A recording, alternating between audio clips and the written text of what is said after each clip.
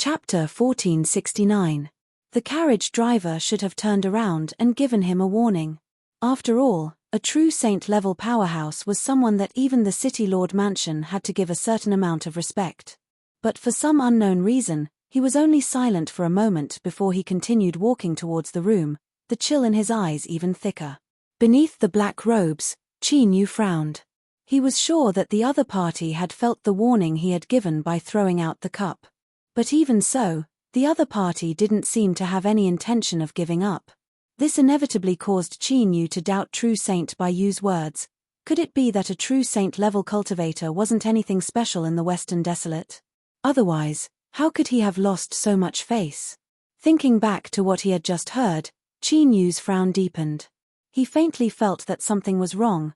Could it be that this matter of jealousy in a brothel wasn't as simple as it seemed on the surface?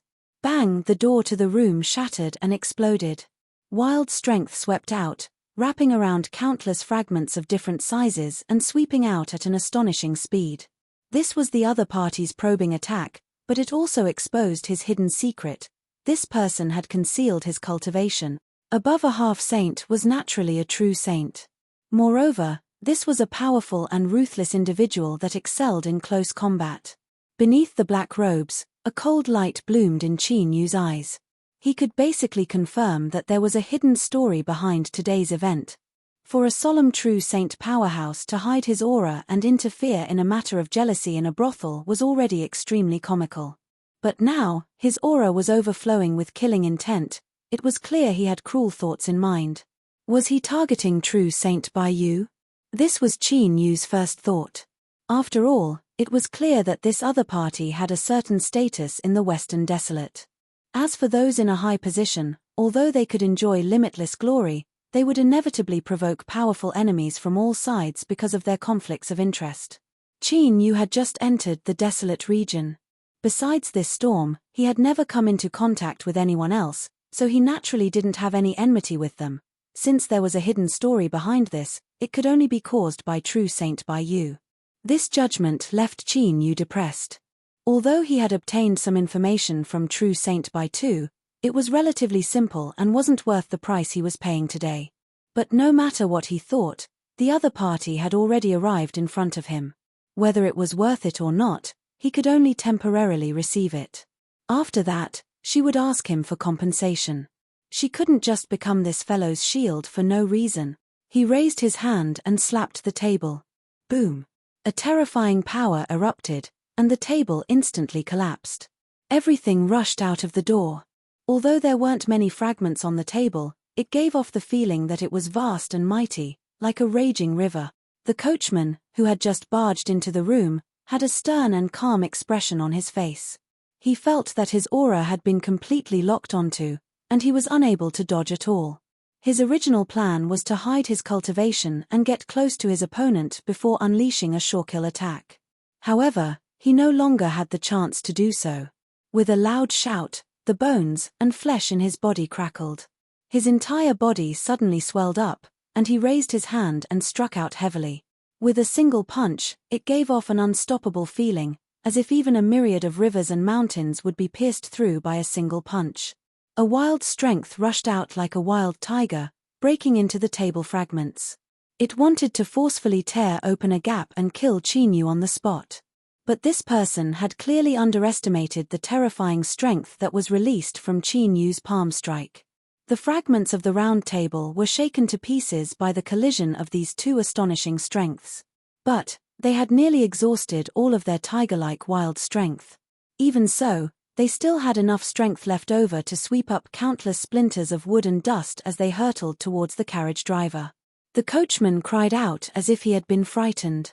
But his expression remained calm and his eyes were calm without the least bit of emotion. His expression didn't match his cry at all. This was because the coachman had other methods. He had received orders to kill the cultivator in the room, and he already knew that this person was tyrannically strong. Even a true saint wouldn't be his match. Thus, the true killing move was only being used now. But the truth was that the closer he was, the greater his chances of success were. A flash of hesitation flashed in the coachman's eyes. Then, He clenched his teeth and bravely stepped forwards towards the splinters of wood. Zila, like a piece of paper being flipped, the coachman's face was instantly sliced open with countless small wounds. There was even a sharp wooden spike that pierced through the defense of his face and directly pierced into his eye. With a muffled groan, blood instantly gushed out.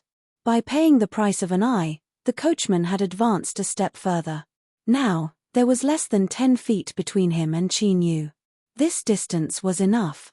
With a light cracking sound, the coachman's left index finger exploded into pieces, turning into a dark red fog of blood. Sure, in the next moment, it vanished from where it stood. Then, it flashed once more and covered Qin Yu. Success.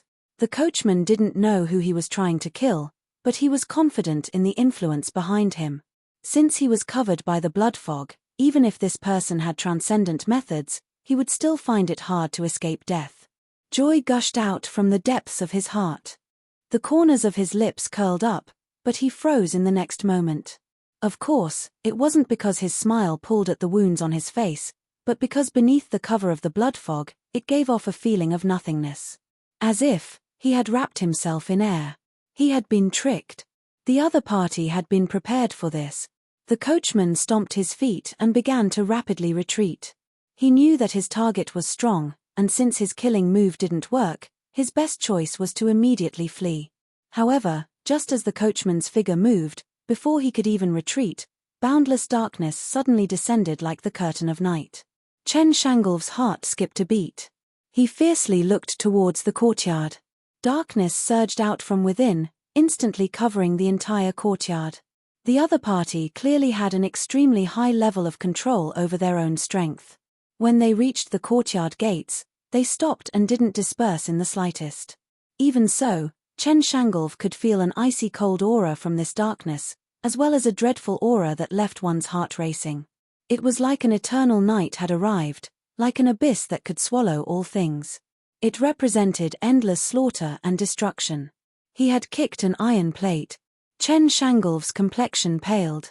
The only thing that made him feel at ease was that the other party clearly feared the strength of the City Lord Mansion and didn't want to make a scene. Thus, they restrained their strength and didn't involve him. Previously, Chen Shangolv had said that if the other party's status was enough to suppress him, he would forget about today's matter. But in the desolate domain, strength meant everything. It was obvious that the person in the courtyard had enough strength to make Chen Shangolv change his mind. He was extremely angry, but it was just a woman. It wasn't worth it to provoke such a strong enemy. Although the City Lord Mansion wasn't afraid, this world wasn't a place where one could do whatever they wanted without fear. Moreover, such a strong expert couldn't be alone. There had to be someone backing him. If he wasn't careful, he might cause big trouble. Chen Shangolv could be considered the #1 hedonistic son of Guanhai City, but that was only limited to Guanhai City. The desolate domain was vast, and there were countless people with stronger backgrounds than him. Chen Shangolv, who had received a strict education since he was young, was well aware of this. Although he had done many cruel and absurd things over the years, he had never caused any real trouble. But today, Chen Shangolv was prepared to give up. Although losing face was something that was extremely depressing and difficult to accept, it was nothing compared to his own interests. Perhaps he could find a way to make friends with the person in the courtyard. This was the so-called no discord, no concord. His thoughts raced quickly. This proved that Chen Shangolv was a smart person, but this didn't guarantee that things would develop in the direction he hoped for. Whoosh, whoosh, there was the sound of breaking air. 2 shadows flew out, roaring, "Protect the young master." Although they said this, the 2 of them didn't even glance at Chen Shangolv. At this time, Chen Shangolv's expression was constantly changing as he boldly rushed into the pitch-black darkness. Chen Shangolv's complexion changed. He didn't know when 2 super strong true saint-level bodyguards had appeared by his side. Since they weren't his people, there was only one explanation. Someone hoped that the outside world would think that these 2 people were from the City Lord Mansion. In other words, it was Shui Pan. He had been used. Who was it? And who was the person in the courtyard? Who could tell him just what was going on here? The darkness suddenly began to violently tumble about. A deep and low rumbling sound spread out like thunder. The nearby lake seemed to boil over, causing countless waves to rise up, causing cries of alarm to ring out from the vestibule. It was clear that the slaughter had already begun and his own driver was still involved. In addition to that shout from before, it was as if mud had fallen into one's pants. Even if one had 18 mouths, it would be hard to explain. Chen Shangolv's complexion paled. He roared out, "Where are the city guards?" His eyes were cold and gloomy as he stubbornly stared at the darkness that covered the courtyard. No matter who it was, he had to control the situation and not let a single person escape. It wouldn't be so simple to drag the City Lord mansion down with him. As he roared, the sound of breaking air filled the air. A large number of city guards descended upon descending Moon Hall. "Young master," the captain solemnly bowed. Chen Shangolv's heart settled. Since the city guards had arrived, it wouldn't be easy for the other party to escape. And if he waited a little longer, the City Lord mansion would soon respond and send powerhouses to suppress them. At that time, none of them would be able to escape. Surround them. Don't let even a fly escape, Chen Shangolv coldly said.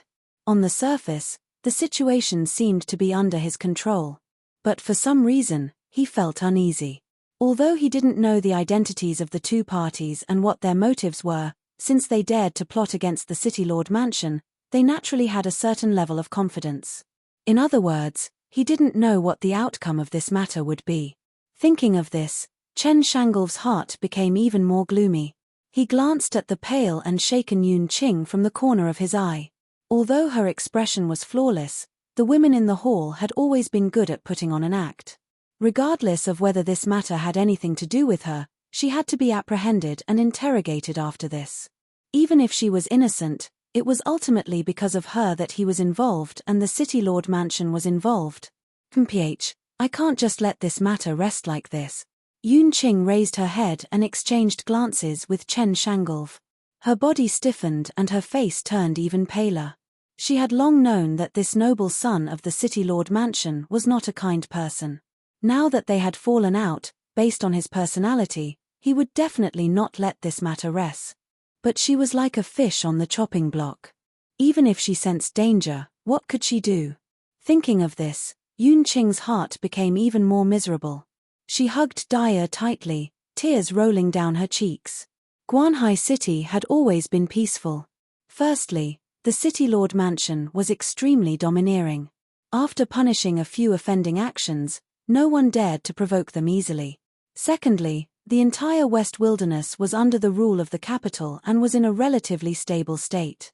However, this did not mean that it did not have the ability to deal with sudden situations.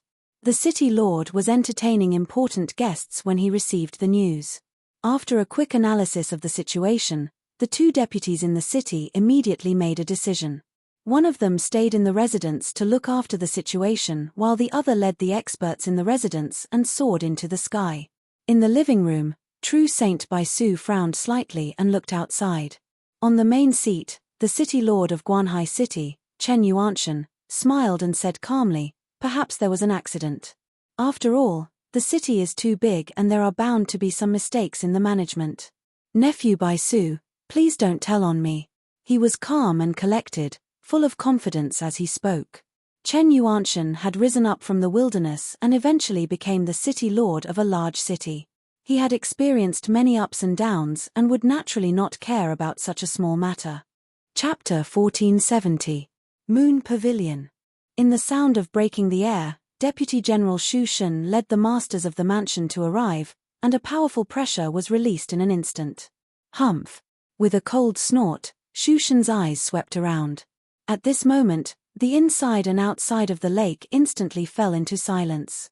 It was said before that no one in Seawatch City dared to openly provoke the City Lord mansion. Another reason was that Xu Shen's cultivation was tyrannical. He had long been a true saint. His cultivation was getting more and more perfect. It was rumored that within 100 years, he was likely to break through the Dominator realm. In addition, his temperament was cold and his means were extremely overbearing. So far, it was known that he had personally made a move 4 times, and each time, a true saint would die. Naturally, No one wanted to provoke the City Lord Mansion's Deputy General. Chen Shanglu did not have the pride and arrogance of a young master in the mansion. He quickly bowed and saluted. "Uncle Shu is here, I can rest assured." This was by no means a compliment, but a real relief from the bottom of his heart. Since Shu Shen personally suppressed it, no one could make a splash. The facts of the past were enough to prove this point. Shu Shen returned the salute. He did not have the slightest arrogance because of Chen Shanglu's courtesy. "Young master, do you know what happened here?" Chen Shanglu's eyes burst with coldness. "I don't want to hide it from Uncle Shu. Although I am trapped, I don't know what happened. This is really a joke. But in order for me not to become a laughingstock of the entire city, I will have to trouble Uncle Shu to make a move and kill everyone in the darkness. I have to make things clear. After all, the City Lord Mansion is not a scapegoat." In the last sentence, there was a murderous intention. Shu Shen immediately understood the meaning of the words. Today's matter was directed at Chen Shanglu, but in fact, it was directed at the City Lord Mansion. Obviously, there was a big conspiracy. As an important member of the City Lord Mansion, Shu Shen had always admired and respected the City Lord. If it were not for the City Lord's promotion, there would never be today's Shu Shen. In addition, he and the City Lord had long been an inseparable union, and the two sides had consistent interests. Whether it was out of his heart or practical considerations, Shu Shen would never allow someone to plot against the City Lord. Shu Shen narrowed his eyes and waved coldly. "Surround." Behind him, many experts from the City Lord's mansion spread out and sealed off the darkness that covered the courtyard. Like Chen Shanglu, Deputy General Shu Shen also thought of the storm that the City Lord residents had just experienced not long ago. With the status of the City Lord, he needed to personally submit a secret memorial to His Majesty the Desolate Emperor to ensure that he was not involved in that matter. Now that the attitude of the imperial capital was ambiguous, no one knew whether that matter would stop or further expand the scope of investigation. But no matter how things developed, the most important thing for the City Lord Mansion to do now was to remain silent and not continue to stir up trouble. However, from what had happened today, it seemed that someone did not wish for the City Lord's mansion to remain silent. Shu Shen's eyes were cold. After thinking about it, he took out a token and handed it to his confidant. He whispered a few words, and the man soared into the sky. Very quickly, a large number of city guards arrived at the Lunar Descent restaurant, directly locking it down and bringing it under their complete control, sealing off any possibility of an accident occurring. The darkness that enveloped the courtyard was still shaking violently. It was obvious that the battle inside was still going on. Shu Shen could perceive the powerful aura that was bursting out. He frowned and immediately calmed down. The reason for the calmness was very simple. No matter where they came from or what their purpose was, Shu Shen was confident that he could suppress the situation and control everything in his hands. As long as he caught these people, Shu Shen could open their mouths and find out the whole thing. If he wanted to keep them alive, he couldn't just watch from the sidelines. In case someone was killed inside, many things may be buried forever. Shu Shen took a deep breath and took a step forward. His aura instantly changed. It was like a long knife was suddenly unsheathed.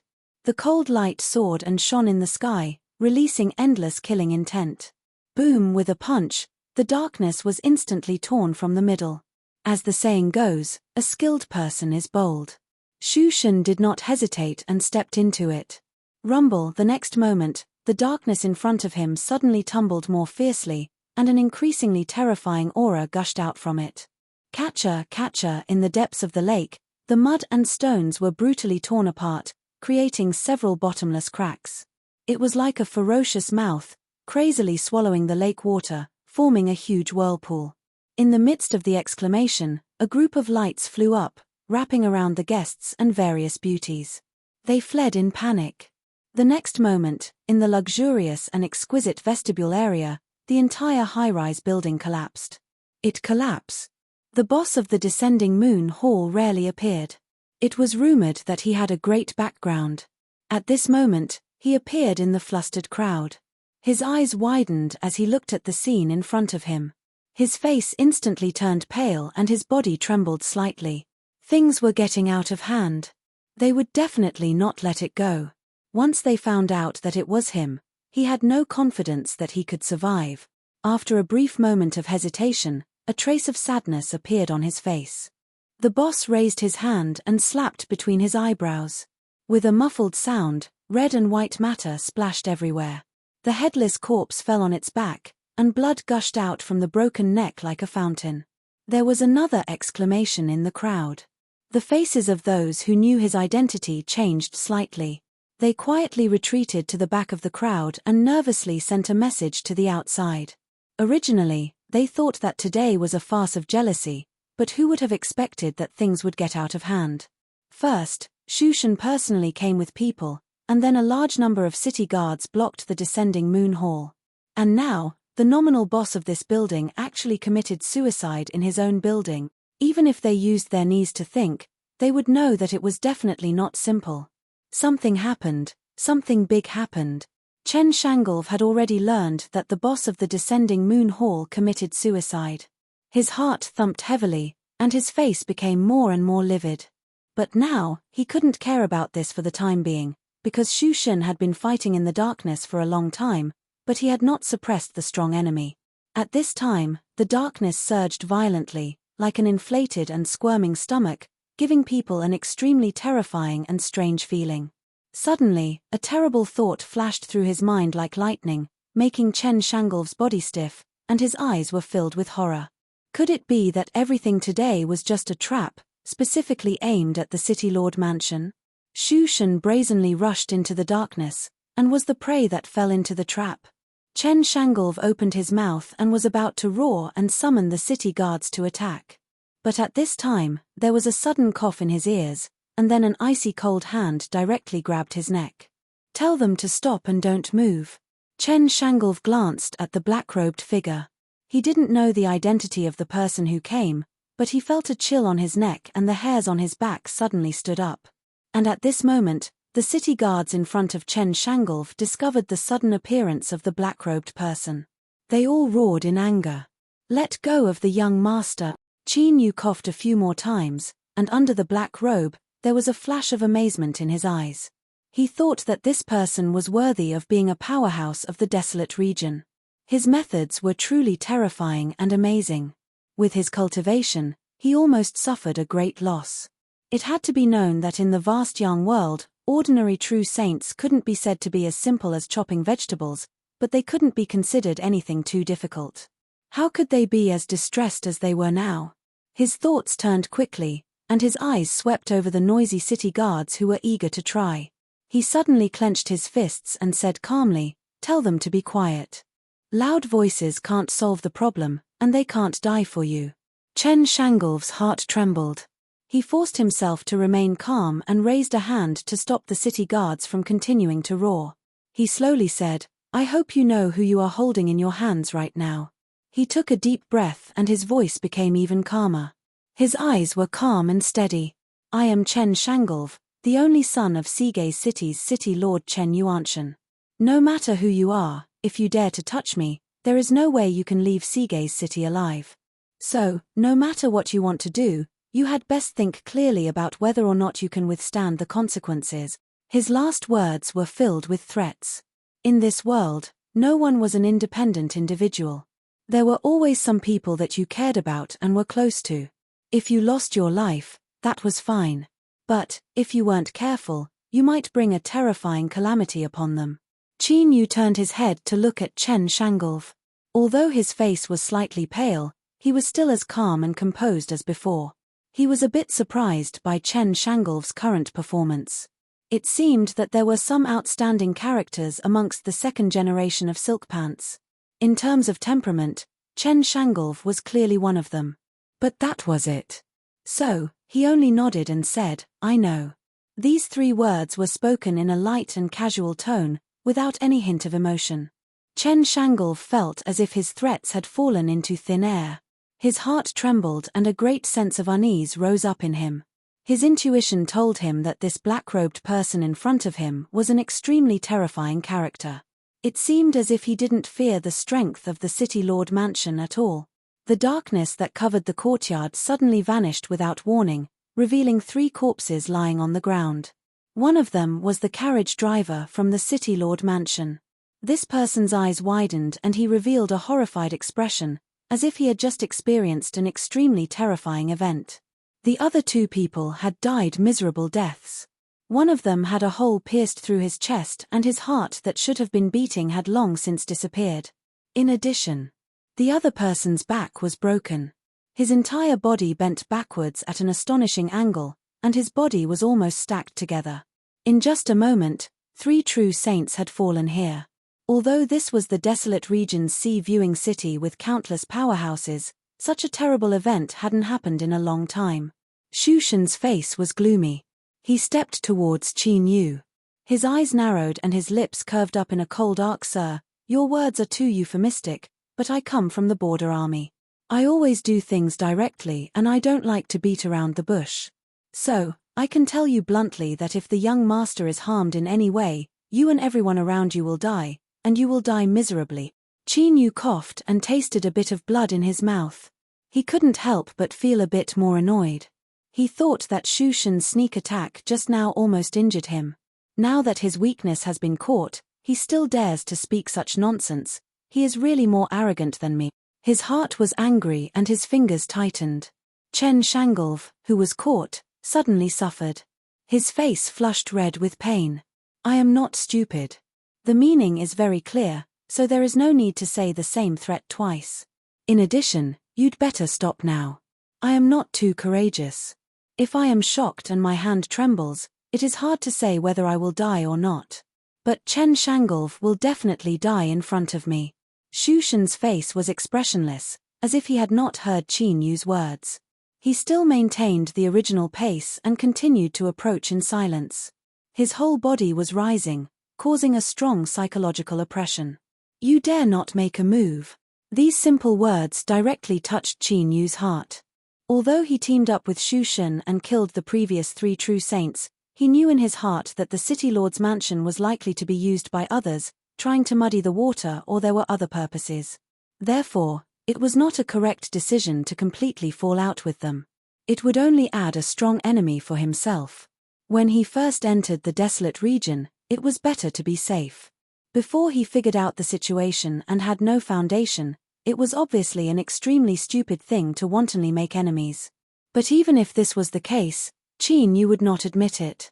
He believed that since the commotion here was too big, true Saint Bai Yu would soon find out. Qin Yu had to control the situation and delay until he arrived. Then, he would hand this mess over to true Saint Bai Yu to deal with. And Chen Shangolv in his hands was his only bargaining chip. So even though Qin Yu's heart was exposed, his voice was still cold and without the slightest bit of fluctuation. You can try. 5 words against 5 words. On the surface, they seemed to be evenly matched. Everyone was opposing each other. The chill in the depths of Shu Shen's eyes became even colder. His feet still moved forward. The distance between him and Qin Yu was already less than 10 feet. Catcher, there was a light sound. It was Chen Shangolv's neck bone. His heart almost burst open. Fear instantly broke through his calm and swept through his mind, causing him to subconsciously scream, Uncle Shu. If a bone was broken, even if it was the most important part of the spine, it wasn't a serious injury for a cultivator. The crux of the matter was that the ice-cold hand that was grabbing onto his neck now contained a power that could destroy everything in its path. Once it erupted, when his neck was twisted, it was enough to instantly erase his soul and tear his body apart into countless pieces of broken bones and rotten flesh. Shu Shen frowned and sighed inwardly. He had wandered between life and death countless times, and he believed that his eyes wouldn't be wrong. Although this black-robed man was strong, he didn't have any thoughts of risking his life. Since he wasn't willing to go all out, he naturally wouldn't dare to touch the young master. But now, Chen Shangolv couldn't withstand the fear and instantly ruined his plan. If he continued forward, not to mention whether or not there would be any accidents, even if he successfully rescued Chen Shangolv, he feared that deep in his heart, there would be a bit of resentment. As a direct descendant of the City Lord, it was difficult to separate from the bloodline of the City Lord. Shu Shen naturally didn't want to bury a huge hidden danger for his own future. Power with another step, Shushan stopped and stared at the pair of faintly discernible eyes under the black robe. "Let go of the young master. I will give you a chance to explain." Chinyu thought, "I'm not a 3-year-old child. Do you really think that just a few words can make me believe you?" He shook his head and lightly said, "This is not something you are qualified to decide." There was no deeper meaning in his words. He just wanted to delay for time and wait for true Saint Baiyu to return. This matter was caused by him, so he naturally had to resolve it. But it was obvious that Shushan didn't think so. His eyebrows furrowed even tighter and his eyes were filled with killing intent.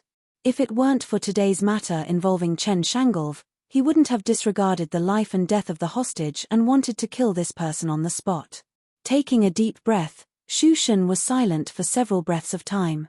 Then, he coldly said, "Send a message to the mansion." Chapter 1471. Chen Shanglu was not only Chen Yuanshan's son, but also his only son. Although the two seemed to be the same, the meaning was completely different. As a man who had started his family in the wilderness, Chen Yuanshan had wandered around in his early years and risked his life in the border army. He had made great contributions, which was why he was chosen by the desolate emperor and had the respect and status he had today. This also led to Chen Yuanshan not getting close to women in his early years. His only son, Chen Shanglu, was also an accident. When he became powerful and his cultivation reached the true sage level, although he had many wives and concubines, it was not easy for him to have another child. As time passed, Chen Yuanshan only had one son, Chen Shanglu.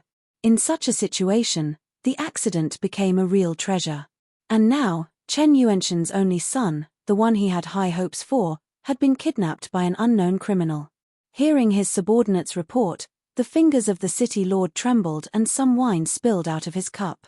He wiped it off calmly and said, "I understand. You may leave." He raised his cup and drank. Ever since true sage Baiyu entered the city lord residence, he had been suppressed by Chen Yuanshan's aura and felt very uncomfortable. At this moment, seeing Chen Yuanshan spilling the wine out of fear, she felt a bit delighted. Of course, she couldn't reveal even the slightest bit of this emotion. Moreover, she was extremely curious as to what had happened to actually make Chen Yuanshan, who never showed his emotions on the outside, lose his composure like this. Of course, if Chen Yuanshan didn't say anything, true sage Baiyu definitely wouldn't take the initiative to ask. He smiled as he drank his wine and continued the previous topic without any change in expression. After a few more vague exchanges about the situation in the imperial capital, Chen Yuanshan sighed. True Saint Baiyu immediately shut his mouth and smiled calmly. On the opposite side, Chen Yuanshan put down his wine cup with a light pah sound. His eyes revealed a bit of self-deprecation and helplessness. "Nephew Baisu, Shong Lve has caused some trouble for a moment. I'm afraid this old man will have to excuse himself for the time being. I'll go over and take a look, lest I ruin your family's business if things get out of hand." True sage Baisu's heart skipped a beat, but he forced himself not to reveal a strange expression. "Oh, which business is Uncle Chen talking about?" "Lunar Pavilion." Chen Yuanshan chuckled. "Young people are so ridiculous. I don't know when they'll be able to restrain themselves." After all, he was his only son. For him to be able to maintain his composure at this moment, his self-restraint was already on point. How could he not be anxious? After saying this, Chen Yuanshan got up and walked out. True sage Baitu stood up and said, "Uncle Chen, I'll go with you. I want to see who dares to go against Brother Shong Lve." Chen Yuanshan only thought that he was expressing his attitude. After all, Chen Shanglu had met with an accident in the Lunar Inn. Since he was alarmed, it meant that the matter was not simple. With a thought, he smiled and nodded. Then, "Nephew, please come with me." The city lord had arrived. The crowd, who had already been shocked by the sudden change in the descending moon pavilion, could not help but stare even wider. It was to the extent that they were worried that if this continued, they would jump out with a pah sound and smash to the ground. No matter what, this matter wouldn't end so easily for the city lord to show himself. They were shocked and fearful. But at this time, they could not help but feel excited. Just who was it that dared to openly provoke the city lord's manner? Although the future of the City Lord's manor seemed uncertain because of the storm caused by that matter, everyone knew that the City Lord was His Majesty's trusted aide. As long as His Majesty's trust remained, no matter how big the storm was, it would be impossible to shake the ship that was the City Lord's manor. Shushan bowed. This subordinate is incompetent and has caused the young master to fall into a trap. I ask the City Lord to punish me. Behind him, the city guards that had sealed off the descending moon pavilion all knelt on the ground. We greet the City Lord. Their voices billowed and their killing intent soared to the heavens. At this moment, the City Lord's power and status were fully displayed. In the vestibule and by the lake, those who were waiting for the situation to change, their eyes were suddenly filled with fear. Apprehension. Chen Yuanshan. There was no need for more. Just this name alone was enough to make it hard for half the people in the city to breathe. This was the status and influence that Chen Yuanshan had gradually established through his many years of managing Sea-Watch City. Qin Yu immediately felt how terrifying this power was. Chen Yuanshan's expression was calm, as if the one being controlled by others and about to be killed at any moment wasn't his only son. His icy cold eyes released a formidable oppression. After being locked onto by this person's eyes, although Qin Yu knew that he wouldn't fear him in a contest of cultivation, his heart still trembled and a bit of awe rose in his heart. But beneath the black robes, Qin Yu's expression remained calm. He slowly let out a breath and revealed a truly relaxed expression. This was because he saw true Saint Bai Yu. This person had come together with Chen Yuanshan. This caused Qin Yu to feel a bit strange. Could it be that the person he wanted to visit before was this Sea-Watch City's City Lord? True Saint Bai Yu groaned inwardly. Could this be considered a bad thing coming true? When he heard that it was descending moon pavilion, he had a foreboding premonition. And the results proved that his premonition was quite accurate.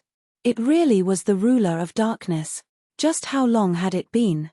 At most, it had been half a day. Moreover, he had already arranged everything. Wasn't it better to enjoy the warmth of a beauty in his arms? Why did he have to cause trouble? And why did he have to cause trouble for the City Lord's mansion? Looking at Chen Shanglu, who was being held in Qin Yu's hands, true Saint Bai Yu couldn't help but feel a headache coming on. At the same time, he felt a chill in his heart. He believed that the ruler of darkness wasn't an idiot. Why would he casually cause trouble in the desolate region? If that was the case, then this matter might not be so simple. Even if he didn't mention all this, Sea-Watch City was ranked among the 300 great cities of the Western Desolate. In addition, Chen Yuanshan was trusted by the Desolate Emperor and had a high status in the Western Desolate. Even several big shots in the court tried to rope him in. Of course, with his background, he naturally wasn't afraid. However, the relationship between the two sides had always been good and there was no obvious conflict of interest. If someone dared to touch his only son, the matter wouldn't be easily settled. However, bringing the ruler of darkness to the imperial capital was his mission and he couldn't allow any accidents to happen. This was a dilemma. He didn't want to offend the City Lord's mansion and he didn't want to provoke unknown trouble. He had to resolve this matter first. Thus, at this moment, true Saint Bai Yu wasn't in a hurry to reveal his identity. Instead, he gave Qin Yu a look. He wasn't sure whether or not the true Saint of Darkness could understand the meaning of this look. He couldn't help but feel a little nervous. In fact, Qin Yu understood. He could see that true Saint Bai Yu was in a difficult position. Of course, it was just difficult. He didn't seem panicked or frightened. This made Qin Yu feel much more confident. He was even more interested in true Saint Bai Yu's background.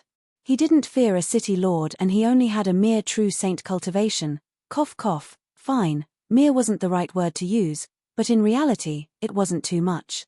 In short, he wouldn't be unlucky today. As his thoughts raced, Qin Yu sneered and said, "True Saint Bai Yu, you've finally returned." The son of Sea-Watch City's city lord, Chen Shanglu, allowed his subordinates to attack me. I suspect that this matter isn't simple. Now that I've taken him down, I'll leave the rest to you. However, you must give me an explanation for this matter. Beautiful. When true Saint Bai Yu heard Qin Yu call out his identity, he bitterly smiled in his heart. But soon, his smile turned into pleasant surprise.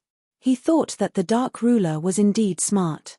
In just a few words, he had managed to use the word reason. Moreover, his words also reminded him that since he dared to say this, he must have the confidence that he could pin down Chen Shanglu for injuring someone and not give him the slightest chance to evade. Regardless of whether or not there was something strange about today's matter, just this point alone was enough to pull them out of trouble for the time being. Chen Yuanshan's eyes flashed and he frowned. "Nephew Bai Yu, do you know this person?" True Saint Bai Yu bowed. "Uncle Chen, this is the dark ruler I mentioned. Just what is going on?" This nephew is also confused. He turned around and said in a loud voice, "Sire Chief Sovereign of Darkness, no matter what happened, let go of Brother Shong Lve first. There must be a misunderstanding." Misunderstanding? Beneath the black robes, Qin Yu's voice was icy cold. "I actually think that this is a plot secretly planned by the City Lord Mansion." True Saint Bai Yu's eyes jumped. He thought that Qin Yu really dared to say such words. He hurriedly gave Qin Yu a meaningful glance. "I'm already here, so it's best if I stop while I'm ahead. If I really touch Chen Shanglu, then things will be far more troublesome. Dark Ruler, I guarantee you that there is absolutely no problem with the City Lord Mansion. Let him go first and everything else can be discussed." Qin Yu hesitated for a moment. Then, he coldly coughed and withdrew. Chen Shanglu felt as if he had circled the gates of hell for a long time. Then, he immediately fled as if he had been granted amnesty. His face was filled with fear and dread. "Father, a resounding slap cut off his words. Chen Yuanshan's face darkened and his eyes turned icy cold. "Useless thing. All you know is how to do is flirt all day long, but you even got into a conflict with nephew Bai Yu's guest. Immediately scram back to the mansion and reflect on your mistakes. Without my permission, you are not allowed to take half a step out of your room." Chen Shanglu's eyes revealed a trace of fear.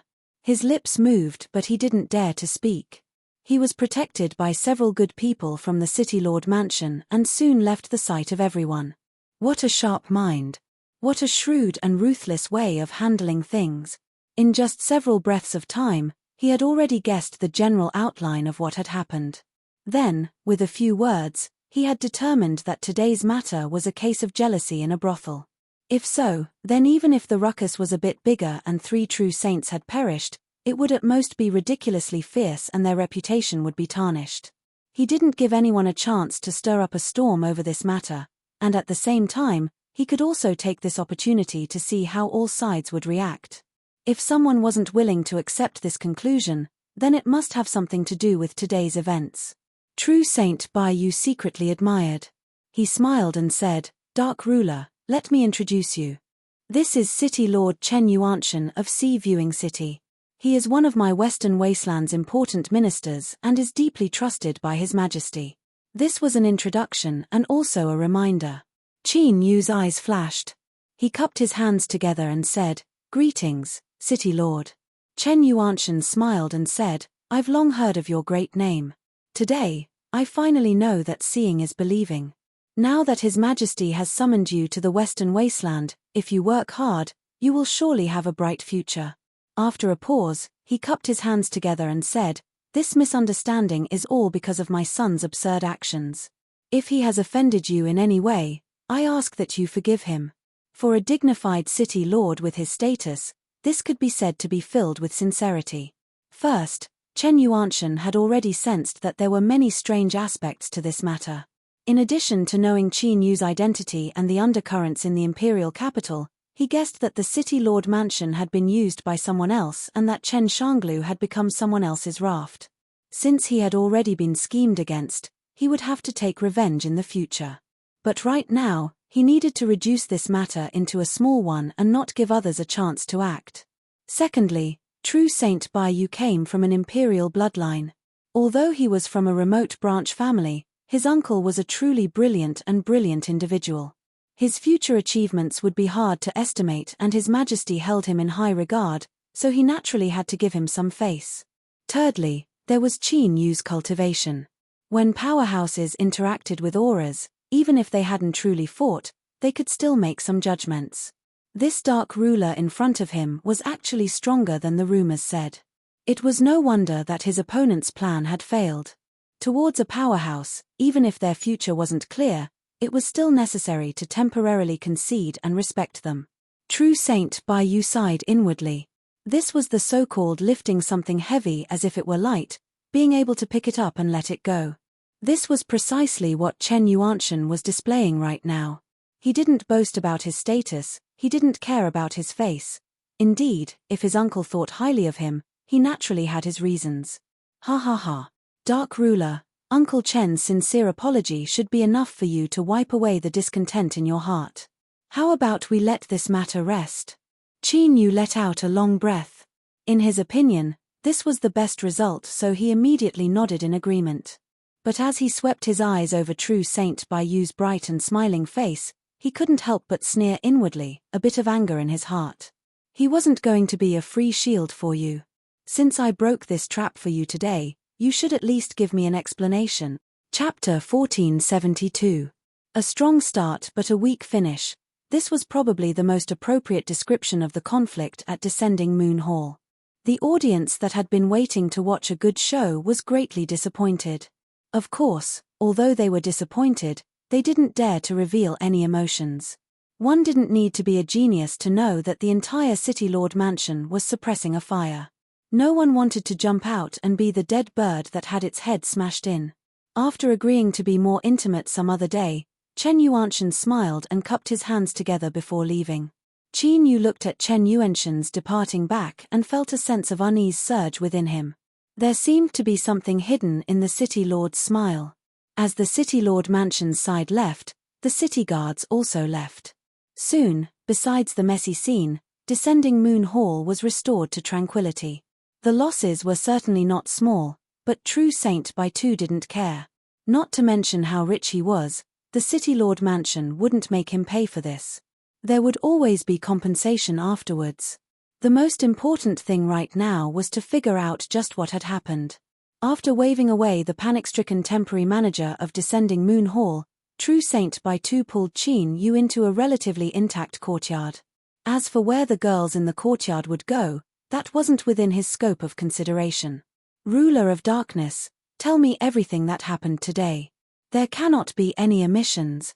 Looking at True Saint Bai Tu across from him, Qin Yu sneered inwardly. He thought that this fellow wasn't an idiot. If True Saint Bai Tu dared to attack him, then he must have made some preparations. Things might not end here.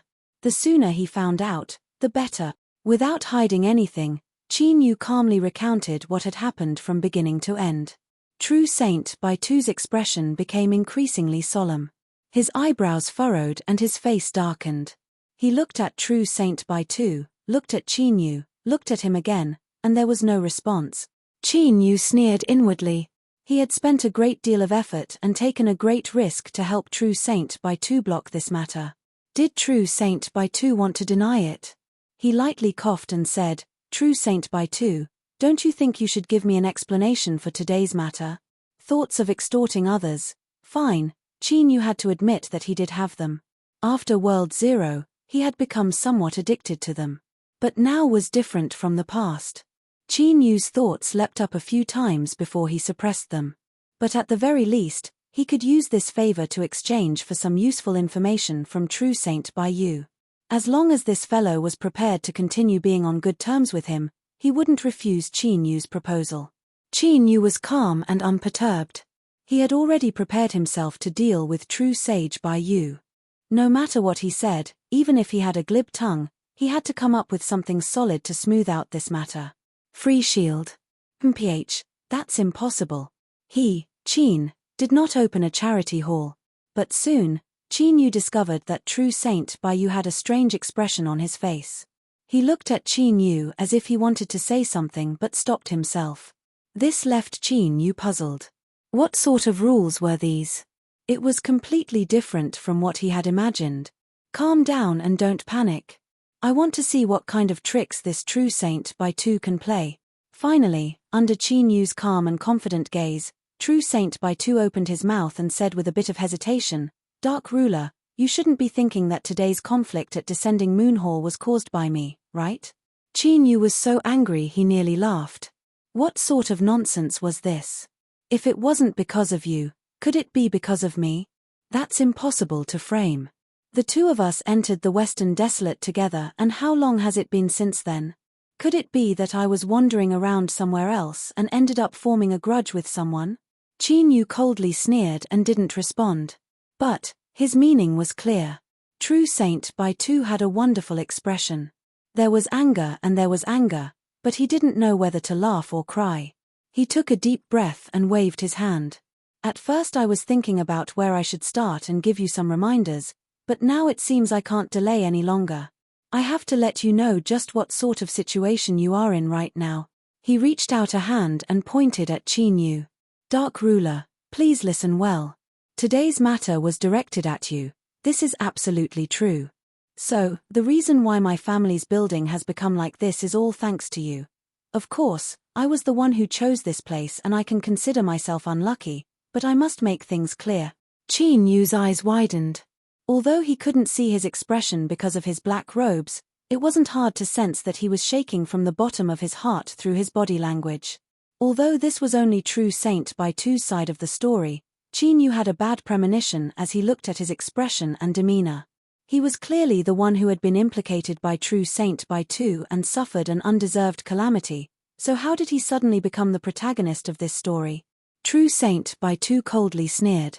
Do you think that since you just entered the desolate region and haven't provoked any enemies, no one will come looking for you? But, I'm sorry.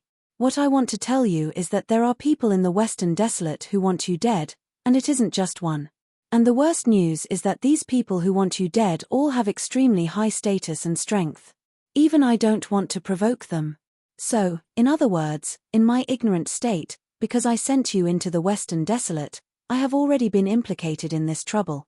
As he spoke to her, there was a hint of anger in his voice. He hadn't fully grasped this matter before. If he had known that the one who had chosen Qin Yu was that person, then he would have never stepped into these muddy waters. This was the so-called beating a drowning dog. Such a good opportunity could be easily removed as long as he succeeded. This was a powerful competitor for the throne. One didn't need to be a genius to know that his cruel and merciless relatives wouldn't let him go. But it was clearly too late to say all of this now. True Saint Bai Tu took a deep breath and suppressed the annoyance and anger in his heart. He looked at Qin Yu and saw that although his complexion wasn't too good, he was still calm. His eyes flashed with a bit of surprise before they turned into faint appreciation. Ignoring everything else, the Darkness Ruler's courage and will were outstanding. Even after knowing that he was in such a dangerous situation, he was still able to remain calm. The room fell silent. Qin Yu rubbed between his eyebrows and slowly said, True Saint Bai Tu, tell me everything you know, consider it as me owing you a favor. This was the first formal transaction he had ever made. Since True Saint Bai Tu had already started it, he shouldn't refuse. Of course, as for whether or not he would return the favor, that would depend on his mood. After all, this person was fake and the real Darkness Ruler had already died without a trace. If he wasn't satisfied, then he could look for someone else. True Saint Bai Tu revealed a solemn expression. Good.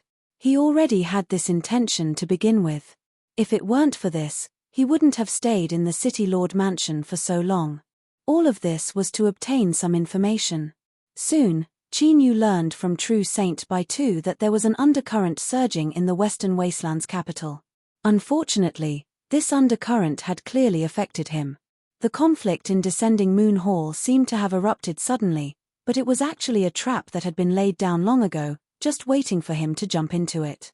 The true meaning of these words was that even if Qin Yu didn't come to Descending Moon Hall today or went somewhere else, there would still be other accidents occurring.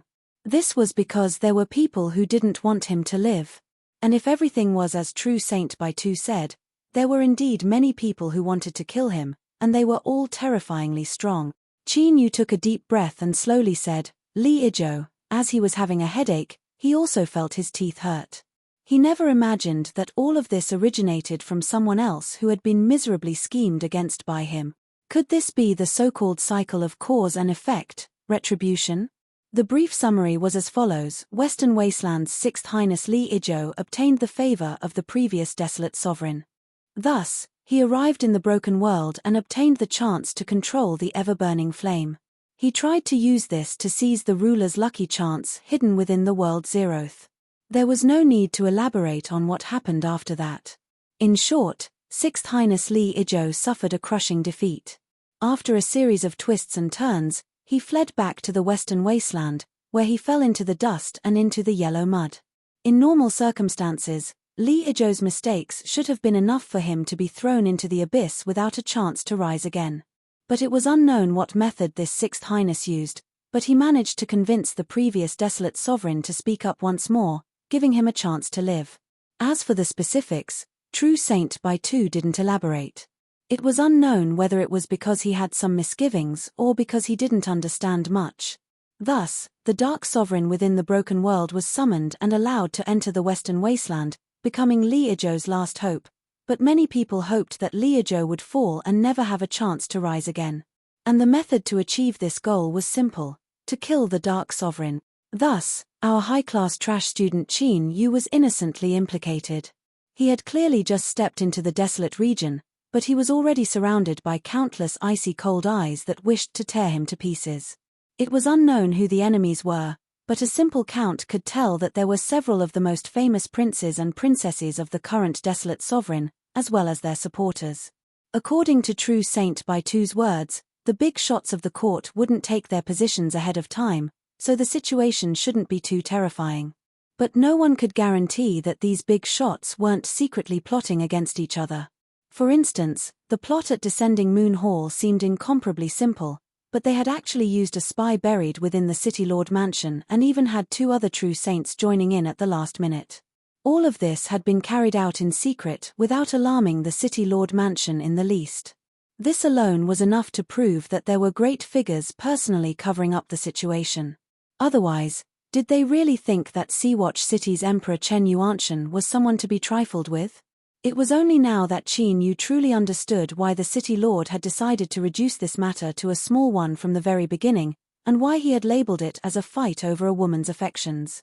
He had even shamelessly slapped Chen Shanglu in the face, sending him back to his mansion to reflect on his mistakes. This was clearly a safe self-preservation move. Before the situation was clear, he had jumped out of the muddy waters to avoid becoming a spear in the hands of others. As he thought of this, he thought of how the City Lord had smiled warmly and calmly before leaving. Qin Yu couldn't help but grit his teeth and curse, "That old bastard." It was clear that Chen Yuanshan had already seen through everything and was just waiting to see Qin Yu suffer. After all, it was hard to guard against a hidden arrow. In addition, it was those people who attacked him. Even if he could avoid today's calamity, how could he escape unscathed every time? Qin Yu suddenly reacted. The City Lord's swift and decisive actions, the City Lord's sincere smile, all of this was because he knew that Qin Yu was about to die. To bicker with someone who was about to die and possibly cause trouble for himself, this was naturally not a worthwhile matter. Chapter 1473. True Saint Baiyu's lips twitched. Although I can empathize with Dark Ruler's current mood, the solemn Sea-Watch City Lord is someone that even I don't want to provoke. So, it's best if you show some respect in your words. Beneath the black robes, Qin Yu's face was dark and gloomy. He simply ignored True Saint Baiyu's reminder. No matter what happened today, it was an indisputable fact that his son had run up to him to cause trouble. How could he not curse at him? His thoughts raced. Qin Yu took a deep breath and said, "True Saint Baiyu, I'll leave everything to you." True Saint Baiyu's expression froze. His eyes widened and he quietly looked at Qin Yu for a long time. Then, he sighed and said, "Dark Ruler, are you certain you can eat me alive?" Of course, this was a relatively tactful way of saying this. What Baiyu truly wanted to say was that the world was so difficult, so just how thick was one's skin? Qin Yu was expressionless, pretending as if he didn't hear True Saint Baiyu's taunts. In the western wilderness, he was nothing more than a rootless duckweed. He naturally had to grab onto True Saint Baiyu, otherwise did he really think he could rely on his own strength to fight against all the powerful enemies around him? Stop messing around. So, he remained silent. Beneath the black robes, his calm eyes met True Saint Baiyu's, clearly expressing his thoughts. "What you said was right. True Saint Bai Yu was secretly annoyed. But he discovered that in the current situation, there was nothing he could do about Qin Yu. It was easy to escape from this quagmire, but if something happened to Qin Yu, did you really think that the old man who moved out the imperial palace was so old that he didn't have any strength left? Don't forget, the reason why the Sixth Highness was able to obtain opportunities again and again was all because of the previous desolate emperor. And within the emperor clans, filial piety was something that was rare, especially in the family sitting on the chair. This in itself proved that the old man still had considerable authority in the internal affairs of the Western wilderness. Even His Majesty needed to make concessions and tolerate him. If Qin Yu died, the Sixth Highness would be beyond redemption. Would he be any better off? It had to be known that if the old man had an opinion, someone would still die. Thus, True Saint Bai Yu helplessly discovered that what he said just now was the truth. Qin Yu had eaten him alive. But at this time, as Qin Yu looked at True Saint Bai Yu's face and saw his emotions fluctuate, he let out a sigh of relief. Although he had already made a prediction before he spoke, he was now truly certain that everything was as he had expected. As long as they could capture True Saint Bai Yu, their safety should not be a problem for the time being. As for what would happen in the future, they would have to wait until they survived until then. This was indeed an extremely pessimistic and gloomy thought, but the King reality made people unable to see any hope at all. True Saint Bai Yu took a deep breath and exhaled heavily. His face was full of melancholy as he said slowly, "I have to admit that I can't let anything happen to you now. However, the implications of this matter are too great. I have to protect your life, but I can't cause too much trouble. Otherwise, it will be very troublesome. Therefore, I can't take the initiative to protect them. I can only borrow their strength to achieve my goal." Qin Yu said, "Get to the point." Although Xiao Chen was certain that he could capture True Sage Bai Yu now, when he thought of the unknown dark future, he did not feel good. In this sort of emotional state, Qin Yu naturally wasn't in the mood to listen to his long speech. True Saint Bai Yu choked on his breath and nearly rolled his eyes. He clenched his teeth and said, "We will stay in Sea-Watch City for one more day. The day after tomorrow, an elder of my family will be returning to the imperial capital. I will ask him to take a detour and bring us along." This was the best method that True Saint Bai Yu could think of right now. Even if his thoughts were seen through, no one could say anything. In the end, he was only trying to protect himself because he had no other choice. Beneath the black robes, Qin Yu frowned. Stay for one more day? They had only been here for a short half a day and yet such a great storm had been stirred up. The smile of that old thing from the City Lord mansion was still vivid in his mind. Who knew what would happen if they continued to stay here? Don't worry. Since Chen Yuanshan has sensed danger, no matter what, he will not allow it to happen a second time. Otherwise, his ability to control Sea-Watch City will be questioned by all sides. In this sort of situation, he won't give anyone a chance to attack him again. Although Qin Yu didn't know what True Saint Bai Yu was talking about, he could feel his confidence from his tone. He didn't say anything else. Reality proved that True Saint Bai Yu wasn't wrong. For the following day, Sea-Watch City was incomparably quiet without any accidents occurring. As for the messy Lunar Inn, after an emergency tidying up and repairing, it had also recovered some of its former tranquility. Even the lake that had almost dried up after being smashed was now rippling with water once again. Originally, he thought that the silence would continue until the elder that True Saint Bai Yu spoke of arrived, but suddenly, there was a knock on the door. Qin Yu frowned for a moment before composing himself. He picked up a teacup and took a sip, as if he hadn't heard anything. Outside the courtyard, the knocking continued for a long time before it quieted down.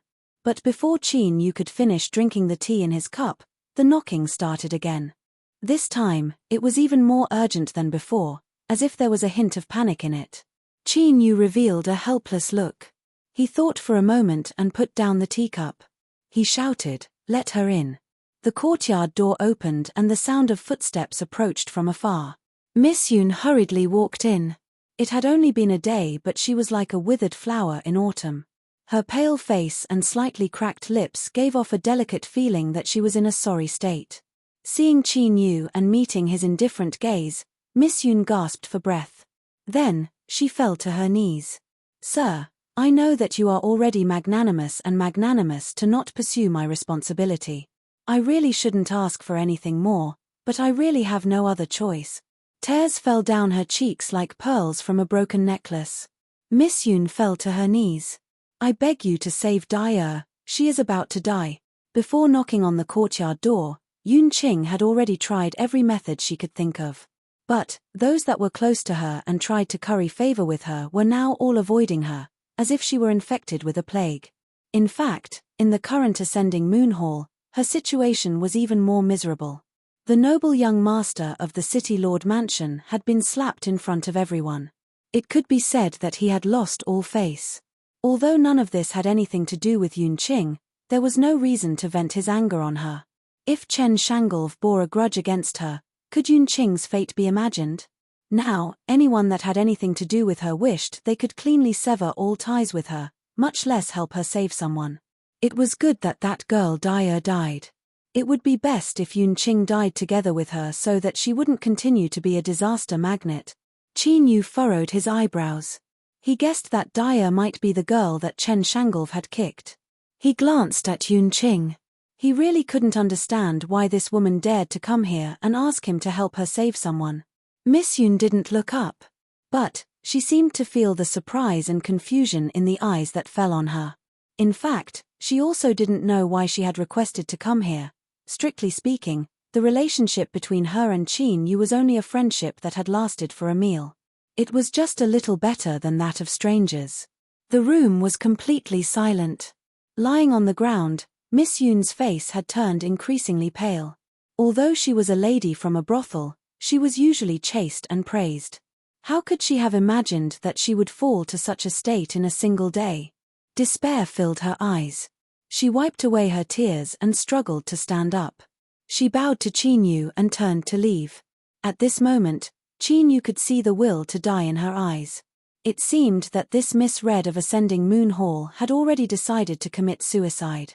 Looking at this face that was exactly the same as Liao Shi's, as well as the sorrow and despair that appeared on her face, Qin Yu didn't know why, but he suddenly felt something stir in his heart. As she turned to leave, he shook his head and sighed. "Where is she?" Miss Yoon was stunned for a moment before she responded. She turned around, her eyes shining with light. She looked at Qin Yu, tears tumbling down her cheeks. Dai's injuries were extremely heavy. Without timely medical treatment, she was now in a near-death state. But to Qin Yu, this wasn't a serious matter. He waved his hand and summoned darkness that covered her from head to toe. After several breaths of time, Qin Yu turned and left. The darkness retreated to reveal Dai.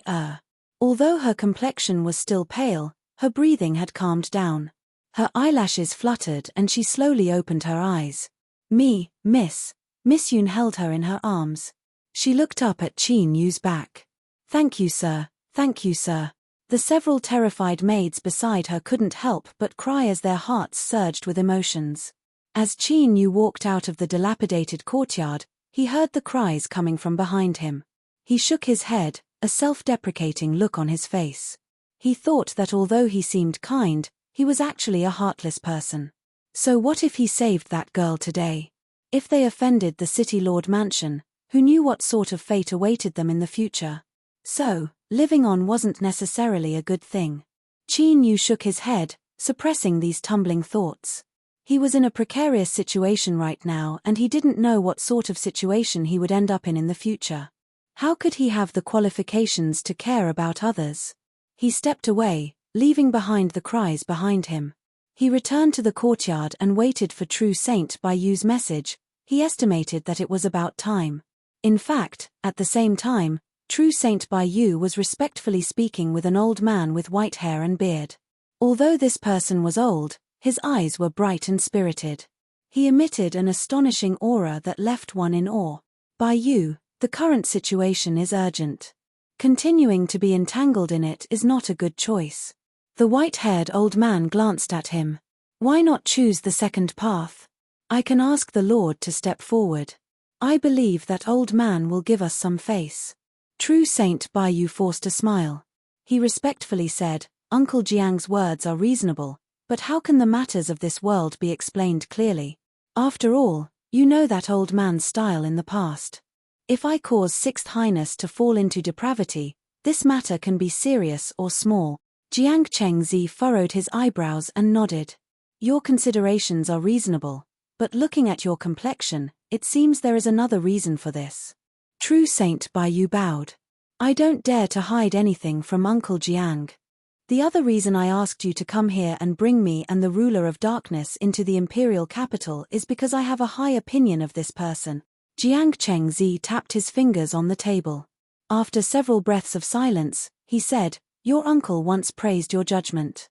I hope he wasn't wrong this time. True Saint Baiyu revealed a guilty expression. I'll have to trouble Uncle Jiang. Jiang Chengzi smiled. It's no problem. I think my old face can scare some people away. He waved his hand. Go. After you make some preparations, we will immediately leave. Yes. True Saint Baiyu bowed and left. After he left, a cultivator hurried to his side and whispered a few words to him. Hearing this person's words, True Saint Baiyu's lips twitched. He revealed a strange expression. This ruler of darkness fellow's courage wasn't ordinary. At this time, he still had the heart to show tender and protective feelings towards women. Could he really be a virgin? Was his heart moved by a woman he had just met? From his own point of view, if it weren't for this, True Saint Baiyu really couldn't understand why Qin Yu would do something so superfluous. He was actually such a passionate person. His eyes flashed. True Saint Baiyu lowered his voice and whispered some instructions into this person's ear. After this person hurried away, he sighed. When he said that he had a high opinion of the ruler of darkness, this was indeed what he was thinking. Although he hadn't had much contact with this person, he didn't know why, but he always felt an inexplicable closeness to this person. There was even a faint impulse to make friends with him. If it weren't for this, with True Saint Baiyu's status and background, how could he have taken the initiative to show goodwill to Qin Yu? Since he wanted to be on good terms with Qin Yu, there was no harm in giving him a favor. Thinking about it, he would be satisfied with this arrangement. Then he wouldn't tell him for now. After all, a pleasant surprise had to appear at the right time for it to be perfect. He knocked on Qin Yu's courtyard door. True Saint Baiyu directly said, My clan's elders have arrived. Qin Yu said, Let's go. The two of them left Descending Moon Hall. The group had already been organized. Over 100 knights sat atop their war horses, silent and somber. With just a glance, Qin Yu could feel the endless scent of blood and slaughter from these knights. He couldn't help but feel a chill in his heart. He looked at the black carriage at the very front of the group, a dignified expression on his face. True Saint Baiyu quietly explained, This elder of my clan comes from the army. He didn't say anything more, but there was a bit of pride in his eyes. Seeing that True Saint Baiyu didn't step forward to introduce him, Qin Yu thought for a moment. He cupped his hands together towards the black carriage, expressing his thanks. Now, he had inexplicably gained many powerful enemies and was in dire need of friends. As for True Saint Baiyu and the influence behind him, no matter how he looked at it, they were Qin Yu's best choice. Because of this, he didn't mind taking the initiative to show goodwill. But unfortunately, the master of the carriage didn't seem to care about any of this. He only lightly said, Let's go. The black carriage rumbled and moved forward first. Following it were over 100 grim knights, and behind them were over a dozen carriages. The procession formed a long line. True Saint Baiyu patted Qin Yu's shoulder. With a glance, the two of them flew into one of the carriages. Sitting down on a comfortable cushion, True Saint Baiyu let out a deep breath. All right, there shouldn't be any problems in terms of safety now. Qin Yu's eyes flashed. It seemed that the master of the carriage was extraordinary. To him, this was naturally a good thing. But as he thought about how even someone of True Saint Baiyu's status had to find such a powerful person to escort him into the imperial capital, Qin Yu suddenly felt that his actions of entering the imperial capital were no different from a sheep walking into a tiger's den. He was simply seeking his own death. Stop. I won't die, I definitely won't. Chapter 1474. The journey was incomparably smooth. They arrived at the transmission array of Sea Viewing City. This place had obviously been notified and had been cleared ahead of time. In the eyes of countless awe and indignation, the black carriage was the first to enter the transmission array, followed by a knight riding a warhorse. Standing on the ground, the giant transmission array connected to the imperial capital was like a bottomless vortex, swallowing everyone inside. In the carriage, Qin Yu frowned slightly. He turned his head and looked somewhere behind him. "It's Xu Shun," True Saint Bai Yu lazily said. After entering the carriage, he appeared extremely relaxed. This person is Chen Yuanshan's deputy general. He already had peak true divine strength a few years ago, and it is rumored that he isn't far from breaking through. He is a fierce character. After a pause, his eyes swept over the black robe and he continued, "This person's only shortcoming is that he is narrow-minded and will always take revenge for his grievances. In descending Moon Hall, you made him lose face. With Xu Shan's temperament, he will naturally bear a grudge." Qin Yu frowned. He lightly said, "Thank you for reminding me. Now I have one more enemy." Although he said this, he didn't worry too much. As the saying goes, when there are too many lice, there won't be an itch. Thinking about the enemies Qin Yu already had, what did it matter if there was one more Xu Shan? True Saint Bai Yu faintly smiled. Looking at the dark ruler under the black robe, he felt that this person was more and more humorous and was a calm and composed character. For him, this was an extremely difficult hurdle to overcome. But if he could smoothly pass it, it also represented his formidable ability and he would naturally be favored by others. At that time, there would be many people willing to extend an olive branch to the dark ruler. But sending charcoal in a snowy day was far better than adding flowers to a brocade. And what he was doing now was the job of sending charcoal. Thinking of this, True Saint Bai Yu's eyes vaguely swept over a carriage behind him, a smug smile on his face. Xu Shan's eyes were gloomy.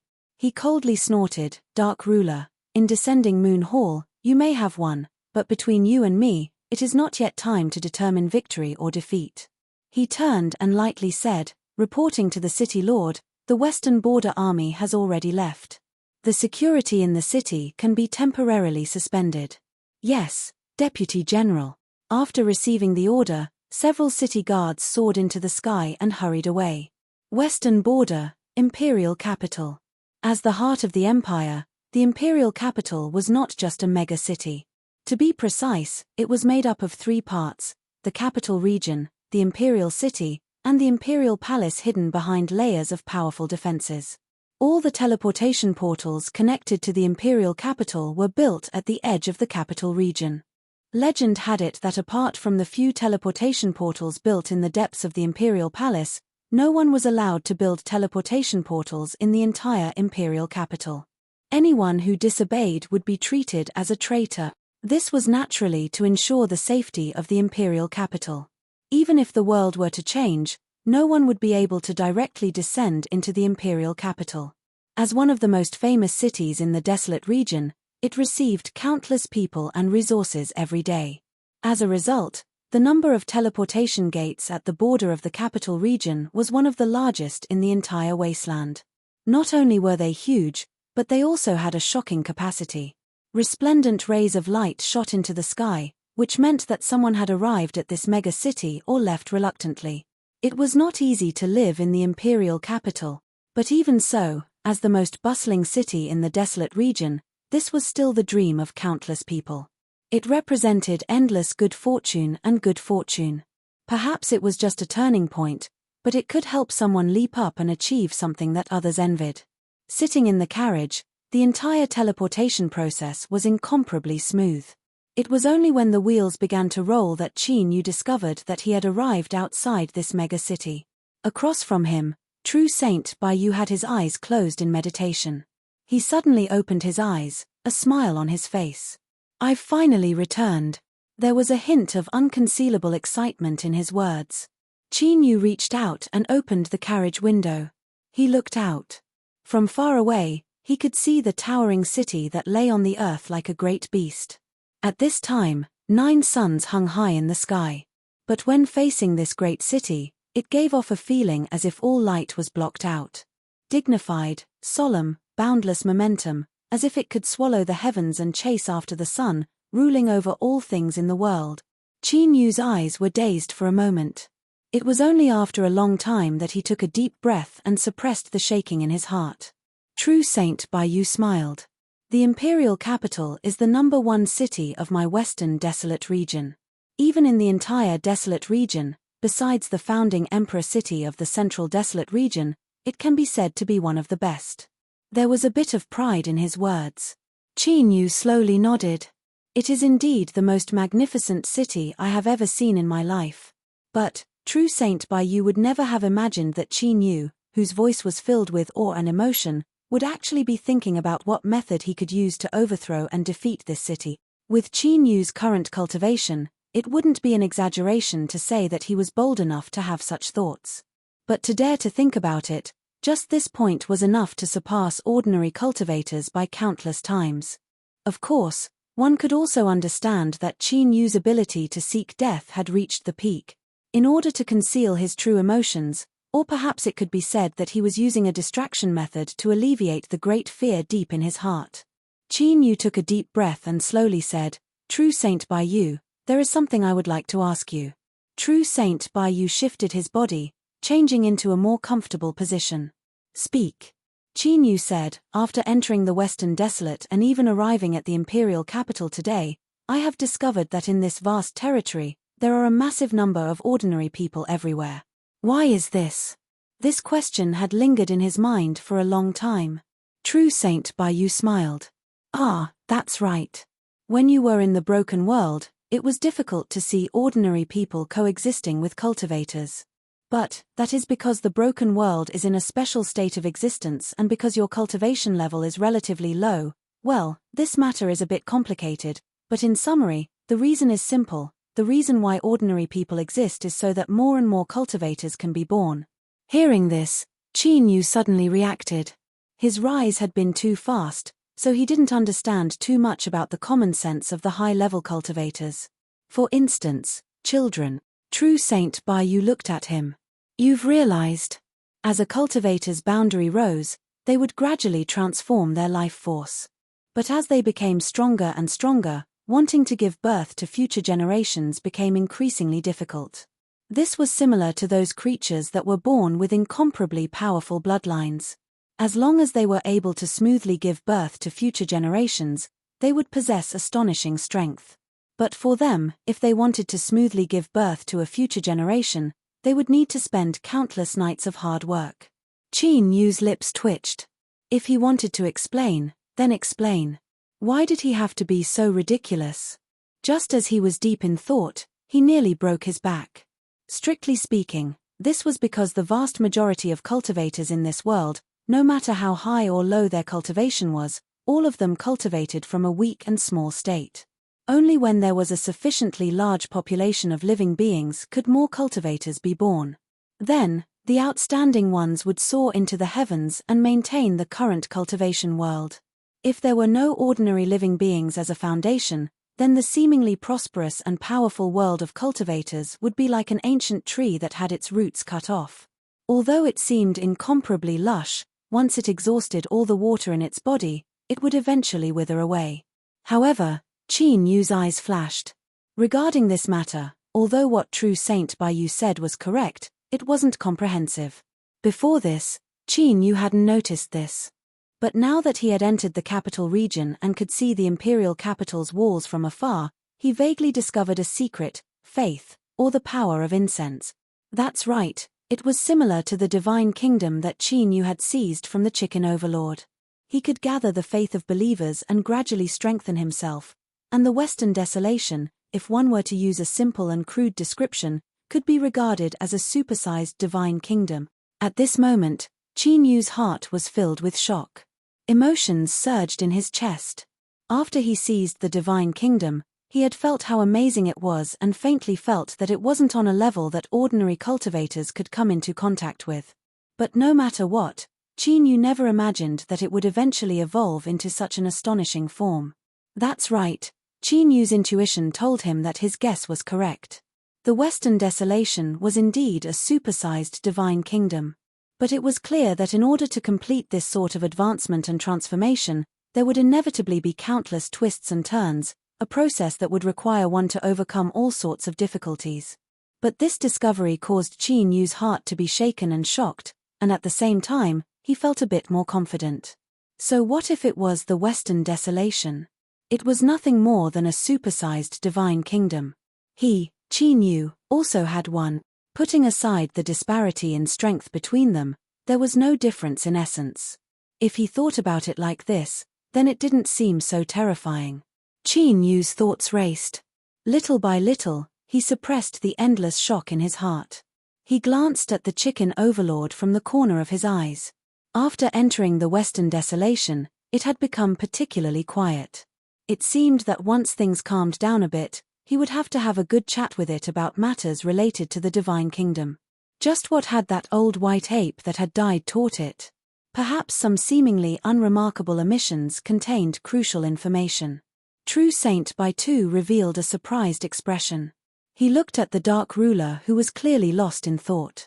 He thought that this was a very simple matter, so why was he so lost in thought? It was probably because after seeing the imperial capital, his heart was shaken. He had barely managed to maintain his calm just now, but after a moment of distraction, he still couldn't help but fall into a state of shock that he couldn't extricate himself from. He could understand, he could really understand. True Saint Baitu didn't have the least bit of ridicule in his heart. Thinking about an ant that had suddenly developed its spiritual wisdom and looked up at a human city, this was similar to the shock Qin Yu felt in his heart.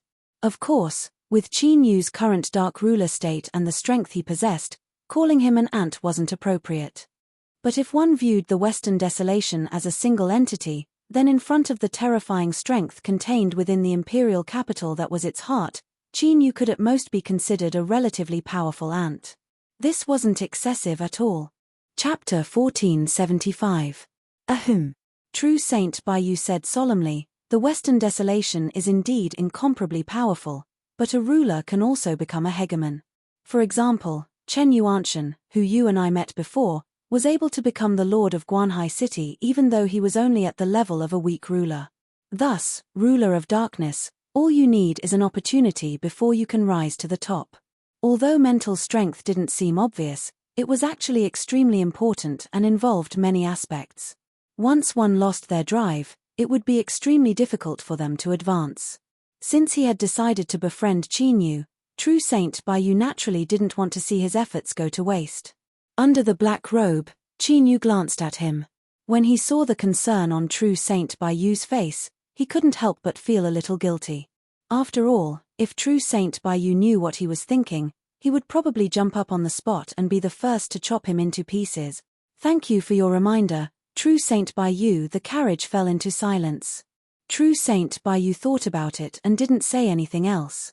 He had already reminded Qin Yu. Whether or not Qin Yu could successfully break free and stabilize his mind depended on himself. There was an extremely vast region between the Jiangyi region and the northern wilderness. The reason why they could see the northern wilderness city walls was because it was large enough. Without a teleportation gate and with the strict forbidden space array, the group could only advance along the wide road. After leaving Guanhai City and successfully entering the northern wilderness, True Saint Baiyu's relaxed attitude infected Qin Yu and he thought that the danger had passed.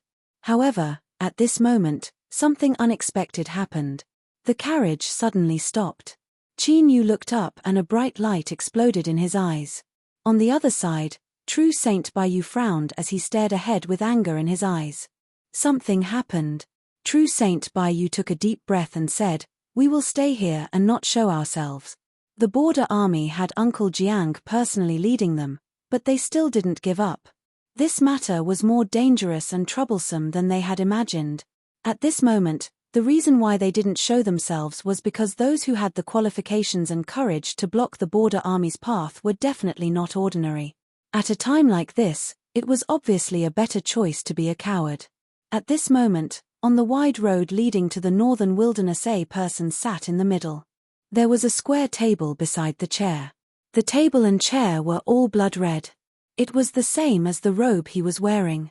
The war horses that the knights rode on seemed to have smelled something terrifying at this moment, as they kicked restlessly. The eyes that were revealed under the visor stared at the blood-robed tea drinker who was sitting calmly in the round chair. Even though he remained silent, he subconsciously revealed deep respect. The blood-robed tea drinker smiled and said, "Jiang Chengzi, it's been a long time since I last saw you. You should at least show yourself and say hello."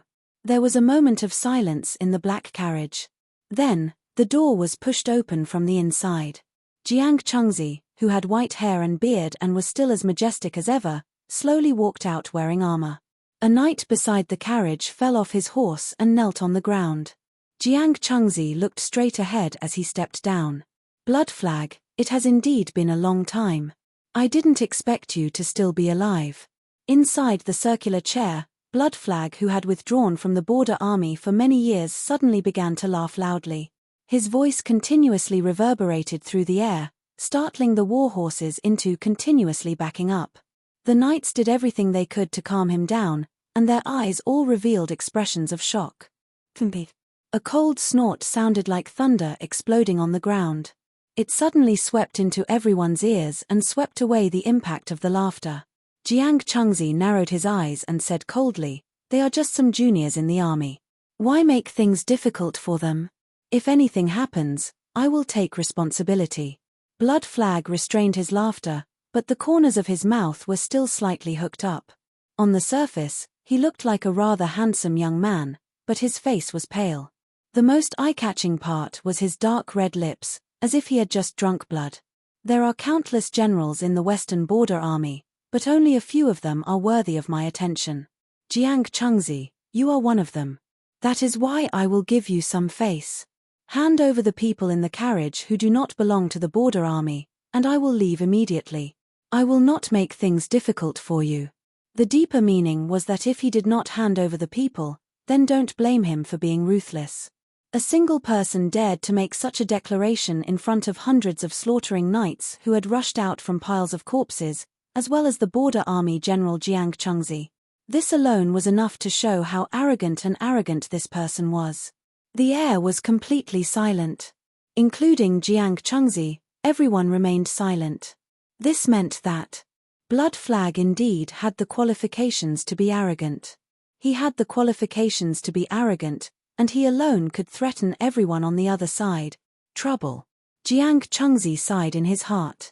He originally thought that with the prestige of the Western Border Army and his old face, he would be able to temporarily suppress this matter. As long as they entered the capital and handed over the Master of Darkness, this matter would no longer have anything to do with them. But who would have thought that the Blood Flag would suddenly appear and block their path? If it was someone else, Jiang Chengzi would not hesitate to order his subordinates to charge forward and kill the person who blocked their path on the spot. He would not be afraid of any criticism or investigation afterwards. This was the tyrannical confidence that was built up from the glorious achievements of the border armies since the establishment of the Western Wilderness, and the blood of countless comrades. But the person in front of them was Blood Flag, a person who had left the Western Border Army for many years, but was still a flag, and even a legendary figure. He was evil, cruel, and ruthless. He was a demon that everyone feared, but he had also made countless contributions. Within the Western Border Army, he was one of the most famous figures. Facing him, the most outstanding soldiers in the army had already lost their courage and drive. Of course, taking a step back, even if the elites under his command still had the strength to fight, Jiang Chengzi was not willing to let them die here. They were all elites who had fought against the Western Border barbarians, and walked out of mountains of corpses and seas of blood. They were summoned to the capital to receive their rewards. The knives and axes of the barbarians did not kill them, so how could Jiang Chengzi allow their blood to be spilled on the land outside the capital?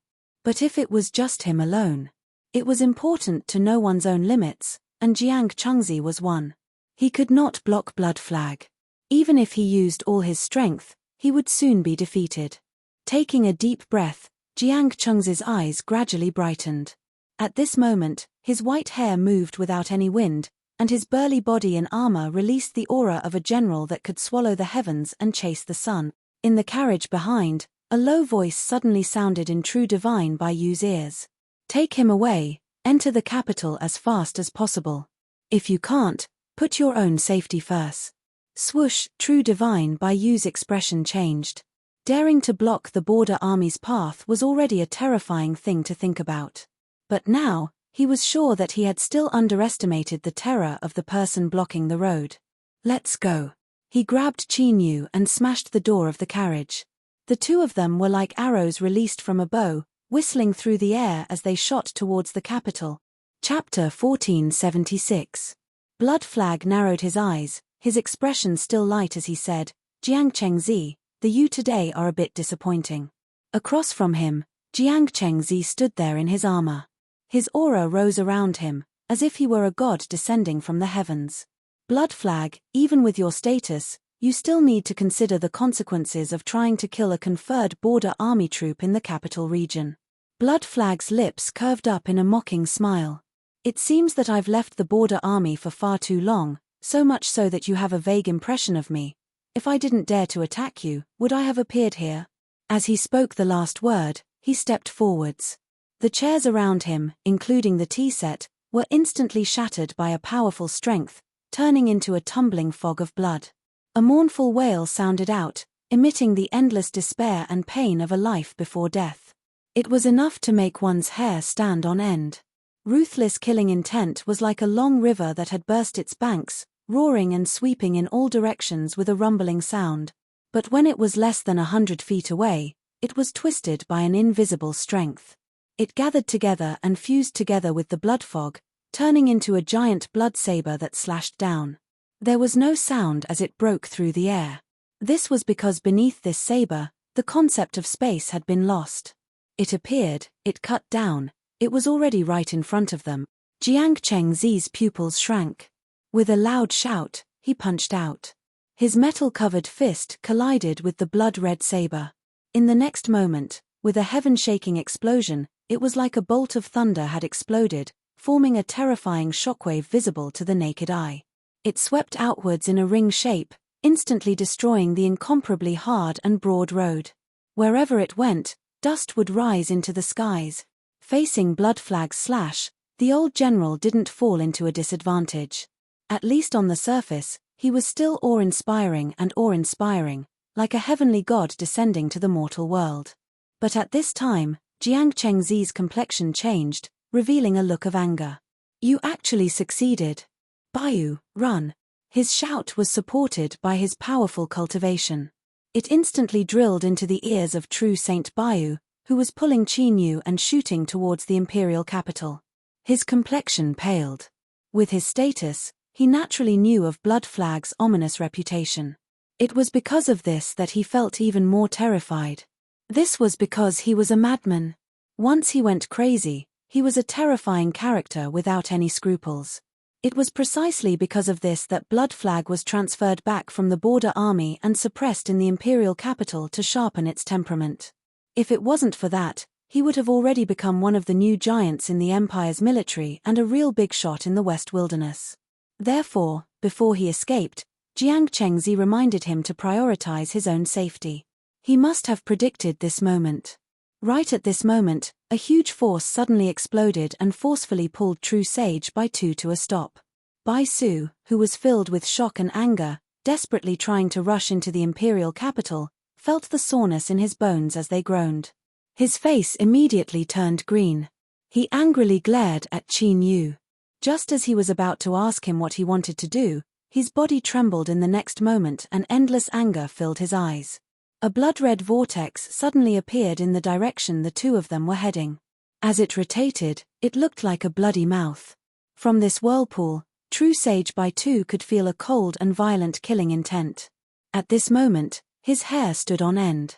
If it weren't for Qin Yu sensing something and forcefully stopping them, they feared they would have already drilled in. Although he didn't know what this vortex was, he didn't need to be a genius to know that once they were swallowed in, the consequences wouldn't be good. Although he already knew that Blood Flag was a madman, when he truly determined that Blood Flag didn't hesitate to try and kill him, True Sage Baitu still felt a terrible feeling. It was like a bucket of ice water had been poured over his head, causing his bones to ache from the cold. Clapping his hands, Blood Flag revealed a faint smile as he walked out from the blood vortex. Although his eyes were full of praise, There was a trace of disappointment on his face. He never thought that these two prey would be able to escape his trap. Dark ruler? Beneath the black robes, Chinyu lightly said, "There is no past grievance or grudge between us, so why must you come to kill me?" Blood Flag shook his head. "It must not have been easy for you to reach your current cultivation. After experiencing so many storms, why ask such a stupid question?" His eyes brightened and he exuded a shocking deterrent. "In this world, why do you need so many reasons? I want to kill you, so I came." The black-robed figure fell silent. Chinyu frowned and sighed inwardly.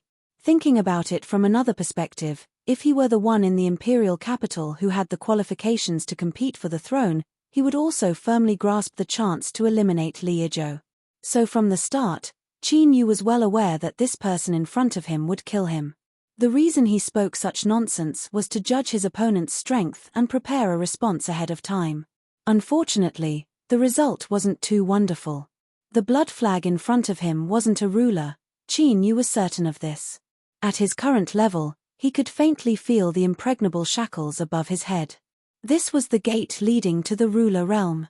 The shackles above Blood Flag's head had become much thinner and it seemed he would soon be able to break through them. But he was still restricted within. If it wasn't a ruler, then with Chinyu's current strength, he didn't need to fear it. But he felt an intense threat from Blood Flag. It was bloody and fatal. There were two possibilities for this. One was that Blood Flag had some extremely formidable trump card in his hands. Once he used it, he could instantly release a devastating strength. The second was that Blood Flag had other methods that could temporarily increase his strength and erupt with the might of a ruler. Chinyu was more inclined towards the second possibility. If he only had a single trump card, how could Blood Flag dare to be so arrogant? The only possible explanation was that he could use it repeatedly. Only this could explain why he had the confidence to dare to kill people in the capital regions. But even so, did Blood Flag not care about the imperial capital's investigation? After all, from True Saint Baiyu's expression, he could tell that stopping a border army soldier from killing people in the capital regions was clearly an extremely vile matter.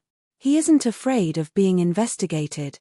True Saint Baiyu's voice sounded out in Chinyu's ears. Blood Flag's background is a bit complicated.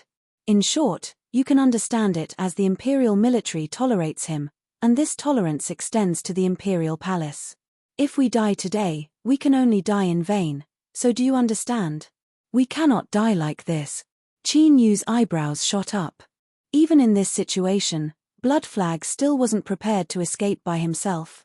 Even if he wanted to befriend Blood Flag, he had never heard of anyone willing to gamble with their own life. The corners of True Saint Baiyu's mouth twitched as if he had sensed the shock in the black-robed man's eyes.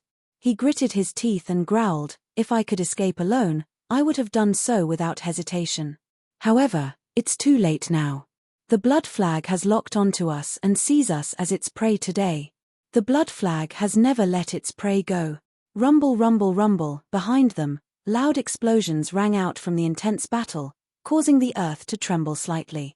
Jiang Cheng's opponent was Blood Flag, and Qin Yu and True Saint Baiyu were also facing Blood Flag. Their auras were exactly the same, and the feeling of threat and terror they gave off was also exactly the same. Qin Yu exclaimed in his heart.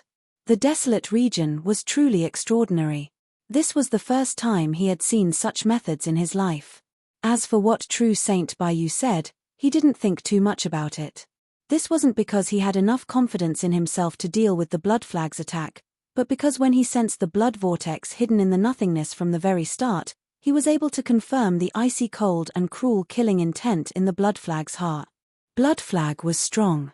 In fact, it was likely that he was even stronger than the ruler that had appeared at the Heavenspan Sword Sect. But waiting for death wasn't Qin Yu's style. Since he didn't want to wait for death, he could only fight with his life on the line. The only thing that left him a bit relieved was that in his current state, Qin Yu had obtained the support of the Dark Emperor crown as well as the Eye of Darkness. His strength had risen dramatically. It was also because of this that even though he was frowning beneath his black robes, his eyes were still calm. Blood Flag could feel this calmness. The appreciation on his face deepened, but his eyes became even colder. They were like sharp and hard ice blades that wanted to pierce through Qinyu and nail him to the ground. I originally thought that fighting with Jiang Chengzi would be my only harvest today, but I never imagined there would be such a pleasant surprise. This is good. Bang! The blood-red vortex suddenly exploded. Its speed rapidly rose and a terrifying swallowing strength erupted from within. Qinyu grabbed True Saint Baiyu and tossed him away. If this fellow died here, then even if the one who killed him was Bloodflag, he would still be in deep trouble. After all, today's attack was all because of him. Protecting True Saint Baiyu was the same as selling him and the influence behind him a favor. To Qinyu, who was like duckweed floating on water in the boundless western wilderness, there might be some unexpected harvests. Of course, the premise of all of this was that he could smoothly survive today. If he was killed here, whether or not True Saint Baiyu lived or died wouldn't matter at all.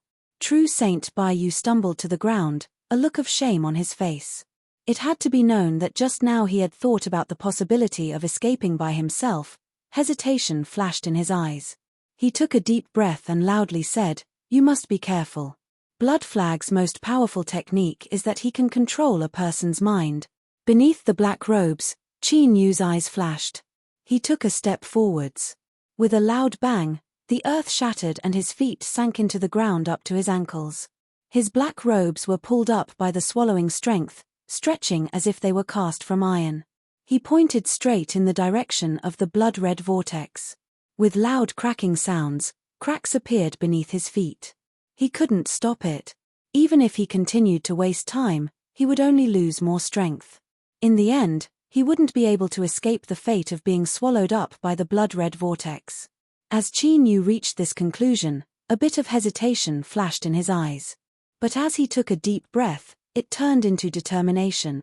Bang! With a loud explosion, he took another step forwards. But this time, he didn't want to resist the swallowing strength of the blood-red vortex. Rather, the moment he stepped forwards, he borrowed the strength of the shaking ground to rush forwards. His speed was so fast that he left behind afterimages as he submerged into the blood-red vortex. With his own strength combined with the terrifying swallowing strength of the blood-red vortex, his speed reached an unimaginable level. Qinyu was like a boulder tumbling down from the summit of a mountain. The explosive impact caused the blood-red vortex to instantly distort and deform. Bloodflag paled. Interesting. But, it is impossible for you to injure me with just a moment of courage. The only result for you is your own destruction. Rumble rumble, after the blood-red vortex swallowed Qinyu, it spun even faster and the aura it emitted became increasingly wild.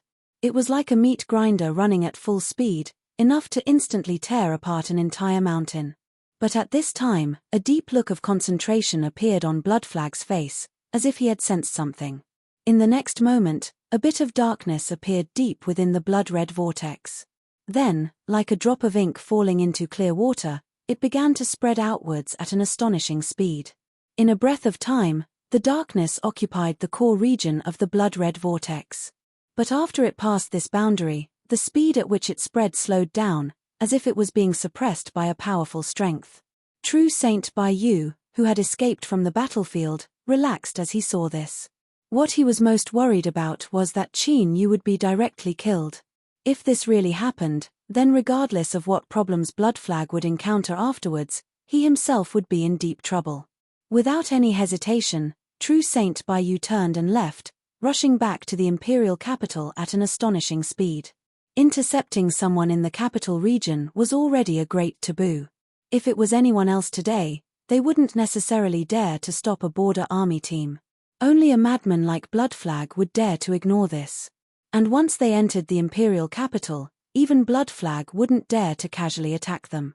This was because even a madman didn't want to die. And within the imperial capital, recklessly sending out experts to intercept someone would provoke the sensitive nerves of the imperial palace.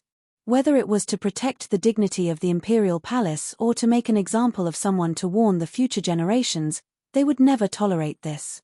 This point had already been amply proven in the past. Thus, True Saint Baiyu was very clear that the assassination in the capital region was the bottom line. As long as he could return to the imperial capital, no one would dare to attack him again. Suddenly, True Saint Bayou's expression changed drastically. He maintained his high-speed escape mode and didn't try to dodge. That was because he knew that his aura had been completely locked on, and there was no way for him to escape. With a low roar, a jade ornament that True Saint Bayou was wearing shattered with a par. Boundless power rose up and gathered behind him, forming a powerful defense. In the next instant, a blood-colored palm suddenly appeared, and without any hesitation, it slammed heavily towards True Saint Bayou.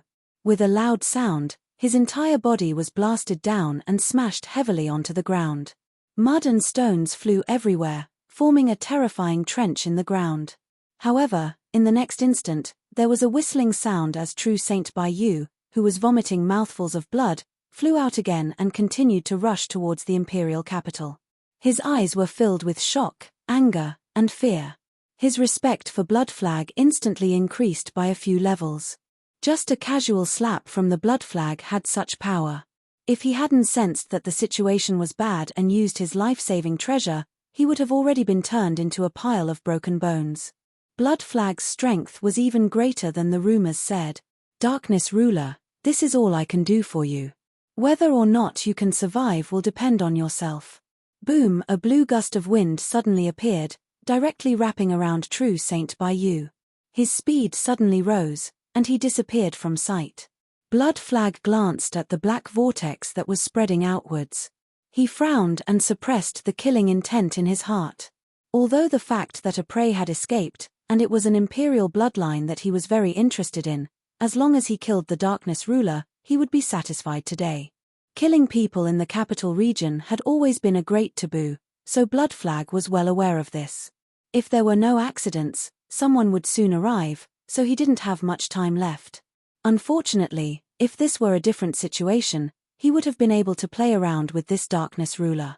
The Darkness Ruler controlled was quite extraordinary. Blood Flag's lips curved in a smile. With a thought, he released his suppression.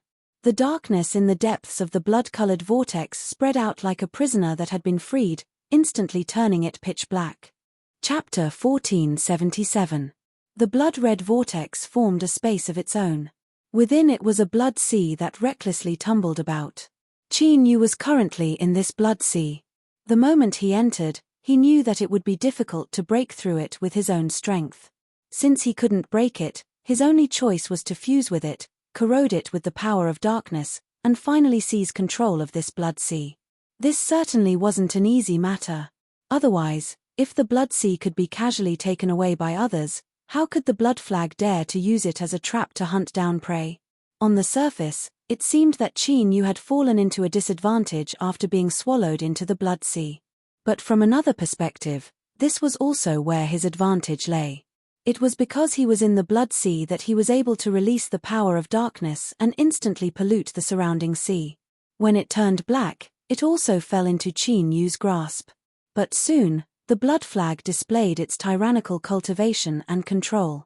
After the power of darkness polluted the sea, it suffered a formidable suppression. The entire blood sea roared.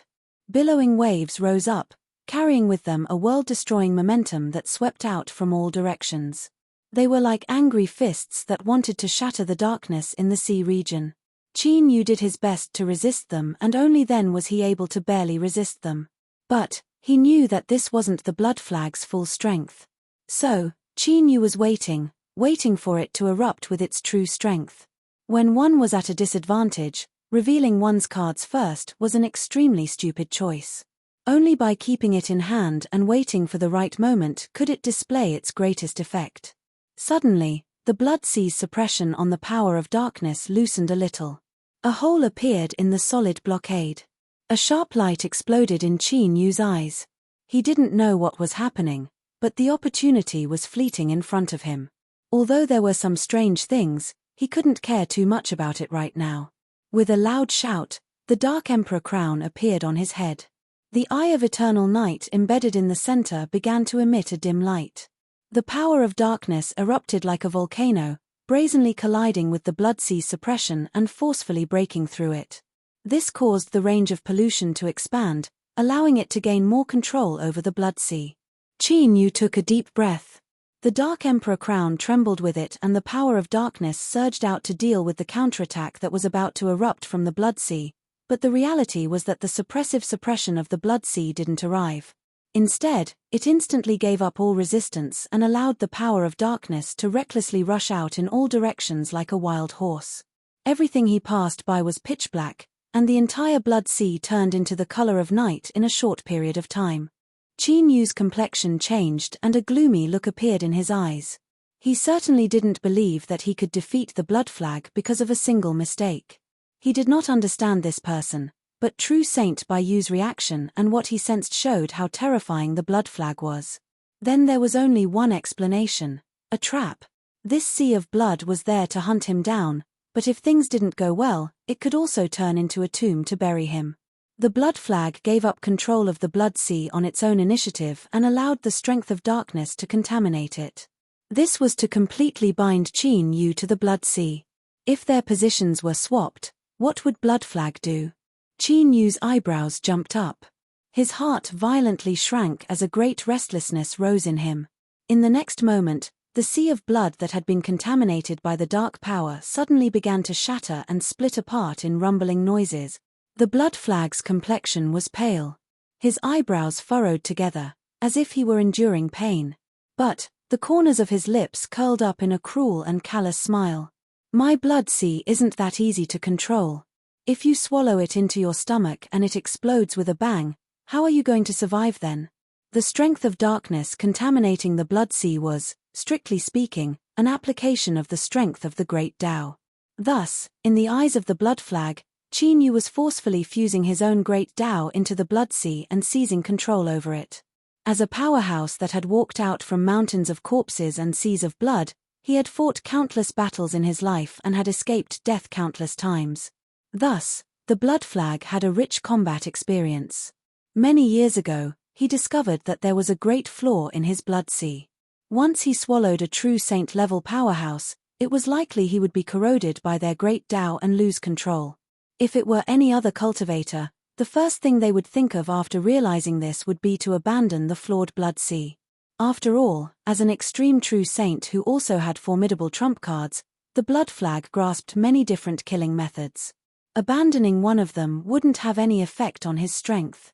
But the Blood Sea wasn't an ordinary person. The Blood Flag had spent a great deal of time and energy to forcefully upgrade the Blood Sea. The upgraded Blood Sea still had its initial flaw, but it had transformed into the one in his hands. But now, it had transformed into a great killing tool in his hands. Once an enemy was swallowed by the Blood Sea and used their own Great Tao to seize the Blood Sea, they would have already stepped into the gates of hell. The Great Tao collapsed and the Saint Tao perish. This was an irreversible rule in the desolate region. Besides some extremely rare and special bloodlines or heaven-defying divine artifacts, no one could withstand the fate of their Great Tao collapsing. Thus, all the Blood Flag needed to do was turn a thought and push the stolen Blood Sea into the abyss of destruction. The Blood Flag had done similar things many times before. The reason it hadn't revealed the secret of the Blood Sea was because of all the cultivators that had been swallowed by the Blood Sea, not a single one had managed to survive. And today, the Blood Flag didn't think there would be an exception. The Blood Sea had already begun to collapse. The Darkness Chief's Great Tao would inevitably shatter along with it. Unless he was at the ruler realm, it would be difficult for him to escape death. As for the Darkness Chief, he naturally wasn't at the ruler realm. This was something that the Blood Flag had already confirmed. The crazily spinning blood-red vortex suddenly froze. Tiny black cracks began to appear within the blood-red vortex. They were dense and numerous, like a spider web weaving together. They covered every corner of the vortex, splitting it into countless fragments of varying sizes. The next moment, accompanied by a soft pah sound, the whirlpool shattered into pieces, like a mirror that had fallen to the ground. The Blood Flag's smile widened. He took a deep breath, preparing to enjoy the harvest he should have obtained after killing his prey. But nothing appeared at all. The smile on his face froze and he frowned. His eyes were cold and gloomy, and there was a faint puzzlement in them. He clearly couldn't understand why the Darkness Chief, who should have died, was still alive and well. The Great Tao fused with the Blood Sea. If the Blood Sea shattered, the great Tao would collapse, but this wasn't important. What was important was that the Darkness Chief was still alive. This meant that the Blood Flag's attempt to kill him had ended in failure. This was because the imperial capital had finally responded. Whoosh, whoosh, with the sound of breaking air, two figures howled over. Although they were still far away, the terrifying pressure they emitted was like a monstrous tsunami that seemed to block out the sun. Rulers. And there were two of them. The two commanders of the imperial capital's guard division were both here today.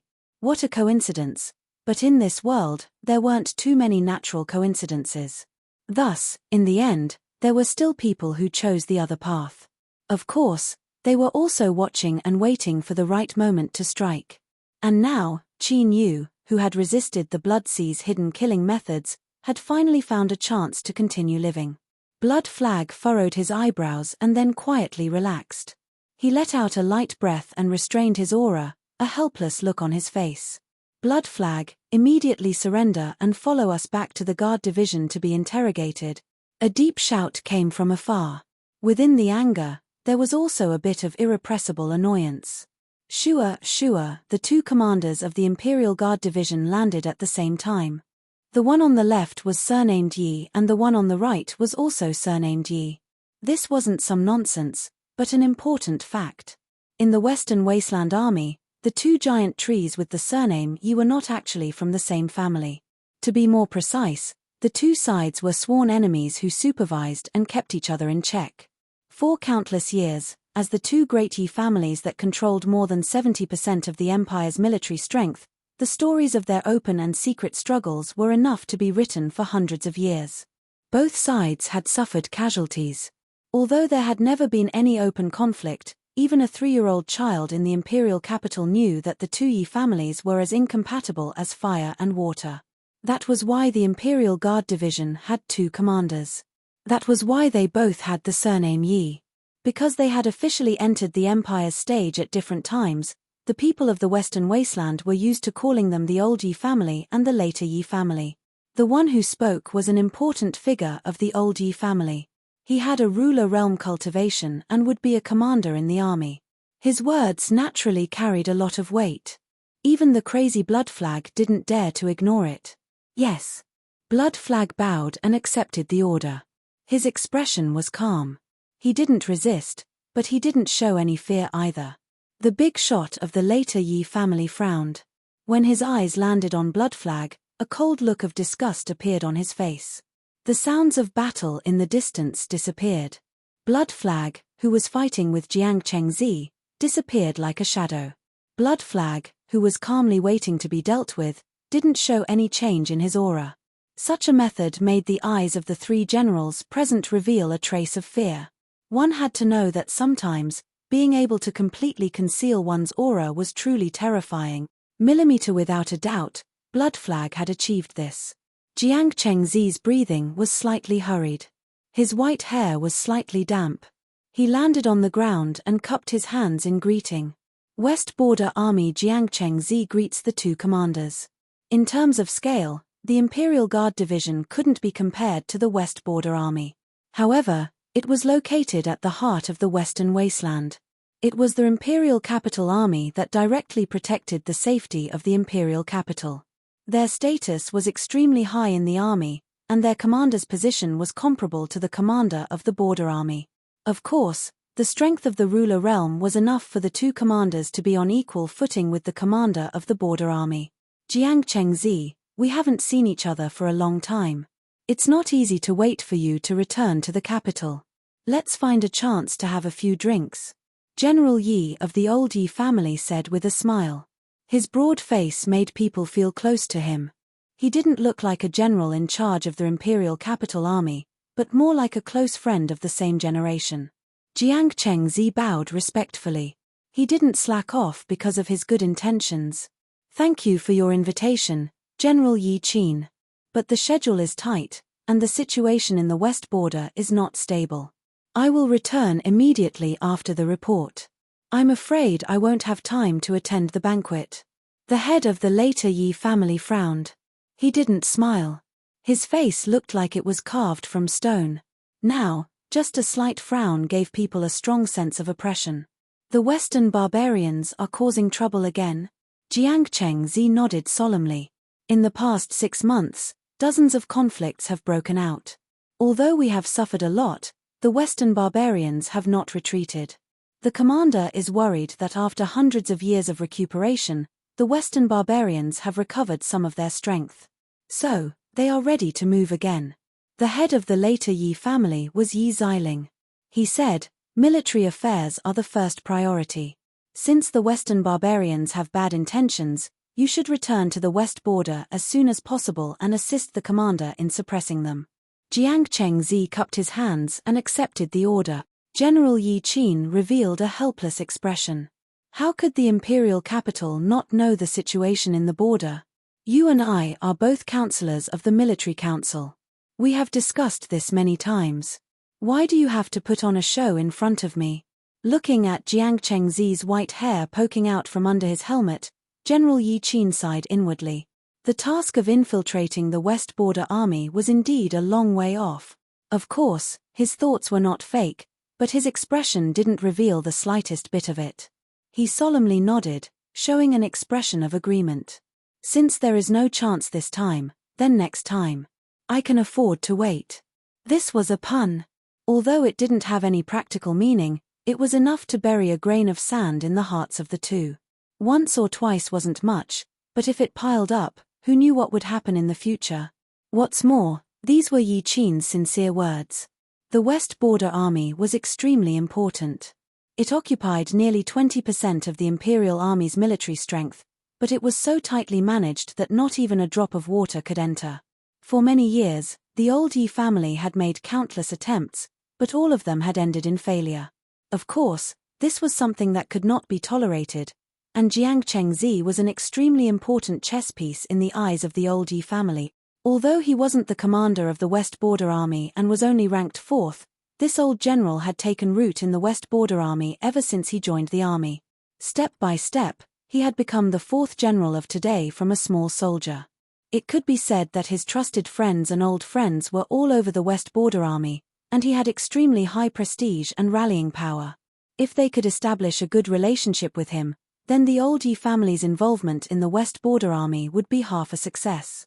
This involved nearly 20% of the empire's military strength. Of course, this wasn't something that could be easily resolved. Thus, the old Yi family had long since made ample preparations to run into a wall in front of Jiang Chengzi. Jiang Chengzi revealed a helpless expression. A bitter smile appeared on his lips as he cupped his hands together in response. Yi Xiling's face was expressionless. His face was as cold as stone, completely concealing the emotions in his heart. But thinking about it, he must be gnashing his teeth in hatred towards Yi Qin for trying to poach him. Roping in, evading, watching from the sidelines, things had come to an end for the time being. The 3 generals of the army didn't lose their composure too much. Yi Qin said in a deep voice, "Blood Flag, come with us." Blood Flag, who had his head bowed in silence, raised his head when he heard this. His lips curved into a smile. "I rarely fail, but I didn't gain anything today. I have to take a good look at this unexpected ruler of darkness before I can leave with you too. Blood Flag, don't cause any more trouble. There is a limit to the military's tolerance towards you," Yi Xiling coldly said. But his eyes were even colder, revealing an undisguised callousness. Blood Flag's smile deepened. He licked the corner of his lips, his scarlet tongue extremely demonic. "Are you threatening me?" The air suddenly fell silent. Yi Xiling frowned. He stepped forward and raised a hand. "As the commander of the Imperial Guard Division, I warn you one last time. Give up resistance and leave immediately. Otherwise, you will be treated as a traitor." Chapter 1478. Qin Yu sighed inwardly. He knew that he couldn't continue to hide. Otherwise, regardless of what punishment Blood Flag would receive, he would have many more enemies. In the end, this tense situation was all because of him. Everyone was well aware that Qin Yu was still alive and well. He wanted to stay out of this and watch from the sidelines, waiting for the Blood Flag to suffer a calamity after the lively show. Haha, things weren't that simple. You clearly could have come out and prevented things from worsening further, but you chose not to. This was a sin. Although it was a bit of a tongue twister, it wasn't hard to understand the meaning behind it. This wasn't the result Qin Yu wanted to see. No matter what background or origin Yi Qin and Yi Xiling had, their appearance here today represented a certain degree of goodwill. In the imperial capital that was already surrounded by enemies, if he pushed down those who showed goodwill, he would only be surrounded by enemies. If he was strong enough, he wouldn't need to worry too much. After all, in this world, strength was always number one. But in front of him was the Western Wasteland's imperial capital. Even a ruler could only be reduced to a chess piece, so what could Qin Yu do? He could only be careful at all times and avoid risks as much as possible. Sure, space twisted and Qin Yu stepped out from his black robes. He cupped his hands together and bowed. Greetings, generals. Thank you for helping me today. Yi Xiling angrily snorted. He slowly took a step back. Although his expression was cold and gloomy, he actually relaxed inwardly. Although he had already prepared himself to attack, the series of consequences and unknown risks were hard for him to bear. His eyes swept over Qin Yu. Something flashed deep in his eyes before he immediately composed himself. Yi Qin secretly sighed in pity. He actually wanted to see a lively scene and see the Yi family collide with the complicated background behind Blood Flag. As his eyes fell on the dark ruler, there wasn't much coldness in them. Rather, there was a bit of appreciation. This was a smart person. As for smart people, most of them could live longer in this world, which made them more valuable as an investment. From this point of view, his appearance here and the attitude he had displayed was an extremely worthwhile thing to do. Cough. Blood Flag, you've already seen the person, so there's no need to complicate matters any further. Come with us. Jiang Chengkengzi was expressionless and didn't express his opinion on this matter. He glanced at Qin Yu from the corner of his eyes and thought that Bai Zu's judgment of people was indeed quite good. Beneath the black robes, Qin Yu frowned. He looked up and stared at the Blood Flag. You're not bad. Thank you for your praise, Your Excellency. Although you appear to be very calm, and your tone does not reveal the slightest bit of emotion, I have killed countless people in my life, and killing is always risky. I have experienced many twists and turns, so my senses are quite sharp. So, you really want to kill me? It wasn't an inquiry, nor was it an interrogation. Instead, it was a plain and straightforward statement that brought the matter to light. Qin Yu arched an eyebrow, not responding. And sometimes, silence itself was the best answer. That's right, he wanted to kill. Ever since he came into contact with the Peach Blossom Garden and met Peach Girl, his cultivation had entered the fast lane. After several lucky chances, he had leapt up like the sun in the sky and obtained his current strength. In the vast young world, he couldn't say that he was completely fearless, but at the very least, in a situation where the sovereign didn't publicly appear, he truly had nothing to fear. After that, he killed the Darkness Chief Sovereign and obtained the Darkness Theater's crown. Then, he obtained the Eye of Darkness and the Divine Kingdom. All of this unknowingly piled on top of Qin Yu's own confidence and pride. However, after he entered the Western Wilderness, he had clearly done nothing, yet he had fallen into a dangerous whirlpool, and many terrifying enemies had appeared in the dark. All of them wanted him to die.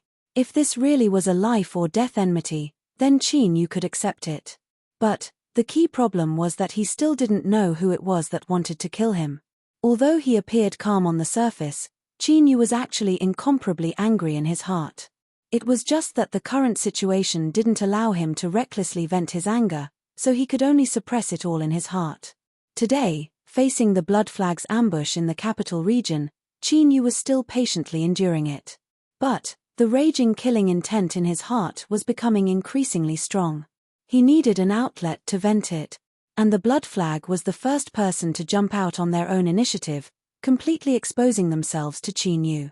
That's right, in Qin Yu's opinion, any action that tried to kill him was unforgivable. Once the grudge between them was formed, it could not be resolved. In the end, life and death would be decided. Killing the Blood Flag was undoubtedly risky, but if there was a chance to do so, Qin Yu wouldn't hesitate.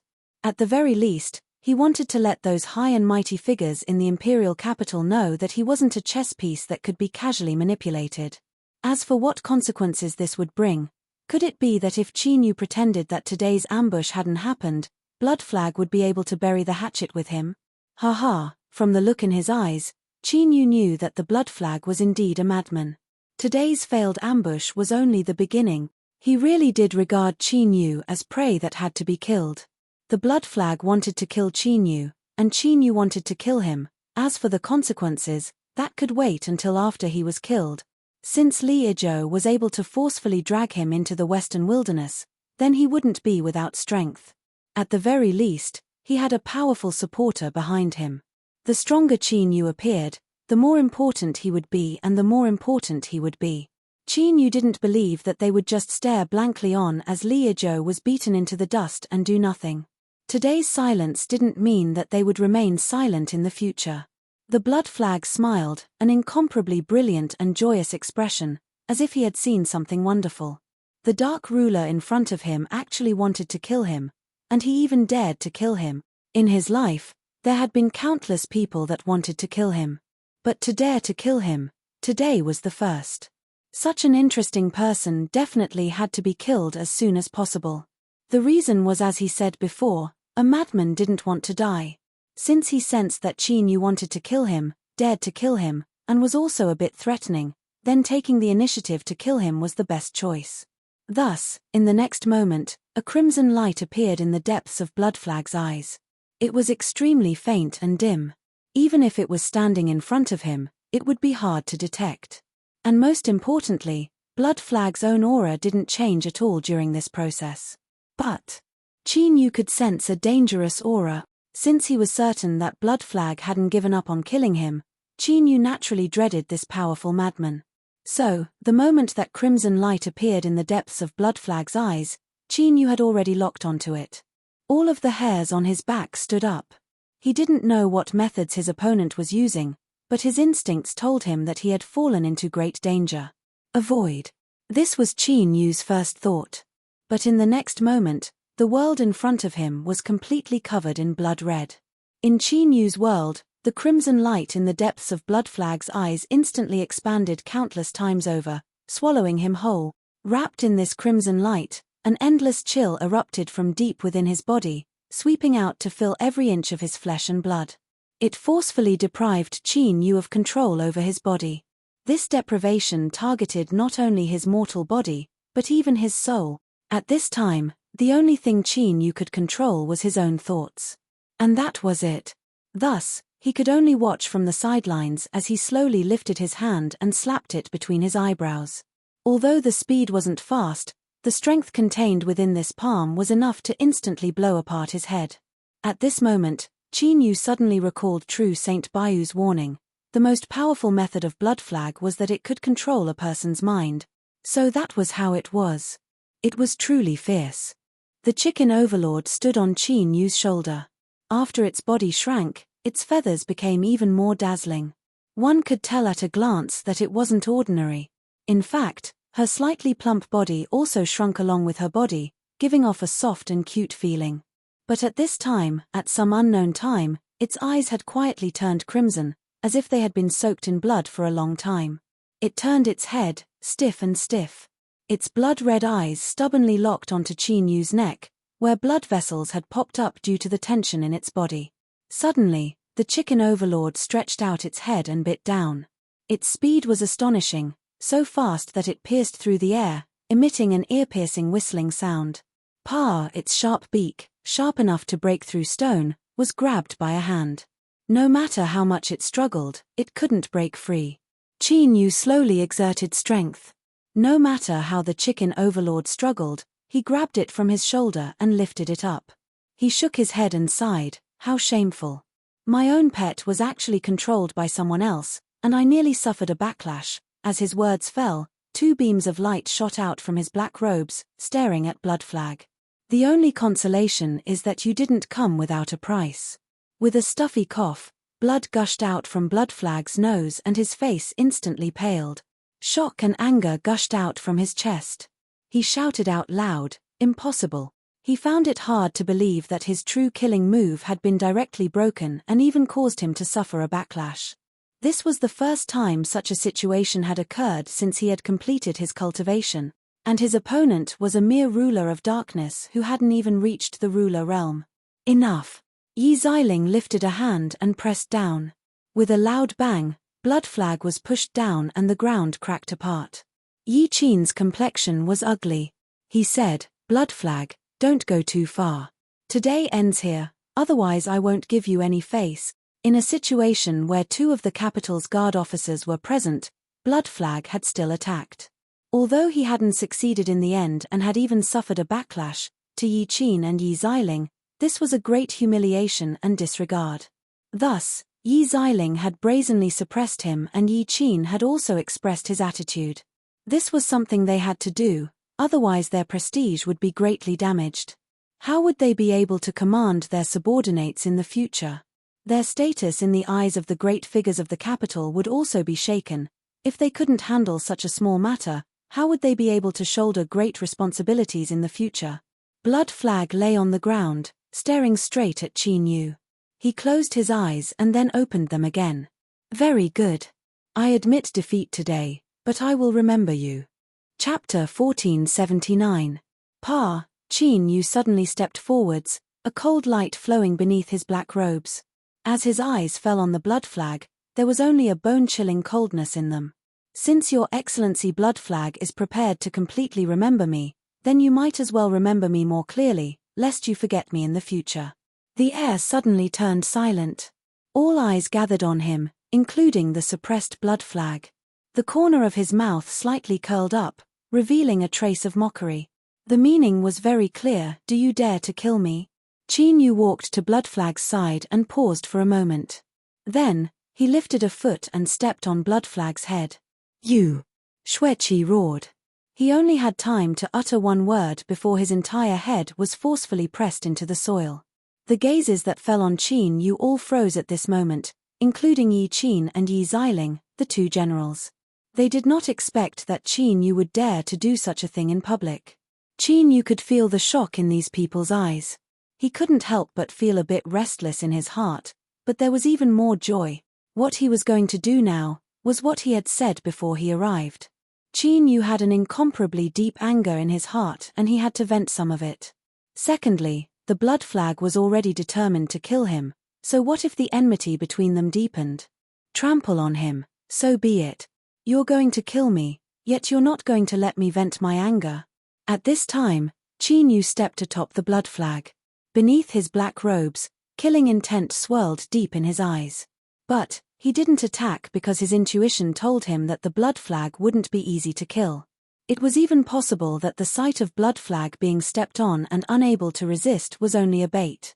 Blood Flag was waiting for Qin Yu to kill him. At this time, countless thoughts raced through his mind. Qin Yu let out a deep breath and drew back. He cupped his hands together and said, "I was too excited for a moment and handled things improperly. I ask that you two commanders not blame me." Yi Qin shook his head and didn't say anything. Yi Xiling grabbed the Blood Flag. After glancing at Qin Yu, she turned and soared into the sky, vanishing in the direction of the imperial capital. Blood Flag has a powerful background. Since you don't dare to kill him today, you shouldn't provoke him anymore. The imperial capital is right in front of you. The matter of Baisu helping you has come to an end. I hope that you will draw a clear line between you and him in the future. After Jiang Chengzi finished speaking, he cupped his hands and bowed to Yi Qin. Then, he turned around and walked towards the border army. By speaking up in front of this person, they were making it clear that their faction would no longer interfere in anything that happened next. Therefore, no matter what happened in the future, it had nothing to do with them. "Chief Sovereign of Darkness, follow me into the imperial capital," Yi Qin said with a smile, but his tone revealed alienation and indifference. Stomping Xueqi's head into the ground was indeed very satisfying, but apart from venting his anger, what was the use of it? Previously, Zhongxian had thought that the God of Darkness was a smart person. However, it seemed that he had misjudged him. At most, he was just a brute with a bit of smarts. Before this, there might have been some room for reconciliation, but after this matter, any faction that tried to accept him would become the Blood Flag's mortal enemy. There was no need to say what choice he should make.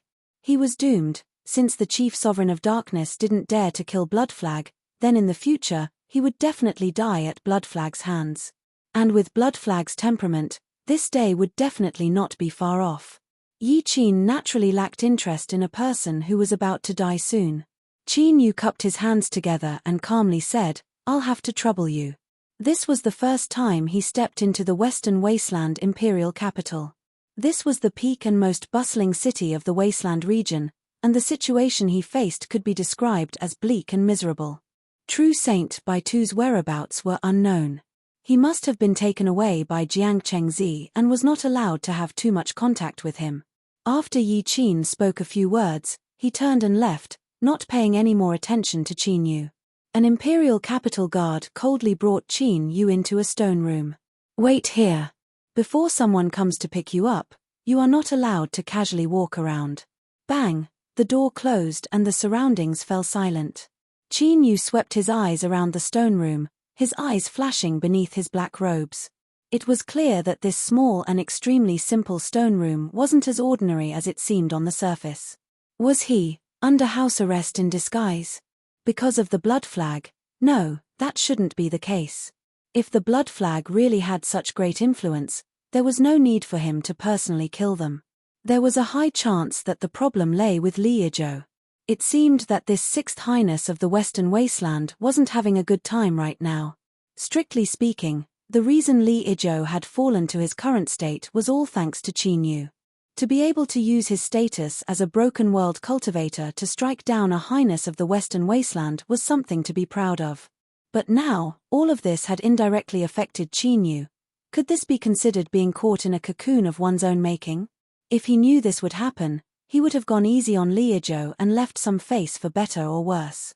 Qin Yu bitterly smiled and shook his head, suppressing these thoughts. There was no meaning in thinking about these things now. From the information he obtained, he was Li Yizhou's last hope. In other words, as long as there was even the slightest possibility, Li Yizhou wouldn't give up on him. Since he had already entered the imperial capital, even if there were some difficulties, Qin Yu believed that Li Yizhou would soon appear in front of him. This was especially true after Qin Yu had revealed a sufficiently formidable strength. The development of events indicated that Li Yizhou's current situation was far worse than he had imagined. This was because for the next 3 days, Qin Yu seemed to have been forgotten by everyone. He was placed under house arrest in this small stone room, with no one paying any attention to him. Beneath his black robes, his eyebrows furrowed tighter and tighter. As he prepared himself for the worst possible outcome, the tightly shut stone door finally opened on the 4th day. Qin Yu was quietly picked up. He boarded a carriage and drove down the long streets of the imperial capital. "Your Highness is in a difficult situation and many people are kicking you while you're down. But this is enough to show just how strong your Highness is. They are all afraid. They are worried that after your Highness makes a comeback, you will no longer be someone they can contend with." Within the carriage, Saint Juyang slowly spoke. His voice was calm and relaxed, and there was a natural and convincing aura to it. Fortunately, he was covered by his black robes, so it didn't reveal the strange expression on Qin Yu's face. It had to be known that back in the World Zeroth, he had worn the identity of Saint Juyang for a long time. After Li Yizhou returned to the Western Wasteland, he actually did not tear apart the real Saint Juyang. This was something he could not understand. Was the Sixth Highness of the Western Wasteland too stupid, or was the real Saint Juyang too shrewd? Looking at the Saint Juyang who could explain Li Yizhou's predicament in such a refreshing and refined manner, Qin Yu guessed that it was both. After all, facing Li Yizhou who had been played around by him, it was hard for Qin Yu to admit that this Sixth Highness was a smart person. Suppressing all these random thoughts, Qin Yu slowly asked, "Where are we going?" Saint Juyang said, "Your Highness's temporary imperial residence."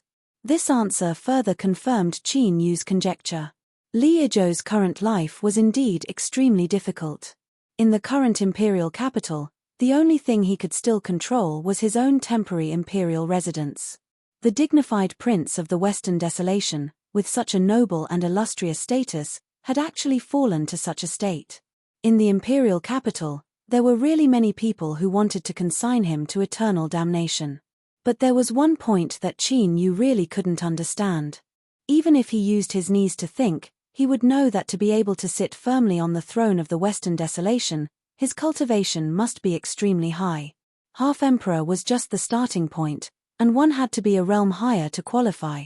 For such an existence, it wouldn't be an exaggeration to say that he was omnipotent, and his lifespan was limitless. Was the fight for the throne so intense now? Was there a need for this? The princes and princesses of the Western Desolation had caused such a huge commotion about the fight for the throne. Were they not afraid of angering the Desolation Emperor? A bunch of bastards, are they hoping for me to die? If he couldn't understand something, he would temporarily put it aside. He believed that after meeting Li Izhou, he would be able to get some answers. The key was that the more difficult the situation Li Izhou faced, the more importance he would place on Qin Yu. The imperial capital was very big, and after the restricted teleportation formation was set up, the journey became especially long. Fortunately, Sage Zhu was good at talking, and with Qin Yu's intention to find out more information, with the tacit communication between the two, it wasn't difficult to pass the time. After a long time, the carriage finally stopped. Sage Zhu lifted the curtains to take a look, and with a smile, he stood up and went out first. Ruler of Darkness, please. The prince's temporary imperial residence was majestic, spanning several long streets and occupying an unknown amount of land, showing the majesty and nobility of the royal family. But now, it gave off a feeling of decadence and sadness. Even the neatly arranged trees outside the temporary imperial residence seemed a little weak between the branches. What was especially strange was that the guards outside the temporary imperial residence were actually soldiers of the imperial capital.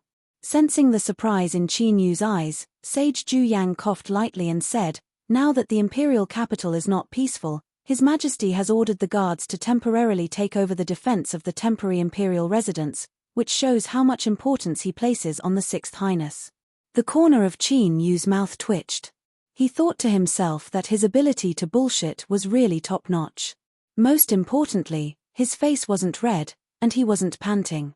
Perhaps because he felt that his attitude was a little overboard, Sage Zhu coughed lightly and led Qin Yu into the temporary imperial residence under the cold gaze of the soldiers of the imperial capital. In contrast to the tight security of the outside world, there were very few people in the temporary imperial residence. Along the way, they only met about 10 servant girls who were walking hurriedly. In the huge prince's temporary imperial residence, it added to the desolate and miserable atmosphere. Due to the influence of the outside world, Sage Zhu, who was very good at talking, also fell into a state of silence. His eyes revealed a hint of worry. His gaze subconsciously swept across Qin Yu, who was quietly following behind him. Sage Zhu secretly complained, thinking that His Highness's luck was really terrible. Originally, he thought that he had found a chance of survival in a desperate situation, but who would have thought that those people would actually invite Blood Flag to take action? Now, as 3 days passed, the assassination incident in the capital region had already spread like wildfire. Everyone knew that Qin Yu had stepped on Blood Flag's head and pressed it into the ground. Who was Blood Flag? How could he let the matter rest after suffering such a great humiliation? Sure enough, news soon spread that he would also be participating in the upcoming major event. With Blood Flag, would Qin Yu still be able to survive? This was a question that could be answered even with one's knee. If he died, then so be it. Sage Zhu did not care at all. However, His Highness's last hope would be destroyed, and he, the trusted aide of His Highness, who was known by everyone in the Western Wilderness, could only follow him into eternal ruin. Walking in the desolate prince's temporary imperial residence, Sage Zhu finally could not maintain his calm on the surface as his heart was filled with fear and unease. But the problem was, who could explain why Zhu suddenly became His Highness' trusted aide? What exactly happened during that period of time? Sage Zhu wanted to confess to His Highness that he did not know anything. When His Highness hurriedly came to find him, he played a joke on him in a moment of panic, but he knew that Li Izhou was in his most distressed and dangerous state. If he dared to say such a thing, he would definitely be torn to pieces by Li Izhou's anger. In the end, the prince was still the prince. Even if he was thrown into the abyss, He still had 100 ways to drag him and all his relatives into eternal damnation. His footsteps came to a halt. Sage Ju Yang took a deep breath and squeezed out a smile. Dark Ruler, His Highness is in the main hall.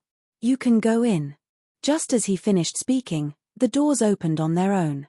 Li Yizhou's calm voice sounded out. There is no need. Sage Ju Yang is the person I trust the most. There is no need to keep anything a secret from you. Come in together. Ju Yang. I want to cry. Your Highness, please forgive me. Can you not trust me so much? This subordinate really cannot bear it. His heart was wailing in pain, but on the surface, he had to shed tears of gratitude. This was truly a test of his acting skills. Qin Yu sighed in amazement. He thought that there really was a mountain higher than the last. Indeed, there was always someone to learn from. In terms of cultivation and strength, someone like Sage Ju Yang could fight a group of people. But in terms of acting skills, Qin Yu was far inferior. The interior of the main hall was empty. The candlesticks that were embedded into the walls were mostly extinguished. In addition, the curtains of the doors and windows were pulled open, causing the interior to be dark and depressing. Li Yizhou was sitting on a chair in the main hall. In front of him was a cup of tea that had already gone cold. As he heard the sound of footsteps, he slowly looked up. His eyes that were filled with fatigue and pain suddenly exploded with a sharp light. Greetings, Your Highness. Humorous Ju bowed to the ground. Beneath his black robes, Qin Yu bowed. Greetings, Your Highness. Li Yizhou waved his hand. Rise. He leaned back in his chair. His eyes drooped, concealing the fluctuations within them. Dark Ruler, you have already been in the desolate region for several days. Do you understand what will happen next? Qin Yu said, I know a bit. Very good. Then I'll save myself the trouble of explaining. Li Yizhou rapped the back of his chair, a cold sneer on his face. Right now, in the imperial capital, everyone is waiting for me to fall so that they can tear apart my bones and eat my flesh. But I will not allow them to do as they wish. The ambush in the capital region was my mishandling of the situation.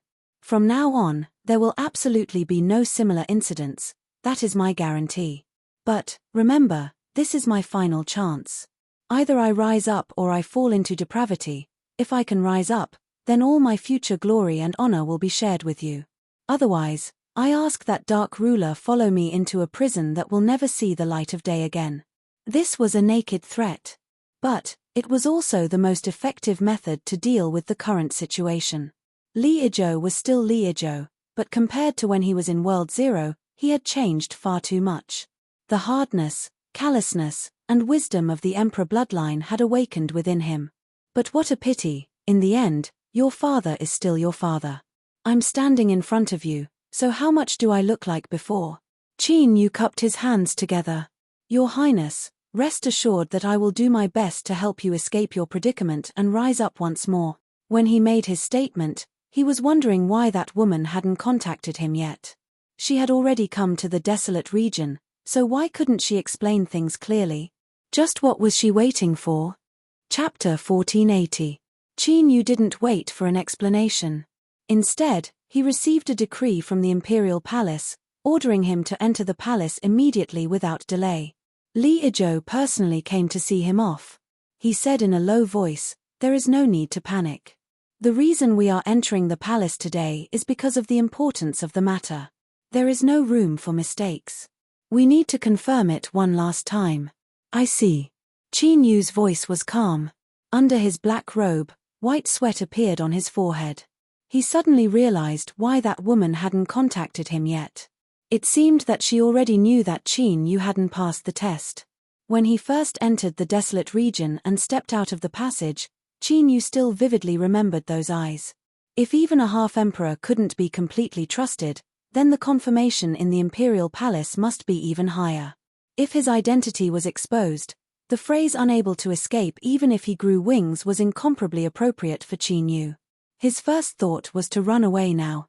He was the fastest to come out, but he was also the first to be suppressed. This was the imperial capital of the Western Wasteland. There were countless hidden dragons and crouching tigers.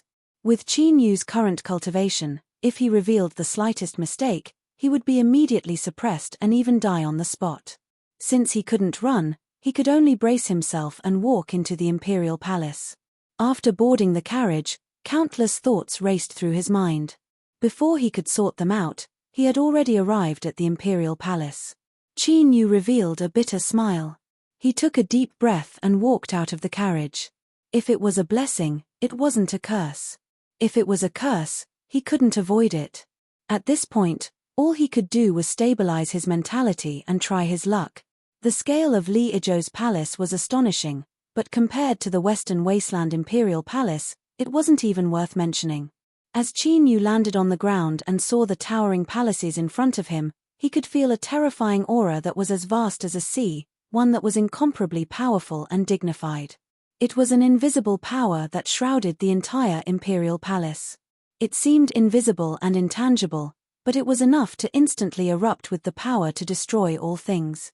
This was the use of the Divine Kingdom's power. With Qin Yu's current level of contact with the Divine Kingdom, he couldn't figure out what kind of method this was. But since he could feel it, he could vaguely guess how terrifying this power was. As for how terrifying it was, Qin Yu wasn't sure.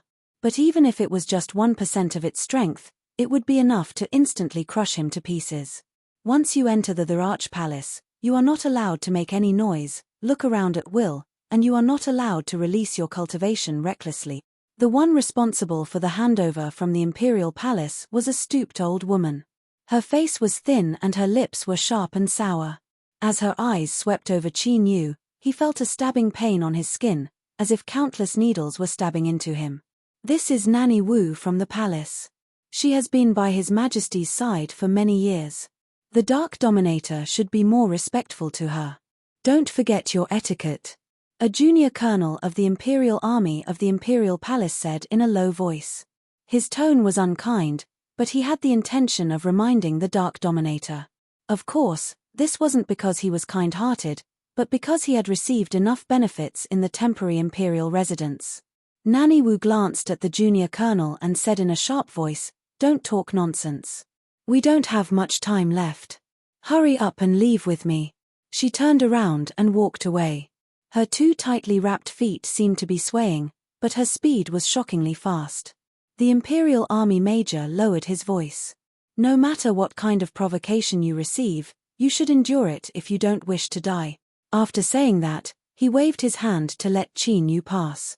Qin Yu passed through the Imperial Guards, walked into the palace gate, and soon went far behind Nanny Wu. "Your Excellency, Sixth Highness is now on the decline. Everyone is anxious to disassociate themselves from him for fear of being implicated. I'm afraid there will be a problem if you accept his things." An Imperial Guard glanced around and said in a low voice. The junior colonel said lightly, "It doesn't matter. The Imperial Guards of the Imperial Palace have always been loyal to His Majesty alone. I'll accept the benefits, but I'm just giving a little reminder. I don't think those nobles will make things difficult for me because of such a small matter. Be that as it may, enough. Don't talk nonsense with me. In the past, you didn't show any mercy when you accepted my things. Why can't I make a small fortune today? I know you're jealous. When the shift is over, I'll treat you to a drink. You can choose the place." Amidst the laughter, a burst of cheers sounded. After a few more jokes, the Imperial Guards dispersed and returned to their posts. The junior colonel sat behind a simple table and chair. He picked up a teacup and took a sip. He frowned slightly and couldn't help but sigh. He also couldn't figure out why they still wanted to express goodwill to Sixth Highness in such a situation. Forget it. How could a mere pawn like him guess the thoughts of the adults? It turned out that Qin Yu wasn't the only one who was summoned to the Imperial Palace today to receive the final confirmation. When he arrived, there were already more than a dozen people in this square and lifeless black courtyard. Nanny Wu walked to the door and sent Qin Yu in with a cold face. She then turned around and left quietly. It was unknown whether she was going to pick up someone else. Several eyes gathered on the black robe. After a slight flicker, they revealed some strange expressions. It seemed that they had already guessed Qin Yu's identity. After all, because of the blood flag, The assassination in the capital region had become a topic of discussion and spread far and wide. They were still a little interested in the only life-saving straw in Sixth Highness's hands. Of course, interest was one thing, but these gazes didn't make one feel comfortable. They were curious, but only a small part of it. Most of them were indifference, as if they were looking at an ice-cold corpse. Standing in a corner of the courtyard, Qin Yu soon understood why these people were looking at him like this. Whoosh! With a burst of restlessness, Blood Flag's figure appeared outside the courtyard. He changed his arrogant attitude and respectfully bowed before turning to enter the courtyard. Coincidentally, the one who brought him here was the same Nanny Wu who had just brought Qin Yu here. It seemed that the junior colonel's warning was true. Although Nanny Wu was ugly and disgusting, she did have a high status in the imperial palace. Otherwise, with Blood Flag's personality, how could he even place a mere nanny in his eyes, let alone bow to her on his own initiative? The footsteps approached and finally stopped in front of him. Qin Yu frowned and looked up. His eyes met Blood Flag's. What a coincidence, we meet again. Blood Flag smiled. But the corners of his mouth and every wrinkle in his eyes exuded a bloodthirsty aura. He was like a starving beast that had finally found prey to fill its stomach.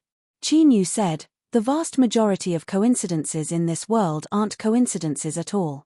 Blood Flag snapped his fingers. Direct enough. I like it. His smile became even brighter. Moreover, what you said is correct. This isn't a coincidence. I originally didn't want to participate in this matter, but I specifically ran here because I wanted to see your face again.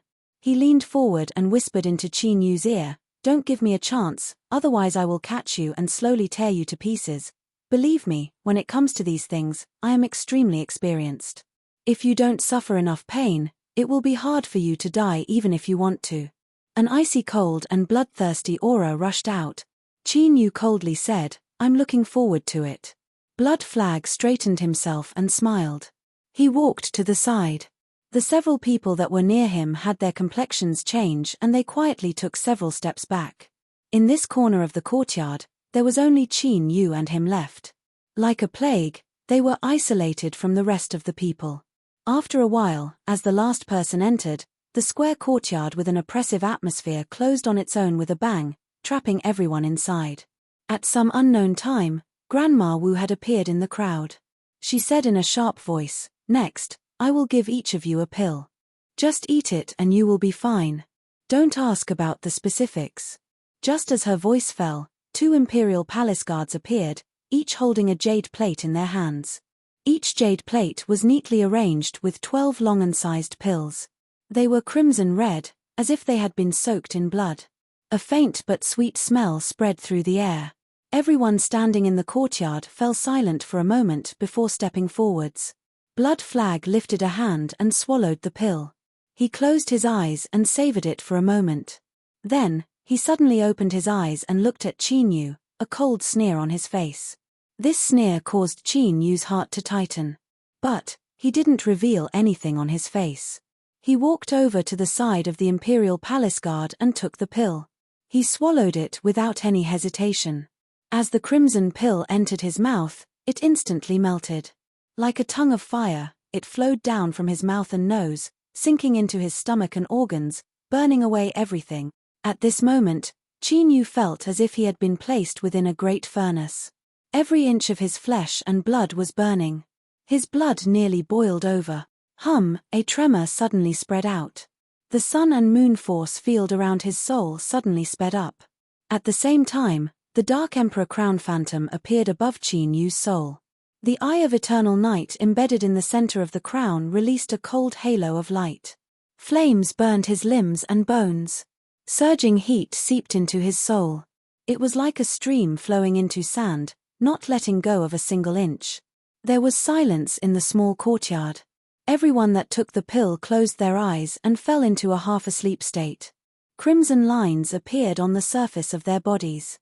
They fused together, linking together, forming all sorts of mysterious patterns. Granny Wu's expression was solemn. She didn't know when, but 2 old women who wore the same clothes and had the same cold aura appeared behind her. Their 6 pairs of eyes were like dead fish pearls. They were staring at the changing patterns on everyone's body, trying to find a flaw. Suddenly, Mother Wu's eyes turned cold. She took a step forward and instantly vanished. In the next moment, she appeared in front of a black-faced cultivator. She lifted a finger and pressed it between his eyebrows. It was as if a mirror had been shattered, or as if an ice pearl had been broken. The black-faced cultivator's body split into pieces, falling to the ground and quickly rotting. It turned into a viscous liquid that corroded the ground. Immediately, a large cloud of white mist rose. With a scream, the goo on the ground suddenly exploded.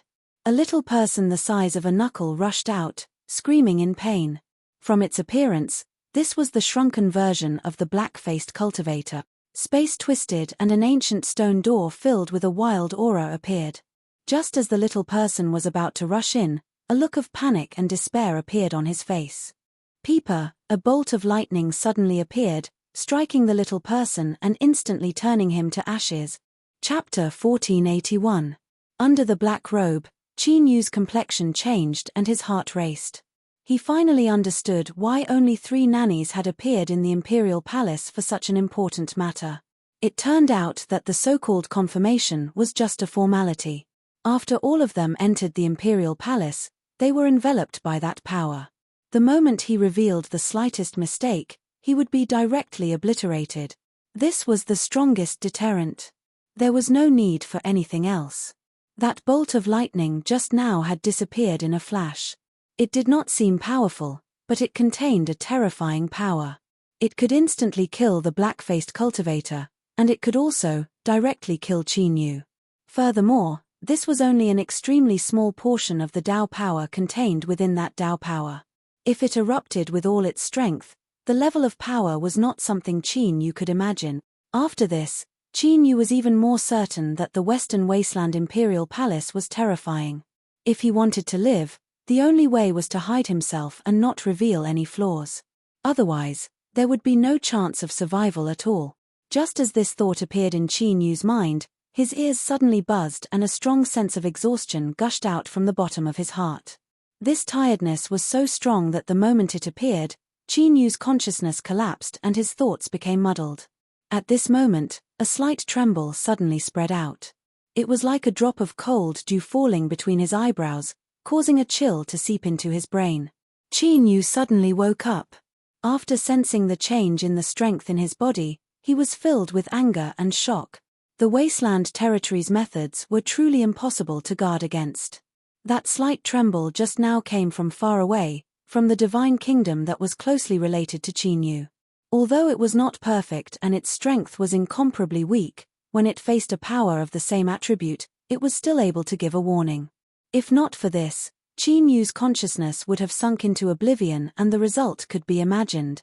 In the quiet courtyard, the cultivators with tattoos on their flesh and blood opened their eyes in a trance. Their pupils were unfocused and they were clearly in an unconscious state. Nanny Ju took out a black bell from her bosom. She opened her fingers and it flew up by itself, hanging above everyone's heads. Ding-ling-ling, there was no need to activate it. The bell rang on its own and the crisp sound spread through the air. All the cultivators who were in a trance opened their eyes. As the sound of the bell poured into their minds, the strength in their bodies began to uncontrollably release. At this moment, an extremely rich darkness gushed out from Qin Yu's body, wrapping him within. It was as thick as ink, as if all the darkness between the heavens and earth had converged, as if eternal night had descended. It was like an endless abyss that could devour everything. Beneath the black robes, Qin Yu's eyebrows shot up. He forcefully controlled his body and didn't respond at all. But now, all of his attention was focused on a certain cultivator to his left. It was a middle-aged man with a rather elegant demeanor. In particular, there was a red mole at the corner of his eyebrow, which added a bit of evil charm to his handsomeness. The reason why Qin Yu had such a deep impression of this person wasn't because he was a handsome middle-aged man or because he had a red dot between his eyebrows. Rather, it was because this man had displayed the most intense hostility towards him since he had entered the courtyard. Although this person had hidden himself well, Qin Yu, who had transformed into the Chief Darkness Sovereign, had an extremely keen sense. He was able to sense the icy chill in the depths of this person's eyes. Now, as this person's strength uncontrollably spread outwards, a trace of hot and cold mixed together aura gradually spread outwards. And at this time, what caught Qin Yu's attention was this aura, or to be more precise, the furnace had locked onto this aura. Because it came from a type of flame, the ice flame. This was a thought fluctuation transmitted out by the furnace. There was much more to it, such as a detailed introduction to this flame, its abilities, and so on, but this wasn't the key point. The key point was that this ice flame could be swallowed up by the furnace and help it transform further. And the transformation of the furnace meant that Qin Yu's strength would rise further. After entering the desolate region, he had seen many horrors and felt himself to be increasingly weak and insignificant. To Qin Yu, this was an irresistible temptation. At this moment, after determining that the furnace's judgment wasn't wrong, Qin Yu immediately made a decision: he would seize the ice flame. Of course, all of this was built on the premise that Qin Yu could safely pass this hurdle. Otherwise, he would die without a grave. If so, there was no need to think about anything else. Suppressing the heat and excitement in his heart, Qin Yu firmly guarded his heart. After a brief pause, he began to sense the auras of the others in the courtyard. Without a doubt, the people in the courtyard today would all participate in some matter in the future and become his competitors. In other words, they were destined to be opponents. If he could grasp information about them ahead of time, then he could make preparations early. After being affected by the Imperial Palace's potential and in a dazed state of mind, the fluctuations of strength that were naturally released could clearly expose the true situation of these people. For instance, Blood Flag. Qin Yu was sure that Blood Flag would do everything in his power to kill him. Of course, this was also what he thought. So after sweeping his divine sense over everyone and leaving behind an impression, Qin Yu focused most of his attention on Blood Flag. As for the red dot who had the ice flame hidden within his body, he didn't need to spend any extra effort on him. This was because Qin Yu had already firmly remembered all of the auras that red dot revealed. This was out of respect for a weak ruler-level powerhouse. He was prepared to press the other party to the ground and smash him into pieces. Of course, he had to be careful. Otherwise, if he failed to kill the other party, he would be delivering his own head in the blink of an eye. Blood Flag was strong. Qin Yu had already determined this on the day of the ambush in the capital region. But he also knew that Blood Flag hadn't revealed his true strength yet. For instance, the blood fog that gushed out from his body was thick and viscous, as if it were liquid. As it wriggled, it was like a great mouth that could open at any moment and swallow everything. Cold and awe-inspiring. Although he didn't know what secrets were hidden within this blood fog, there was no doubt that it was terrifying and fatal. As he thought, wanting to kill Blood Flag wasn't an easy matter. But the good news was that since he already knew, he could make preparations ahead of time so that he wouldn't be thrown into confusion when the time came. Suddenly, the cool strength that existed between Qin Yu's eyebrows fiercely trembled. Then, it rapidly weakened and dispersed. His mind chilled, but he didn't panic too much. After experiencing the formidable potential that covered the Western Wasteland Imperial Palace, Qin Yu had already guessed that things wouldn't end so easily. And now, he really did erupt with a backup plan. In the distant small world, it could barely be called Qin Yu's divine kingdom. All living beings that lived here could feel a powerful and vast will descend upon their minds. That was the supreme ruler they worshipped, the light that possessed boundless might and power. And at this time, the light had issued a summons. Their ruler needed the help of all their believers. You are the light, you illuminate all things, you are everywhere, you are everlasting. This incomparably loud and shameful slogan was inherited from the chicken overlord. It was a prayer that it had set up for itself to activate the sacrifice. As all the believers within the divine kingdom knelt down and chanted, its strength was thoroughly activated. Qin Yu struggled to support himself. He felt like he was a tiny boat that could capsize at any moment on a stormy sea and be torn to pieces. But this wasn't the end of it. The endless pain was like an extremely sharp knife that incessantly cut at his soul, causing terrifying wounds to appear one after another. All of this pain piled up together like an invisible mountain that wanted to overwhelm Qin Yu's will, forcing him to give up all resistance and topple over. In truth, this was an unimaginably terrifying experience. But Qin Yu could only stubbornly persist, because he knew that once he couldn't continue, he would really die. He didn't know how much time passed. It was like several short breaths of time, but it was also like time was distorted, becoming incomparably long. In the small courtyard, endless darkness shrouded him. Qin Yu's numb and low voice echoed out, carrying with it endless destruction and cruelty. I am the darkness ruler. In the next moment, all of the pressure, tearing, pain, everything that he had endured vanished from sight. Qin Yu let out a long breath of relief. He could feel his robes soaked in a cold sweat. The cold and slippery feeling reminded him that he had passed this hurdle. Then, in the direction he instinctively looked, he heard Blood Flag's voice. Yi Flag. Par, several figures fell to the ground. The strength released from their bodies rapidly dissipated. The eyes of the corpses that were exposed were wide open. At this time, their pupils that had shrunk to the point of nervousness began to slowly disperse. Without a doubt, this meant that at the moment of their death, they had experienced something extremely terrifying. The sound of people sucking in a breath of cold air filled the small courtyard.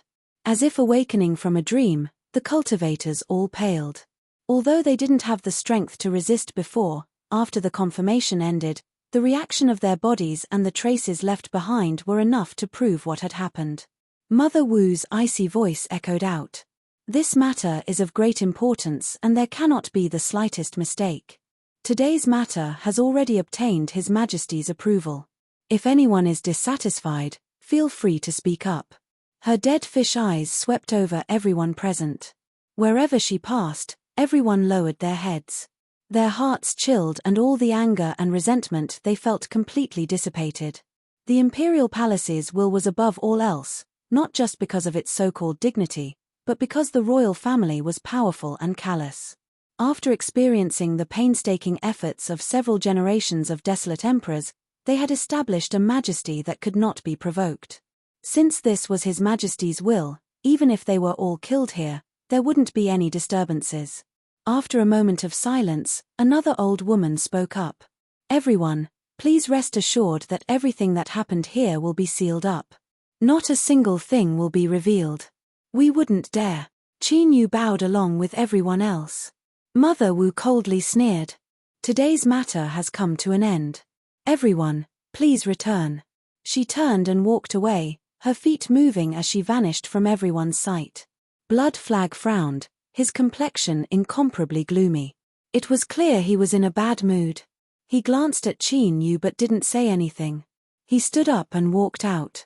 And at this time, there were already imperial palace attendants waiting outside the courtyard to lead them out. Qin Yu followed the crowd. He didn't reveal anything strange, nor did he look at Red again.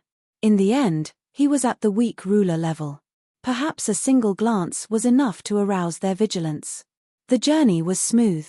In silence, they arrived at the exit of the imperial palace. Under the cold and indifferent gazes of the imperial palace guards, they walked out.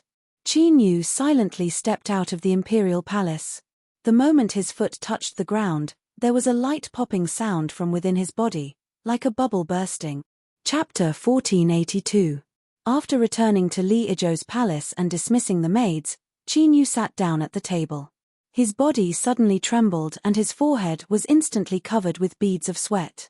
He wanted to pour himself a cup of tea but found that his fingers were shaking so badly that he spilled most of the tea on the table.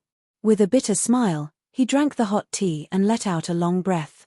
Only then did he feel his stiff body recover a bit of warmth. The dot of light that the woman gave him shattered. Not long ago, the moment Qin Yu stepped out of the imperial palace, the most terrifying thing was that even now, he didn't know what had happened. But without a doubt, in a situation where he wasn't aware of it at all and wasn't prepared at all, Qin Yu had already made a trip to the gates of hell. Qin Yu had personally experienced the situation of being on the verge of death more than once, but this time was different. He didn't feel anything, which meant he didn't have the ability to resist. If it weren't for that dot of light, Qin Yu would most likely be a dead man. Being so close to death, brushing past it and being in a state of ignorance, this was the source of Qin Yu's greatest fear.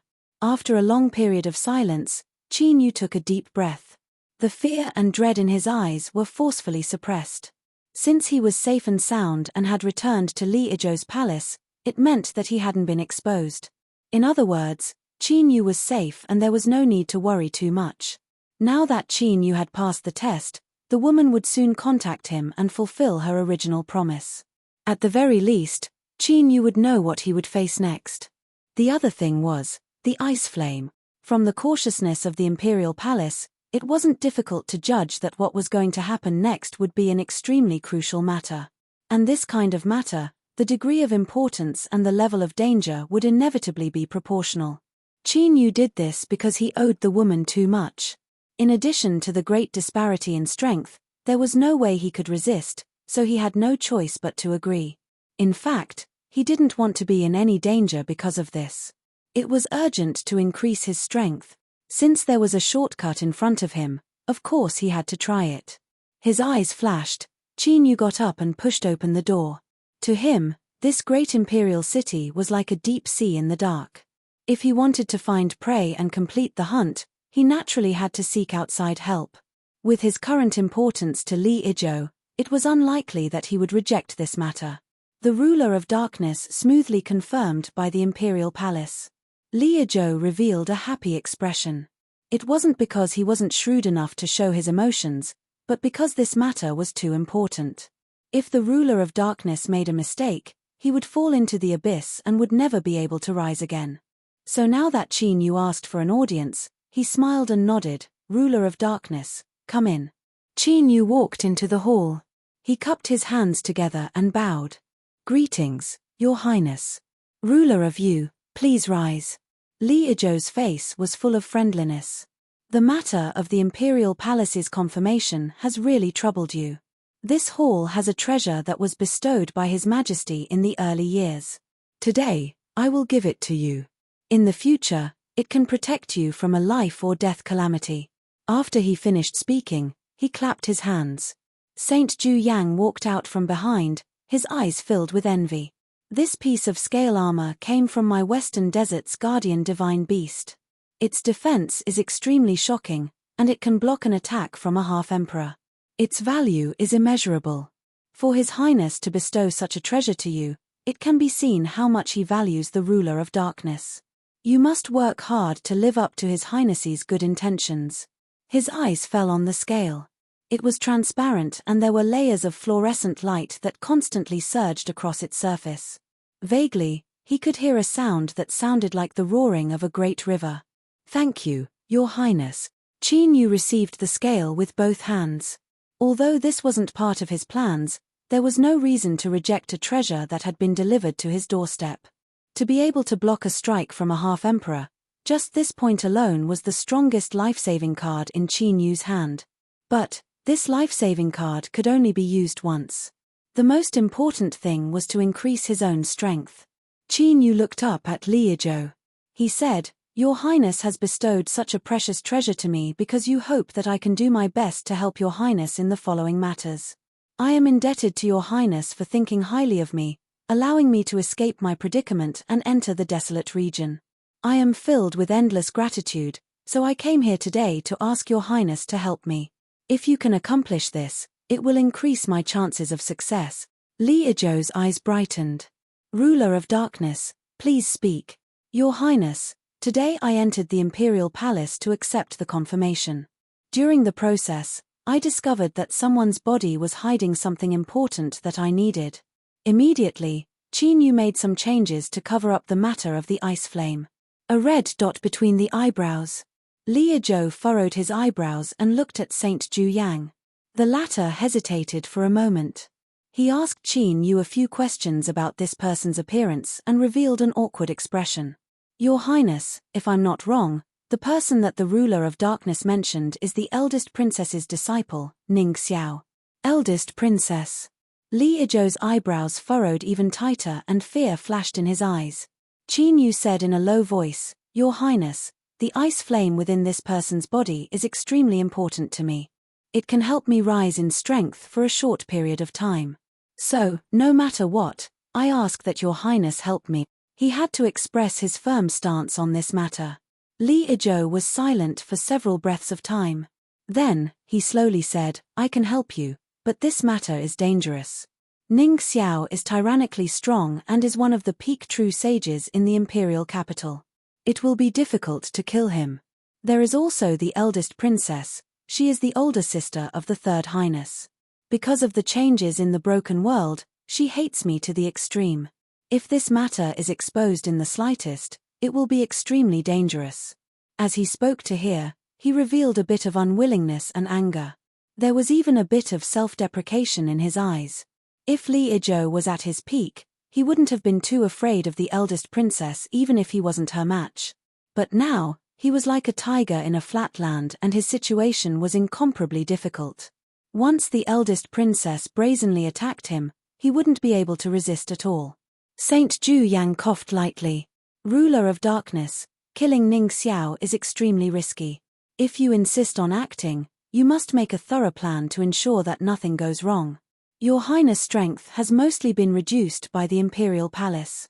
The remaining portion can only protect yourself. This was a tactful way of saying things to smooth things over so that Li Izhou wouldn't lose face. At the same time, it was also a reminder to Qin Yu about whether or not there was a need to take such a great risk.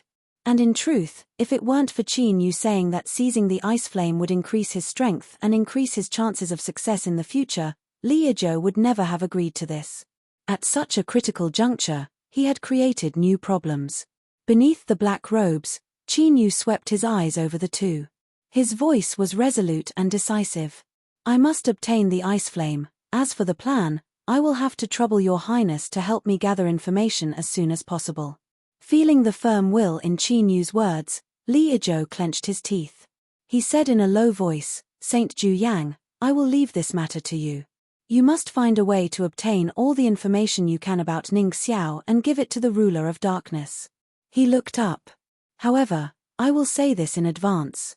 I must have sufficient assurance before I act, otherwise, I hope that the ruler of darkness can understand that I have no other choice. It was clear that if he didn't have sufficient assurance, Li Izhou would stop him. Qin Yu wasn't just a single person right now, but also involved his future. He certainly couldn't act recklessly. Qin Yu cupped his hands together. Good. Everything will be as your Highness says. He looked at Ju Yang. Saint, I ask that you act as soon as possible. If he really couldn't do it, he wouldn't force it. Since he knew of the existence of the ice flame, there would always be a chance in the future. If he acted blindly and hastily, then let alone killing someone and stealing their treasures, he would only be throwing his life away in vain. Reality proved that a prince was a prince in the end. Even if Li Izhou was in a hopeless situation, he was still able to mobilize some strength. All the information regarding Ning Xiao was gathered at the fastest speed possible. It was gathered and arranged into a jade slip that Saint Ju Yang personally handed to Qin Yu. The ruler of darkness, everything related to Ning Xiao is included in this. I hope that you will not forget the warning that His Highness gave you before. If you can't do it, do not try to be brave. His words were earnest and solemn to the extreme. Right now, Qin Yu was Li Izhou's only hope of reversing his situation. As for Ju Yang, he had already been tied together with Li Izhou and had become a trusted aide of the Sixth Highness. If something happened to Li Izhou, he would be the first one to suffer. Saint Ju Yang, rest assured that I know what to do. Qin Yu took the jade slip. After sensing it and determining that there was nothing wrong with it, he immediately probed it with his divine sense. A moment later, his fingers tightened a little. With a light cracking sound, the jade slip was directly crushed to pieces. Across from him, Saint Ju Yang's eyes flashed and he revealed a relaxed expression. From this, it wasn't hard to see that the ruler of darkness was a cautious person. And when a cautious person acted, they would often consider things more carefully. After a moment of thought, Qin Yu suddenly opened his eyes. There is one matter that I need Saint Ju Yang to confirm for me. Ju Yang said, what is it? Saint, please investigate what Ning Xiao is doing right now. Do you know whether or not the master and servant pair come from Seawatch City? If there is anything unclear about this, you can confirm it from True Saint Baiyu. All right. Ju Yang didn't ask any further. He turned and left. As for what Qin Yu said, He had already memorized the contents of the jade slip. Of course he knew what it was referring to. The woman in Raging Moon Hall. Why was he investigating her? That wasn't right. The ruler of darkness had come to the imperial capital to borrow Sea-Watch City. Could there be some connection between the two? Zhu Yang moved quickly. After all, no one knew when the person chosen would leave, so he had to complete this matter as soon as possible. True Saint Baiyu wasn't easy to contact. After all, his bloodline had considerable influence in the imperial capital. With Li Yi's current situation, if he rashly investigated his descendants, it was likely that there would be some misunderstanding and unpredictable consequences. But Saint Zhu Yang was a smart person and knew how to act in a roundabout way. After all, there were many people around True Saint Baiyu that he could try to contact. In a situation where they split up, the matter was quickly investigated. The woman that Ning Xiao had taken a liking to in Raging Moon Hall and was passionately pursuing came from Sea-Watch City. Moreover, this woman seemed to have been brought back to the imperial capital by True Saint Baiyu. Yun Qing. Qin Yu muttered this name. He took a deep breath and looked up. Saint, please make arrangements. I want to see her as soon as possible. Zhu Yang frowned. The ruler of darkness is confident. Qin Yu said, if there isn't an accident, Ning Xiao will be seeking his own death. He provoked me on his own initiative and was killed. I don't think there will be any trouble. I will need to report this matter to His Highness. Of course.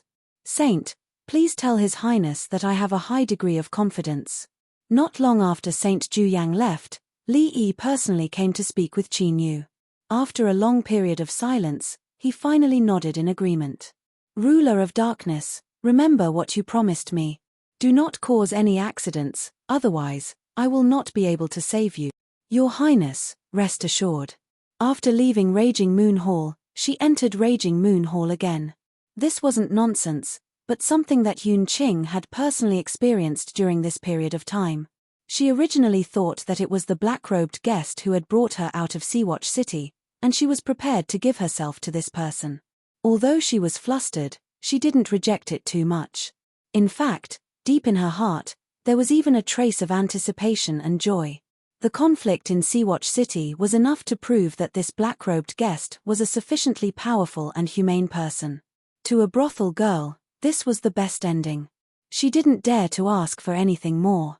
But the heavens had played a joke on her.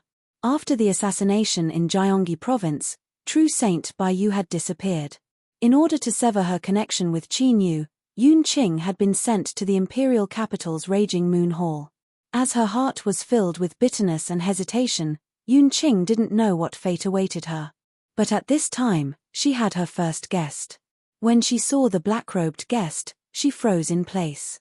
Her mouth moved, but no words came out. Her eyes nearly rolled out of her head. Qin Yu was a bit embarrassed. What nonsense. A jade-like beauty was looking at him from afar, her eyes filled with excitement and disbelief, as well as a bit of sorrow that was difficult to conceal. Anyone would feel a bit uncomfortable. Cough. A light cough broke the silence. Time was tight and Qin Yu didn't want to silently stare at her. Moreover, their feelings hadn't reached that stage yet. Besides Yun Qing's face, which was exactly the same as Liao Shi's, he really didn't feel anything. Miss Yun Qing, I came here today to ask for your help with something. He went straight to the point. In the end, Yun Qing was someone who had seen the world. She took a deep breath and steadied her mind. She bowed and said, Guest has helped me many times. If there is anything you need, please feel free to ask. Qin Yu said, I want to kill someone and I need Miss to put on a play with me. There might be some risks involved, but I can give Miss a sufficient reward. Yun Qing looked up, her red eyes filled with firmness. Although I am a prostitute, I still know how to repay favors. If it weren't for Guest's rescue, Dai and I would have already died. I fear we would have become skeletons in that lake in Sea Viewing City. So, there is no need for Guest to explain, just speak frankly. Qin Yu's heart stirred for a moment before he composed himself. He looked at the stubborn face in front of him.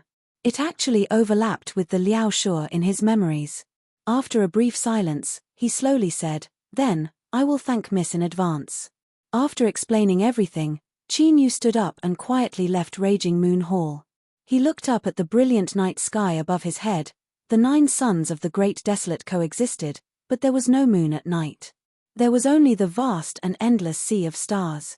Beneath the black robes, killing intent swirled in the depths of his eyes. Whether Yun Qing's words were true or false, Qin Yu didn't think he was wrong. Now that the plan was complete, all he needed to do was wait for Ning Xiao to jump in and deliver his head. Chapter 1483. There were 3,000 methods of cultivation in the world, and 7,000 other methods. Hence, it was said that all methods belonged to the same origin. If one were to rank them based on ferocity and brutality, Ning Xiao always believed that the art of gluttony cultivated by his lineage would definitely be one of the best. The so-called art of gluttony was the way of devouring.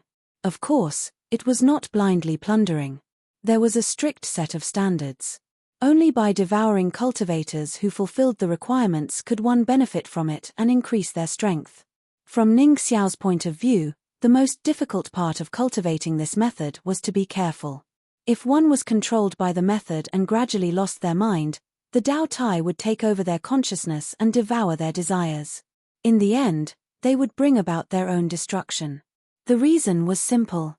There were many people in the world who met the standards but could not be touched. For example, the first princess. Her scent almost drove Ning Xiao crazy. He did not doubt that if he could devour this lady, he would be able to break through the limit and step into the realm of rulers. This was the realm that Ning Xiao dreamed of and pursued. However, he had been under the first princess's tutelage for 100 years and had never dared to make a move.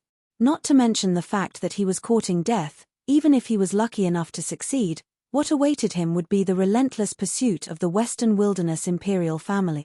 The reason why Ning Xiao could live peacefully until today and have his current cultivation base was because he had always been able to maintain his calm and self-control.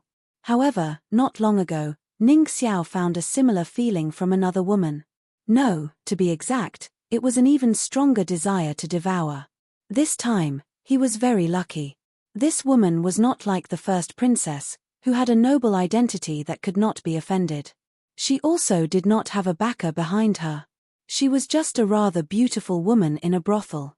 This woman's name was Yun Qing. With Yun Qing's beauty, it would not take long for her to stand out and gain the favor of all the wealthy guests in the capital. In other words, if he had discovered her a little later, it would have been troublesome to touch her. But now, everything was just right. She had just entered the Lunar Inn in the capital and was still in a state of being kept in a boudoir. As long as he paid a high price to buy her away, Yun Qing would be at his mercy. Thinking of this, Ning Xiao's heart trembled with excitement. The carriage stopped and he lifted the curtains. His gaze fell on the rather elegant entrance of the Lunar Inn and he smiled. In order to avoid revealing any abnormalities and being noticed by others, Ning Xiao forcefully suppressed her impatience. She contacted the Lunar Inn a few times and expressed her strong will. Today, he would hesitate and agree to Lunar Inn's offer to keep Yun Qing in his hands. Taking a deep breath, Ning Xiao stepped out of the carriage. Her heart was filled with excitement. But soon after, Ning Xiao's heart felt as if someone had poured a bucket. Yun Qing's, he said slowly. Looking at the thin middle-aged man with an apologetic smile, Ning Xiao's eyes were as cold as a knife. She slowly said, "Who is it?" Being locked onto by such a terrifying gaze, the middle-aged man's smile did not change. His tone was calm and gentle. "Guest, you should know that our Advent Moon Brothel has always valued the privacy of our guests the most. So this matter, we really have no comment." Yun Ning. Ning Qing, Ning Qing, Ning that Yun, Ning, men, Ning people. But he didn't dare. Although this man seemed to be the leader of a mere Lunar Inn, behind him was a distant branch of an imperial family. Even the eldest princess wouldn't be willing to provoke him in her current state. Ning Xiao took a deep breath and cupped his hands together. "You should know my background. Yun Qing is a woman I value greatly. If you can tell me, I will owe Lunar Inn a favor." This was his promise. As a subordinate of the eldest princess and someone who was highly regarded, he believed the other party understood the weight of this. In particular, he had entered the imperial palace not long ago. This wasn't a secret that the upper echelons of the imperial capital couldn't inquire about. This. The middle-aged man hesitated. Then I ask Mr. Ning to send my regards to the eldest princess. Ning Xiao's eyes brightened. Of course. The middle-aged man smiled. The one who brought Miss Yunqing is Saint Ju Yang, Sixth Highness's attendant. He just left a moment ago. Ning Xiao cupped his hands together and left. He frowned, a dark look in his eyes. Sixth Highness, although the other party was like a grasshopper at the end of autumn, he was still an imperial prince. Unless the imperial palace gave the order, no one dared to act rashly. And because of the accident that befell Third Highness, the eldest princess and Sixth Highness were like fire and water. His identity as the eldest princess's trusted aide would only have the opposite effect. His thoughts raced. Ning Xiao took a deep breath. Whatever. No matter what, he had to obtain Yunqing. In front of Li Izhou's palace, Zhu Yang sat in a carriage. He suddenly raised an eyebrow, a look of surprise on his face. He originally thought that this plan was very crude, but he didn't think it would actually work. Looking back at the carriage behind him, Saint Zhu Yang really didn't understand. She was just a beautiful brothel girl, so how could she have such magical powers? Ning Xiao greets Saint Zhu Yang. A calm voice sounded from outside. Zhu Yang calmed himself down. He stepped down from the carriage and bowed. So it's Saint Ning Xiao. I wonder why you are here today. His voice was calm, but there was a hint of coldness and alienation. This was a very normal matter. Who in the imperial capital didn't know of the conflict between the eldest princess and Sixth Highness? Looking at the imperial capital, who wanted to see Li Izhou beyond redemption the most, the eldest princess would definitely be ranked in the top 3. Ning Xiao was her trusted aide. For him to appear in front of Li Izhou's palace and stop Zhu Yang's carriage, no matter how one looked at it, he didn't have good intentions. Ning Xiao could clearly feel the coldness from the other side. After a moment of silence, he said, "May I ask Saint Zhu Yang, did you take Miss Yunqing away?" Zhu Yang frowned, a dark expression on his face. What a good descending moon pavilion. To think that they have learned to judge others based on their own judgment. Do they really think that His Highness can be bullied at will? Although he didn't answer, his performance had undoubtedly given the answer. Ning Xiao cupped his hands together. Saint Zhu Yang, please calm your anger. I did not come here today on the orders of the eldest princess. I have no ill intentions at all. He took a deep breath and said in a deep voice, to be honest, I fell in love with Miss Yunqing at first sight. I wanted to redeem her freedom today, but I was a step too late. After hearing the news, I chased her all the way here, hoping that Saint Zhu Yang could be magnanimous and give Miss Yunqing to me. Of course, to express my apology and sincerity, I am willing to pay 3 times the price. Zhu Yang frowned, a look of suspicion on his face. He didn't expect such a situation. Is what Saint Ning Xiao said true? Slightly delighted, Ning Xiao's tone became even more sincere. Everything I said is true. I am not lying at all. I hope that Saint can fulfill my wish. I will definitely keep it in mind. Zhu Yang remained silent.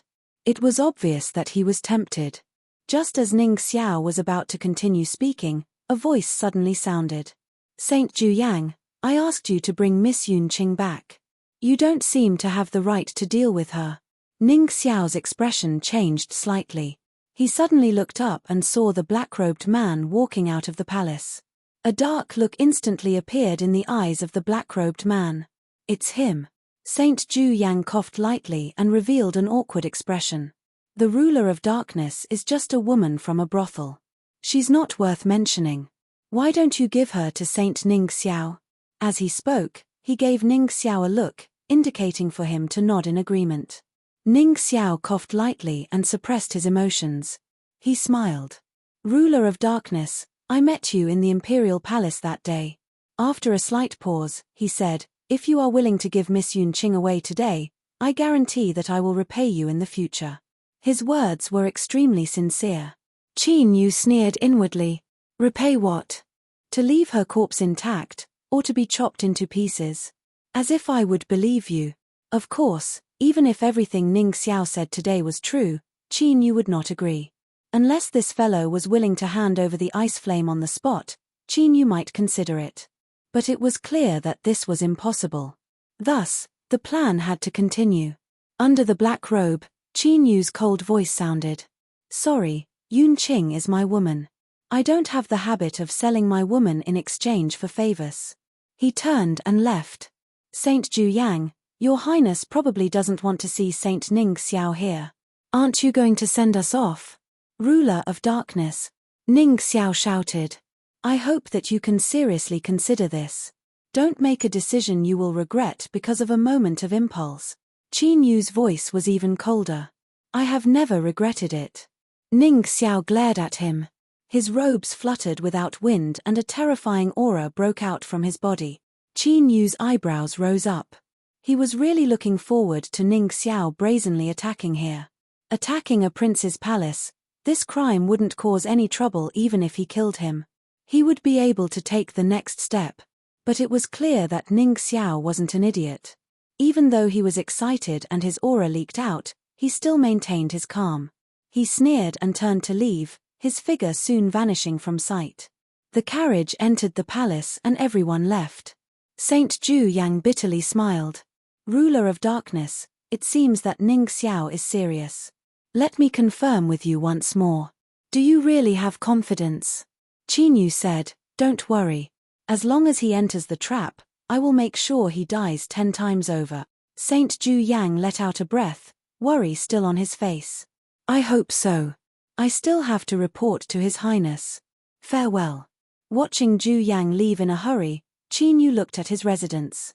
His eyes flashed and he stepped inside. Yun Qing and Little Butterfly were standing in the courtyard at a loss. As they saw him enter, they quickly stood up and bowed. Greetings, guest. Before she could finish, she was interrupted by Qin Yu. Your current identity to the outside world is that of a woman by my side. Be careful not to be too distant to avoid others' suspicions. My surname is Qin. From now on, you can call me Mr. Qin. Yes. Yun Qing and Little Butterfly respectfully bowed. Qin Yu nodded. What you need to do has been completed. Rest in peace and stay here. I still have matters to attend to. That's all. He stood up and left.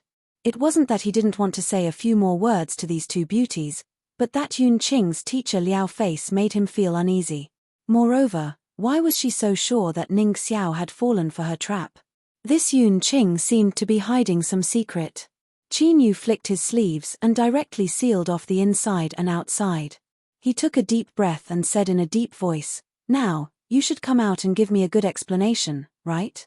Chapter 1484. There was silence in the room. In a situation where he was talking to himself, it was only natural that such a scene would occur. Qin Yu sneered from beneath his black robes. He clenched his teeth. Do you really think that I don't dare to give up? Don't push me too far, otherwise we'll all fall apart. There's a high chance I won't have a good ending, but don't think you'll have an easy time either. A light tremble sounded out in his ears. Then, Qin Yu felt his chest heat up. His flesh and blood seemed to be cut open by a red-hot blade, as if he were a candle melting under high temperatures. Fragments of light flew out, condensing in front of him. As this happened, the space in the room was completely sealed. In the next moment, a blinding light bloomed. When it was extinguished, the ruler's graceful figure appeared in front of Qin Yu. Brat, what did you just say? I didn't hear you clearly. How about repeating it to me again? Qin Yu met the ruler's unkind gaze and coughed. Since you've already appeared, let's get straight to the point and not waste any more time. After all, even for the ruler, secretly descending into the Western Wasteland's imperial capital isn't an easy matter. A man had to be hard when he needed to be hard and soft when he needed to be soft. This was what it meant to judge the situation. Humph. The ruler sneered. I don't have much time left, so what do you want to know? Ask now. Qin Yu didn't have the time to bother with the ruler's words. He took a deep breath and said, What did I come to the Western Wasteland for? The response of the imperial palace was enough to determine just how important this matter was. Meddling in this was dangerous to begin with, and Qin Yu also had another mission on his back. If he didn't even understand what was going on and rashly interfered, that would be no different from seeking death. The ruler lightly said, "The Great Desolate's 9 regions have a long inheritance and have ruled the world together since ancient times. But that doesn't mean that there are no others outside of the 9 regions. With north, south, east, and west as the boundaries, the Great Desolate region is the land of the barbarians. Let me remind you here that the barbarians are the mortal enemies of the Great Desolate. The two sides cannot coexist in this world and there is no possibility of subduing them. The only thing that can be done is to constantly kill and weaken them until they are forever suppressed." His words were filled with thick killing intent. Qin Yu's heart chilled. He didn't know just how terrifying this barbarian race was that they could become enemies with the Great Desolate lands. Moreover, from the meaning behind these words, it seemed that even if they gathered the strength of the 9 regions of the Great Desolate lands, they would only be able to suppress them. They wouldn't be able to eliminate them once and for all. But this didn't seem to have anything to do with what he was asking. Qin Yu frowned. "I will remember the matter of the Goliaths. Please continue." The sovereign lord glanced over. The western part of the Western Wastelands is the land of the Western barbarians. A long time ago, an incomparably powerful ancient barbarian kingdom was born there. Its national strength was incredible, and it was famous for a time. It even invaded the Western Wastelands and killed countless people. In the end, after a difficult and cruel war and paying a huge price, the Waste region finally defeated and completely destroyed the ancient Man Kingdom. Since then, the Western barbarians have fallen into a period of weakness. Until today, they have been suppressed, unable to resist. This time, the place you're going to is the ruins of the ancient Man Kingdom. To be exact, it's the tomb of the last and strongest king of the ancient Man Kingdom. In the past, the ancient Man Kingdom was incomparably powerful. It nurtured a powerful national destiny and poured it into a rare treasure of the ancient Man Kingdom. They hoped to use this treasure to help the ancient Man King advance a step further and become a Saint Emperor. Later, the ancient Man Kingdom was destroyed and the ancient Man King was killed.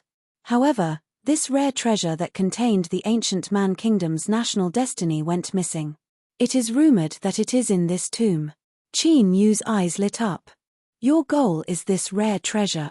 The sovereign lord rolled his eyes and mocked. "Do you need to use such a tone to say something that is already out in the open?" Qin Yu wasn't in the mood. He didn't care about her current attitude. He only felt a heavy pressure in his chest and bitterness in his mouth. The tomb of the last king of the ancient Man Kingdom. Just from the name alone, one could tell that it must be extremely dangerous inside. Not to mention, there were many people in the Western Wastelands. Putting aside Blood Flag, the things Qin Yu was about to do were all his opponents. To obtain the rare treasure of the Goliaths, complete the task that the sovereign lord entrusted to him, and then escape unscathed. No matter how he thought about it, this was a nearly impossible task. It might be a bit of an exaggeration to say that there was no chance of survival, but it was only a bit, because the chances of success were close to 0. The sovereign lord sneered. "What, are you afraid already?" She paused for a moment and said, "I haven't told you the truly terrifying part. The Goliath Imperial Tomb is deep within the Western Wastelands territory. Even though the Western Wastelands have constantly expanded their territory these past years, they are still far away. After entering the Western Wastelands territory, there are no transmission arrays that can be used. Once you are exposed along the way, you will be surrounded and killed by the Western Wastelands. If that really happens, I advise you to commit suicide as soon as possible. This is because you absolutely don't want to see yourself fall into the hands of the Western Wastelands and what your final fate will be." These words were horrifying no matter how he listened to them. Qin Yu clenched his teeth. This junior is very puzzled. "Why are you telling me all of this? Do you want to use this to scare me away?" "Fine, I admit that I am indeed a bit frightened by the Sovereign Lord right now. So, how about we withdraw from here?" The Sovereign Lord lightly said, "You can try." Qin Yu, her words were calm, but he could sense that they were full of threats. Moreover, she was serious. Qin Yu didn't doubt that if he abandoned this task, she would turn around and report him to the Western Wastelands so that he would die without a grave. Cough. "Don't worry, I was just joking. Since I promised you, I will naturally do my best. The Sovereign Lord's smile was bright. I believe you. She winked. So, if there is anything else you want to ask, please hurry up. Qin Yu said, concerning the Western Savage Imperial Tomb, is there anything you can tell me? The Sovereign Lord shook her head. I don't know much about this place. The Western Savage Imperial Tomb only has some vague information. For instance, the name of this imperial tomb is called Santa Du by the Western Savage Imperial Tomb. According to our interpretation, it means the abyss of the night. She paused and looked at Qin Yu. And this is the reason why you were brought to the desolate region. I don't need to explain the specifics. Qin Yu had a thoughtful look. Are you saying that there is a terrifying dark strength hidden within the Western Savage Imperial Tomb? The Sovereign Lord nodded. It seems so, but as for the specifics, I cannot guarantee anything. Qin Yu calmed down a little. Since the Western Desolate knew of the existence of the Western Savage Imperial Tomb and had locked onto the rare treasure within, they must have confirmed it to a certain degree. Thus, this was why Li Izhou thought of him and regarded the Dark Sovereign as his final straw.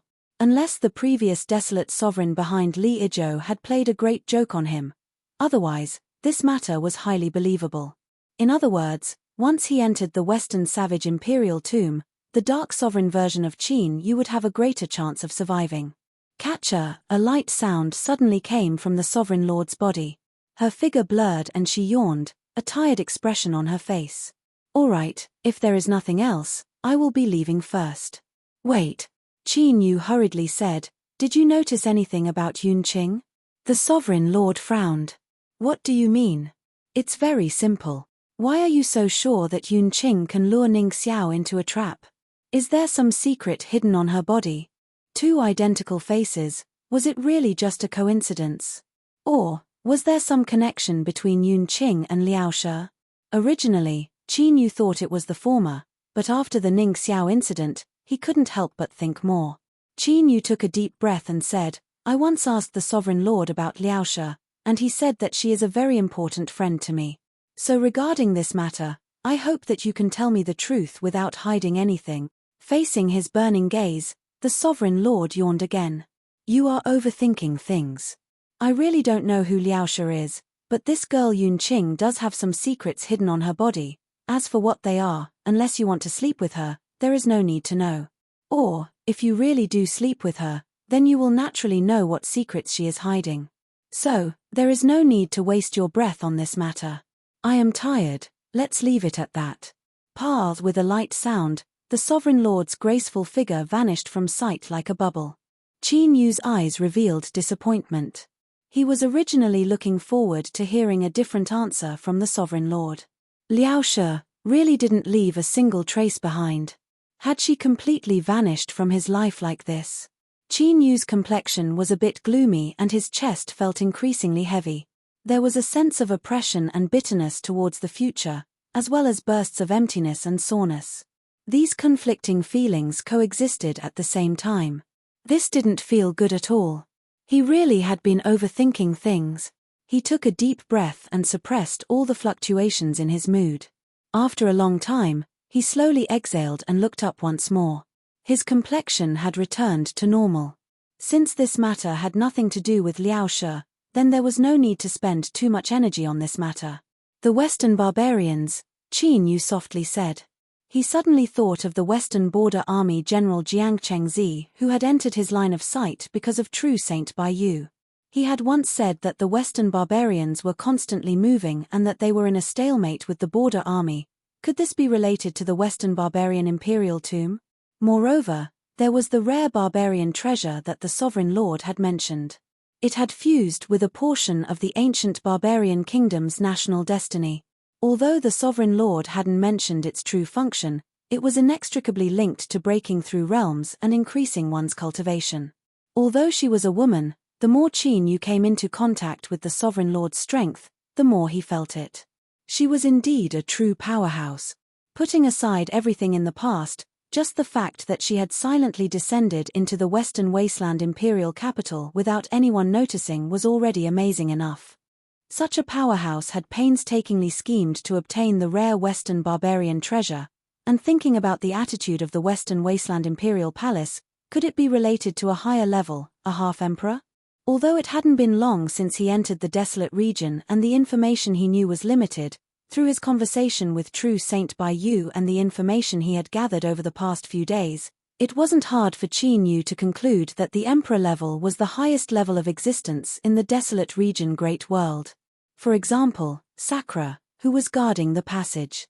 The impression that Qin Yu had of Sky's eye was still vivid in his mind. If I can obtain this item. This thought instantly popped up in Qin Yu's mind, but it was forcefully suppressed in the next moment. This was because he knew that if he really swallowed this rare barbarian treasure, the greatest possibility was that he would explode. It was important to know one's own limits. Of course, although Qin Yu suppressed his greed, he would act according to the situation. If there was a chance, then he could only apologize to the Sovereign Lord. Chapter 1485. The desolate domain was filled with experts. Over the endless years, countless people were born, and the number of people who died was also astonishing. Some were buried in the wilderness, their great Tao's collapsing and returning to heaven and earth. Some were collected and gathered in one place. Although the vast majority of experts died outside, the part that was collected was still a huge number. And the place where they were gathered was called the illusion of Mount Tang, one of the top cultivation holy lands in the West Desolate.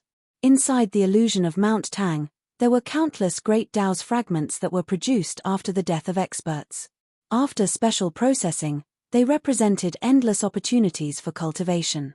And this opportunity had a name: Epiphany. It was like a misty drizzle, like the early morning of autumn and winter. The road ahead was hazy, and suddenly a cool feeling fell between the eyebrows, and the road ahead could be seen clearly. For cultivators, especially those who had opened up the great Tao's and reached the Nirvana realm and above, if they could see the road ahead clearly, it was equivalent to finding the right direction to work towards. One step at a time, diligently cultivating, they could gradually improve their strength and reach the threshold of a higher realm. The importance of this was obvious. Therefore, the illusion of Mount Tang was also called the Dragon Gate of the Ruler Realm. As long as one entered it, it was equivalent to obtaining the opportunity to break through to the Ruler Realm. And now, within a small circle of the upper echelons of the kingdom, there was a piece of news that the illusion of Mount Tang would open soon. Anyone who had the qualifications and a certain chance to obtain a spot was doing their best to try. Once they succeeded, it meant that their side had the possibility of producing a ruler-level expert. Even if there was only a small possibility, it was worth fighting for. The cultivation level of the desolate domain was extremely high, and there were indeed countless experts born there. But saints were considered experts, and rulers could rule over large territories. For example, the previous Guanhai city lord Chen Yuanshan, even if he was likely to hide his strength, he was at most a ruler level. And this directly showed that the status of a ruler in the desolate domain was enough to dominate a region and become the leader of a large family. Any side would do their best to fight for a ruler-level expert. For example, Li Izhou and even the first princess would condescend to show due respect. Just as business was booming in every high-end venue in the capital, and the streets of some high-class residences were bustling with traffic, Qin Yu received a token from the imperial palace. This token meant that when the illusion of Mount Tang opened, he had the right to enter directly.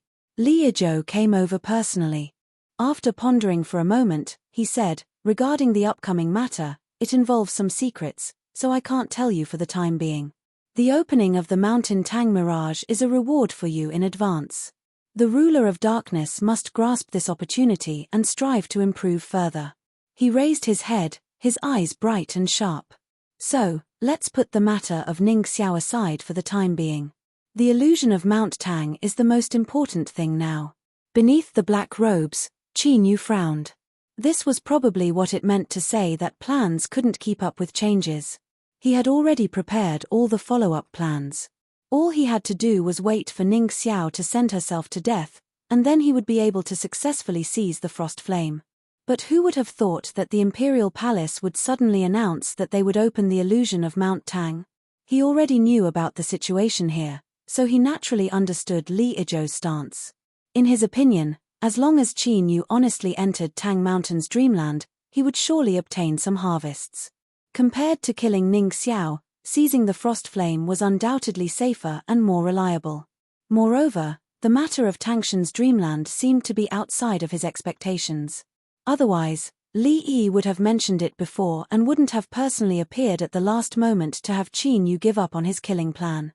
Seeing the black-robed figure fall silent, Li Yizhou said in a low voice, "Chief Sovereign of Darkness, I know that you are unwilling to accept this, but there will be opportunities in the future to kill. Promise me that you will enter the illusion of Mount Tang obediently and not cause any more trouble." Qin Yu cupped his hands together. "Yes, Your Highness." Li Yizhou left in satisfaction. After obtaining Qin Yu's guarantee, he didn't believe that Qin Yu would dare to deceive him. After all, the ruler of darkness came from the broken world and was now a thorn in the side of everyone. Countless people wanted to kill him. If they didn't want to die, they could only live with him. As for whether or not Qin Yu would betray them, Li Ju was indeed afraid. But he believed that the Dark Ruler wasn't an idiot. If he was truly consigned to eternal damnation, there would always be a way to pull him down into the abyss. The room fell silent. Qin Yu sighed. Did he really have to let go like this? As if sensing Qin Yu's thoughts, the furnace began to shake, sending out an intensely dissatisfied thought. Qin Yu rubbed his temples.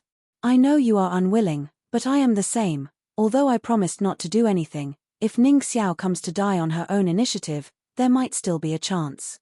A sharp light exploded in Qin Yu's eyes. He narrowed his eyes and thought for a moment. Now, he could only see whether or not Yun Qing's attraction to him was strong enough. As if dissatisfied, the chief sovereign of darkness ordered all the servants to withdraw. Then, with a gloomy aura around him, he entered Yun Qing's courtyard. The next day, the maid Xiao Dai came out of the courtyard with a pile of torn clothes in her arms. Soon, news spread throughout the palace that the chief sovereign of darkness had pampered the two maidservants for a single night, staying up all night to seek pleasure.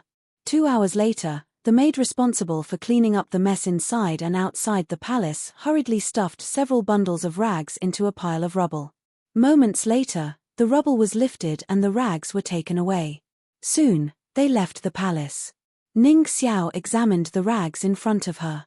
She lifted a hand to her nose and took a deep breath. He closed his eyes, his body shivering. Perhaps it was because he was holding his breath, but his face was flushed red. After several breaths of time, Ning Xiao opened his eyes, a cruel light flashing in them. "I've caught you." He hesitated for a moment and then walked outside. Soon, he arrived outside a grand hall and bowed. "I'll have to trouble you to pass on a message. Ning Xiao requests an audience with the great princess."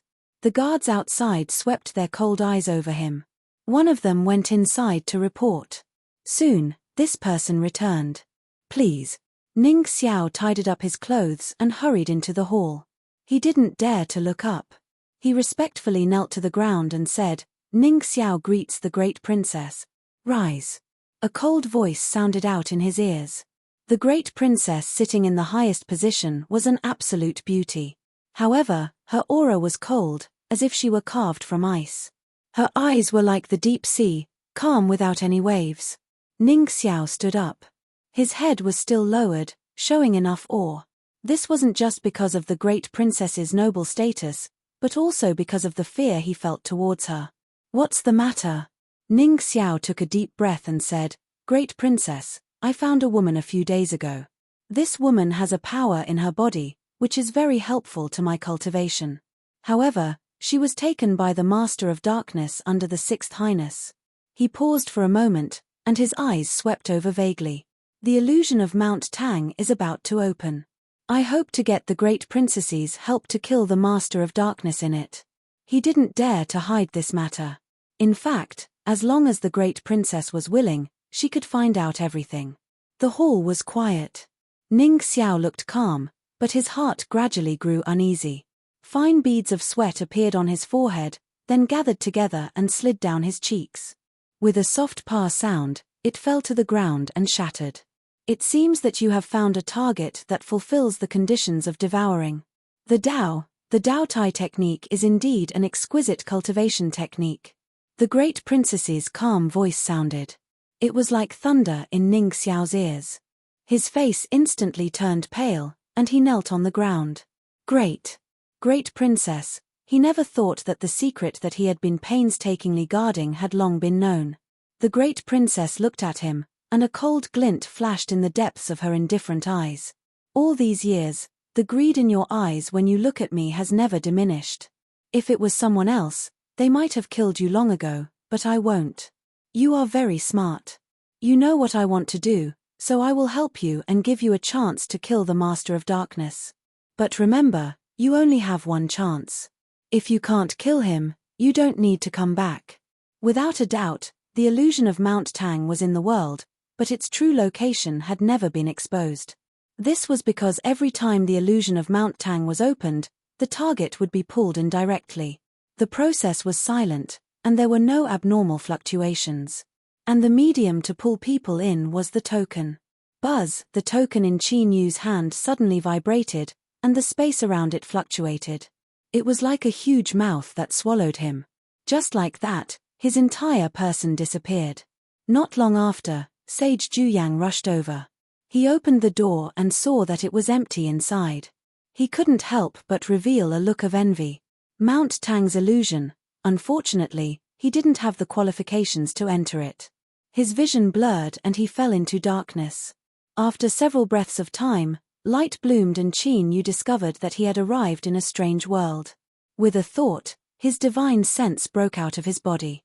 But soon, it seemed to fall into a swamp. The surrounding space violently twisted, like an invisible net was being attacked by the fish in the net. And now, Qin Yu was this fish. What twisted the net was his divine sense. Qin Yu frowned. Then, he composed himself and gained a bit more understanding of the illusion of Mount Tang.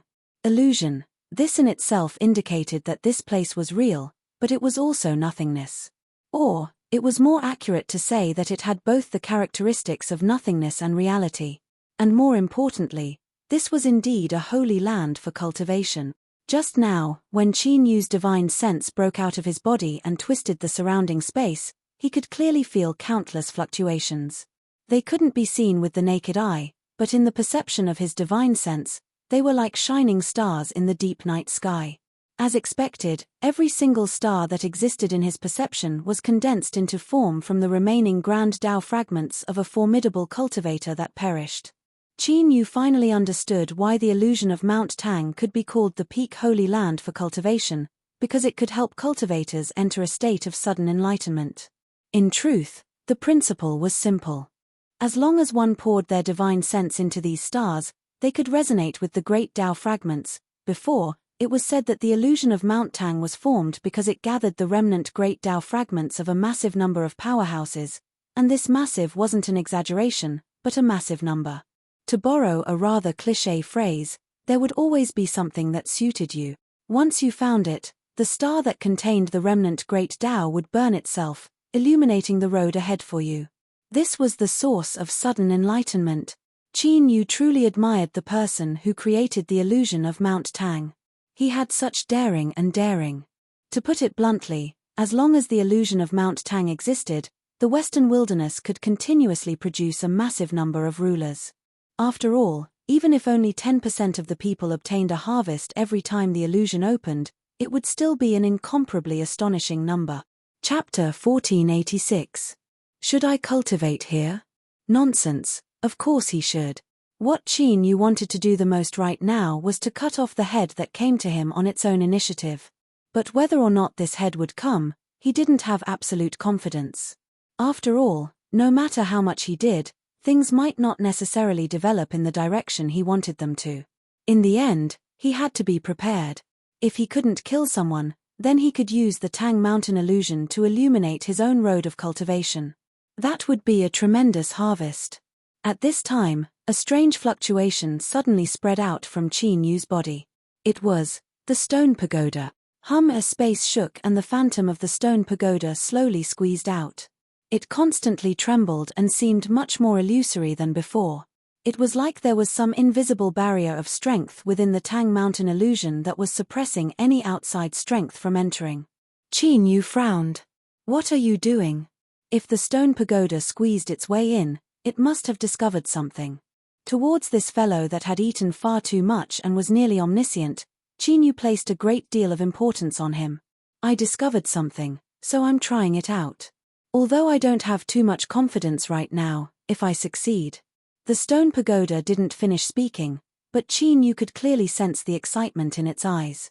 To speak in such a secretive manner with a vague meaning, this was indeed an incomparably irritating matter. Especially at this time. Qin coldly glanced at it. He didn't want to waste his breath on the stone pagoda. If it wanted to do something, then it could do whatever it wanted. He sat down cross-legged and all of his divine sense broke out from his body, sweeping through the surrounding space like a raging tide. In the massive distortions, radiant stars appeared, communicating with Qin divine sense.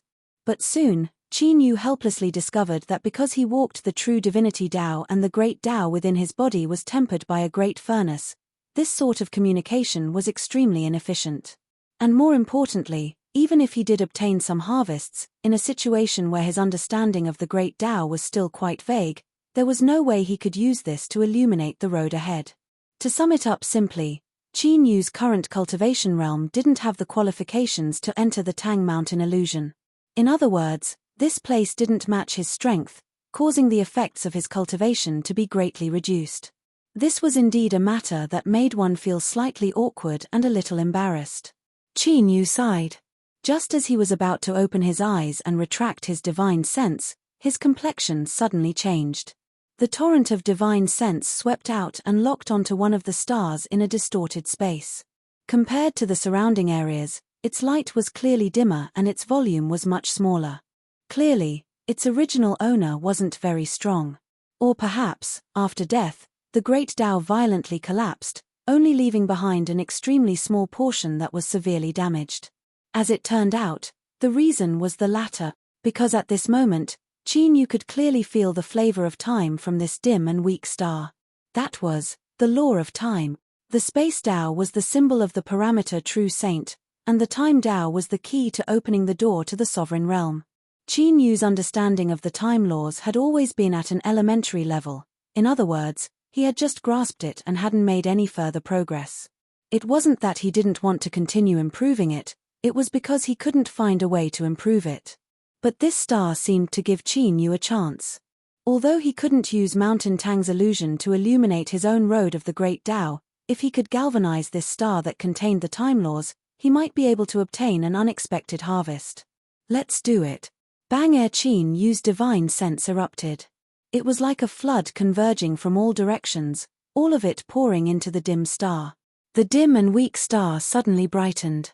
It constantly swallowed and expanded, taking off the outer coat that concealed its essence. It was effective. Qin's lips curved up in a smile.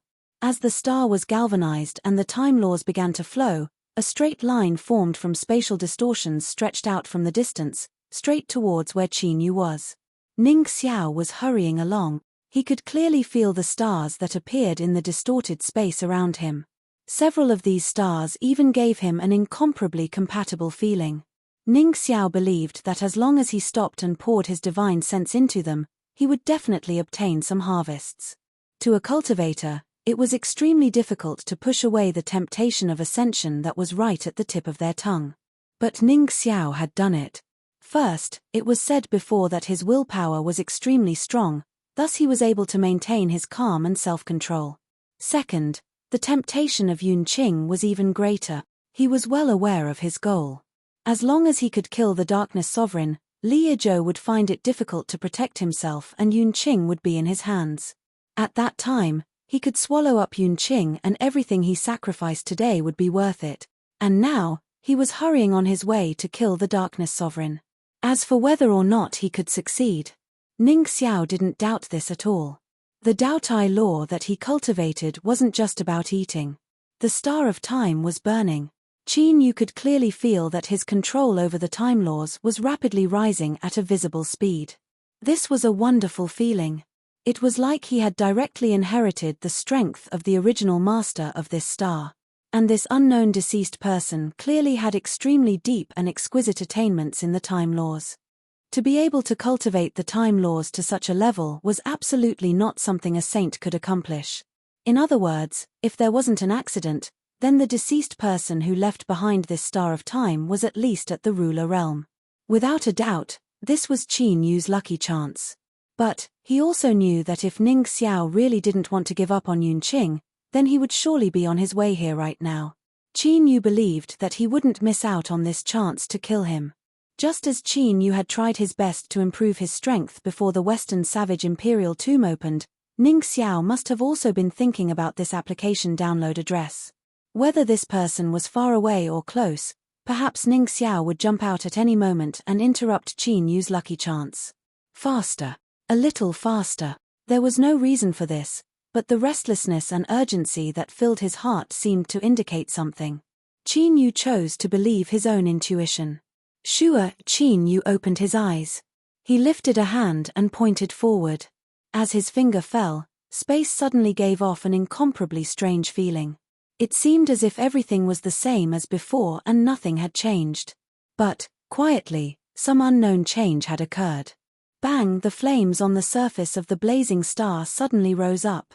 Then, it melted and decomposed at an even faster speed, completely fusing into Qin Yu's body. Time quietly passed. Finally, the fiercely burning star exhausted the last bit of its strength. It was extinguished and dissipated. Strong winds blew up. The space in front of Qin Yu suddenly collapsed inward, forming violent distortions. This was because the phenomenon formed by the dissipation of the star of time. Once the surrounding stars finished moving and filled in the empty space, everything would naturally return to normal. Once the empty space was filled in, everything would naturally return to normal. And it just so happened that Ning Xiao saw this phenomenon. He was well aware of what this represented. His complexion changed and endless jealousy gushed out from the depths of his eyes. Then, this jealousy turned into burning greed. To smoothly find their target and refine a star was the greatest dream of all cultivators that entered Mount Tang's dreamland. This meant that they had already obtained the most crucial harvest, to illuminate their own path forward on the Great Tao. But this wasn't a problem. As long as he killed the Dark Sovereign and swallowed him up with the Daotai technique, then everything this person had would belong to him. And he had come here to kill people to begin with. Killing intent exploded in his eyes. But in the next moment, Ning Xiao's complexion changed, because as he rushed in, he could feel the seemingly calm but actually astonishing changes in this space. That was time. As a peak existence of the Saint Realm, Ning Xiao had foolishly looked up at the ruler realm for many years. He had made countless attempts to break through, and although he had failed every time, he had accumulated an extremely rich experience. For instance, he was well aware of what the time laws meant to the ruler realm. The reason a ruler was called a ruler was because they had the qualifications to rule over their own lands and were called the overlords that supported the heavens. This was because they controlled time and space. Their entire body was their own domain and they could control everything with just a thought. Space was easy to obtain, but time was hard to find. This threshold had cut off countless people's chances of making further breakthroughs. They were stuck at the peak of the Saint Realm, unable to rise any further. But now, Ning Xiao could feel the fluctuations of the time laws in space that hadn't yet dissipated. In addition to the remnant aura and the phenomenon he saw just now, it wasn't hard to guess what had happened just now. Just before he arrived, the Dark Sovereign had ignited a star and inherited the remnant time laws within it. Flames of jealousy shot out from the depths of his heart, wrapping around Ning Xiao and causing his eyes to turn crimson red. The heavens were far too unfair. He had bitterly pursued this for so many years but had never seen a chance of making a breakthrough. But today, he watched helplessly as the Dark Sovereign ignited a star and obtained the inheritance of the time laws. Why? Why? He couldn't accept this. He was enraged. Die.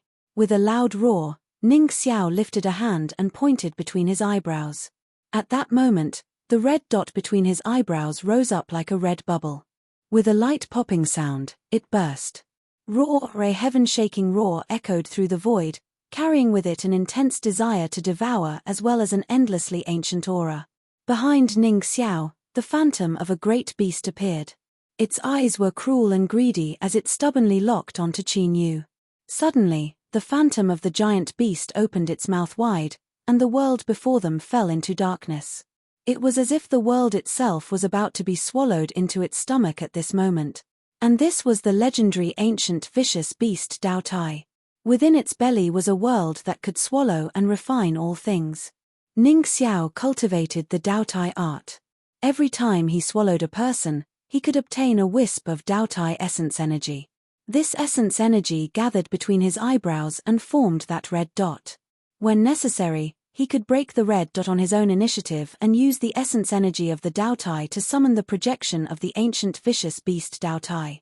Although this was only a projection, it was still a terrifying existence in the legends that could swallow the heavens and earth.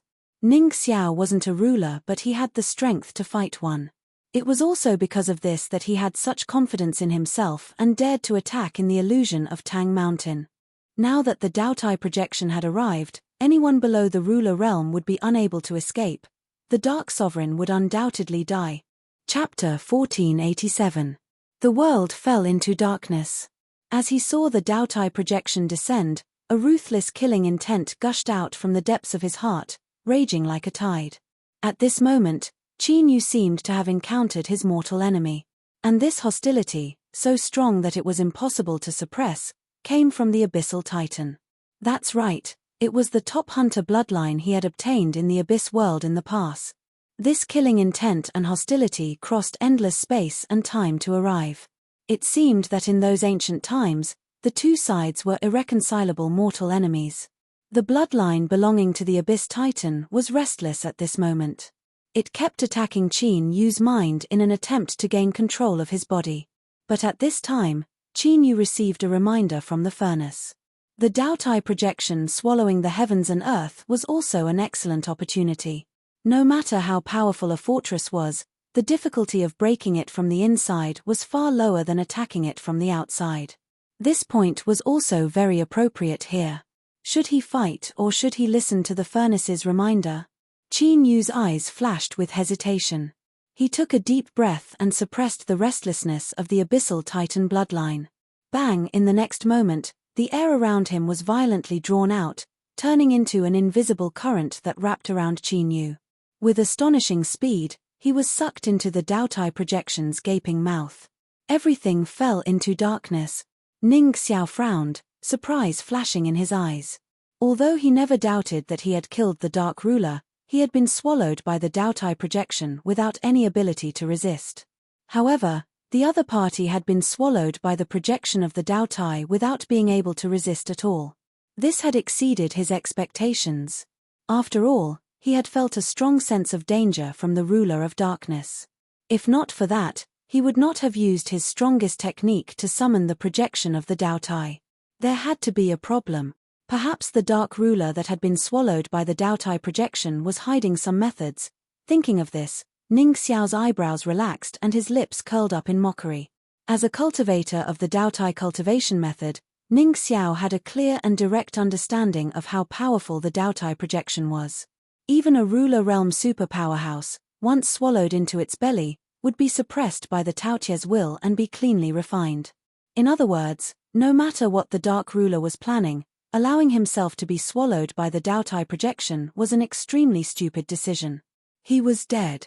The Taotia's belly formed its own world, and in this world, darkness and death were eternal rhythms. Beneath the black robes, Qin Yu paled. He could clearly feel the suppression coming from the Taotia's will. It was as if a mountain had suddenly collapsed and was pressing down on his chest, causing every breath to become exceptionally difficult and difficult. Following that, he fell into a trance. The circulation of his cultivation wasn't smooth either. He was like a stone statue that was gradually being frozen. At the same time, the terrifying power from the darkness was constantly breaking through his defenses and invading his body. They were like countless tiny needles. After piercing through flesh, the tips of the needles split open, revealing numerous mouths that wantonly began to devour. Of course, it didn't just devour flesh and blood, it also devoured cultivators' power, souls, and even their lives. Right now, Qin Yu was experiencing all of this with incomparable clarity. At the same time, he was withstanding the roars and struggles of his Abyssal Titan bloodline. Being swallowed by the Dao Tai projection seemed to have touched its bottom line. The nobility of the Abyss Titan bloodline made it unwilling to remain silent any longer. Trapped from both inside and outside, pressured from both sides. But at this time, the great furnace did not move at all. After being swallowed into the belly of the Daotai projection, it fell into a silent state, its connection with Qin Yu completely cut off. Qin Yu frowned, his complexion incomparably gloomy.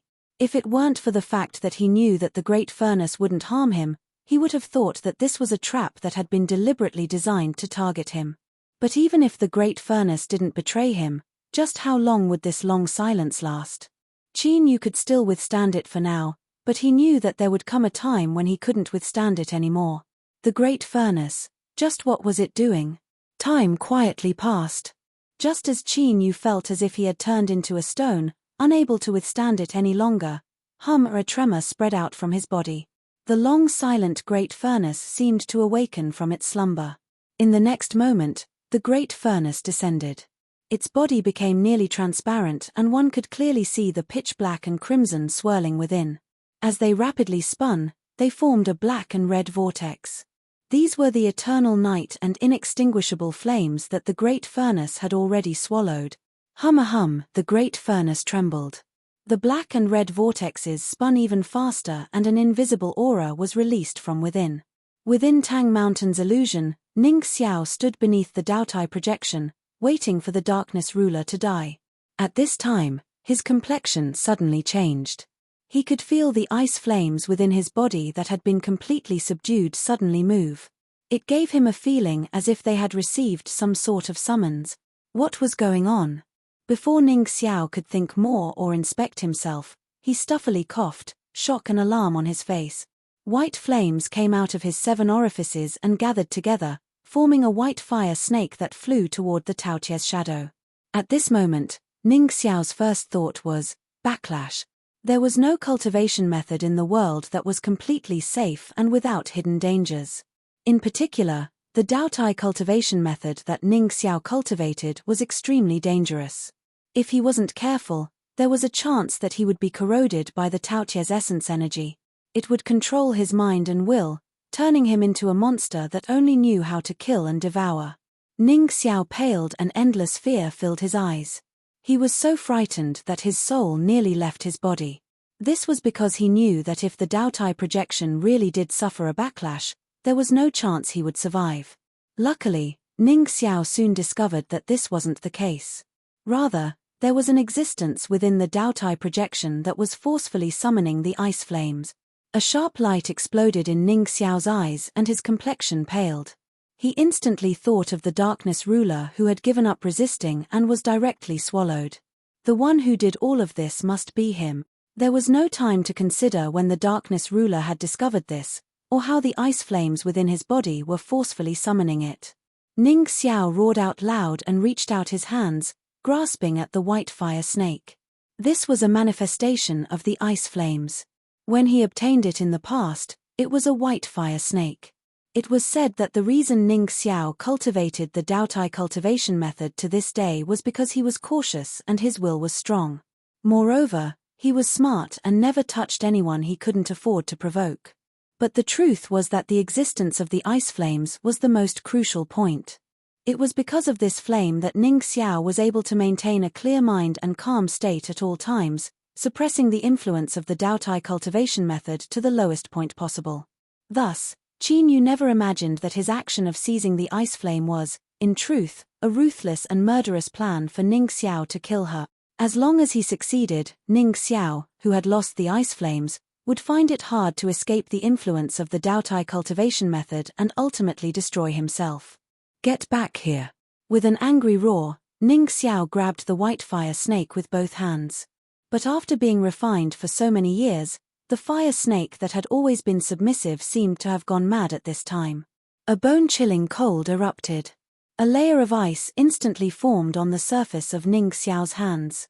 With light cracking sounds, it covered his entire body. At the same time, more white flames wildly gushed out from Ning Xiao's orifices, sinking into the Daotai projection's mouth. Ah! Ning Xiao released his hands and roared. The layer of ice around him instantly shattered. He stared at the Daotai projection, hatred in his eyes. He could feel that the reason the darkness ruler was able to forcefully seize the ice flames was because he was inside the Daotai projection's body. This projection was summoned using the Taotia's essence energy, and the Taotia's essence energy existed within his body and had a direct connection with Ning Xiao himself. Now, in a situation where everything was unknown, if Ning Xiao wanted to keep the ice flames, he could only disperse the Daotai projection on his own initiative.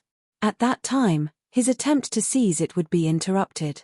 But Ning Xiao didn't dare to do so. As was said before, the Daotai art had an enormous flaw. The summoned Daotai projection seemed to be under his control, but if Ning Xiao was truly prepared to control the Daotai projection to self-destruct, there was a high chance it would cause a backlash. That would truly be certain death. Ning Xiao's eyes darkened. He fiercely clenched his teeth, a cruel light in his eyes. If you want the ice flames, then I'll give them all to you. It had to be known that it wasn't something that could be easily subdued. Regarding this, Ning Xiao, who had spent countless trials and tribulations in the past before barely managing to refine it, had rich experience and the right to speak. If you have a life to take it, then I want you to have no life to use it. As long as the darkness ruler was affected by the ice flames and Ning Xiao stimulated the Daotai projection with all his strength, he would surely die without a grave. Ning Xiao looked up at the Daotai projection. Darkness ruler, since you want the ice flames, then I will fulfill your wish. He opened his mouth. After abandoning all obstructions and resistance, the ice flames surged out like a broken dam. A complete fire snake condensed in the blink of an eye.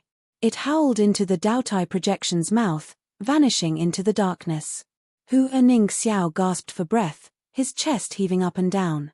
It was like he was placed in a steamer. His skin turned red and large beads of sweat gushed out, gathering together and dripping down.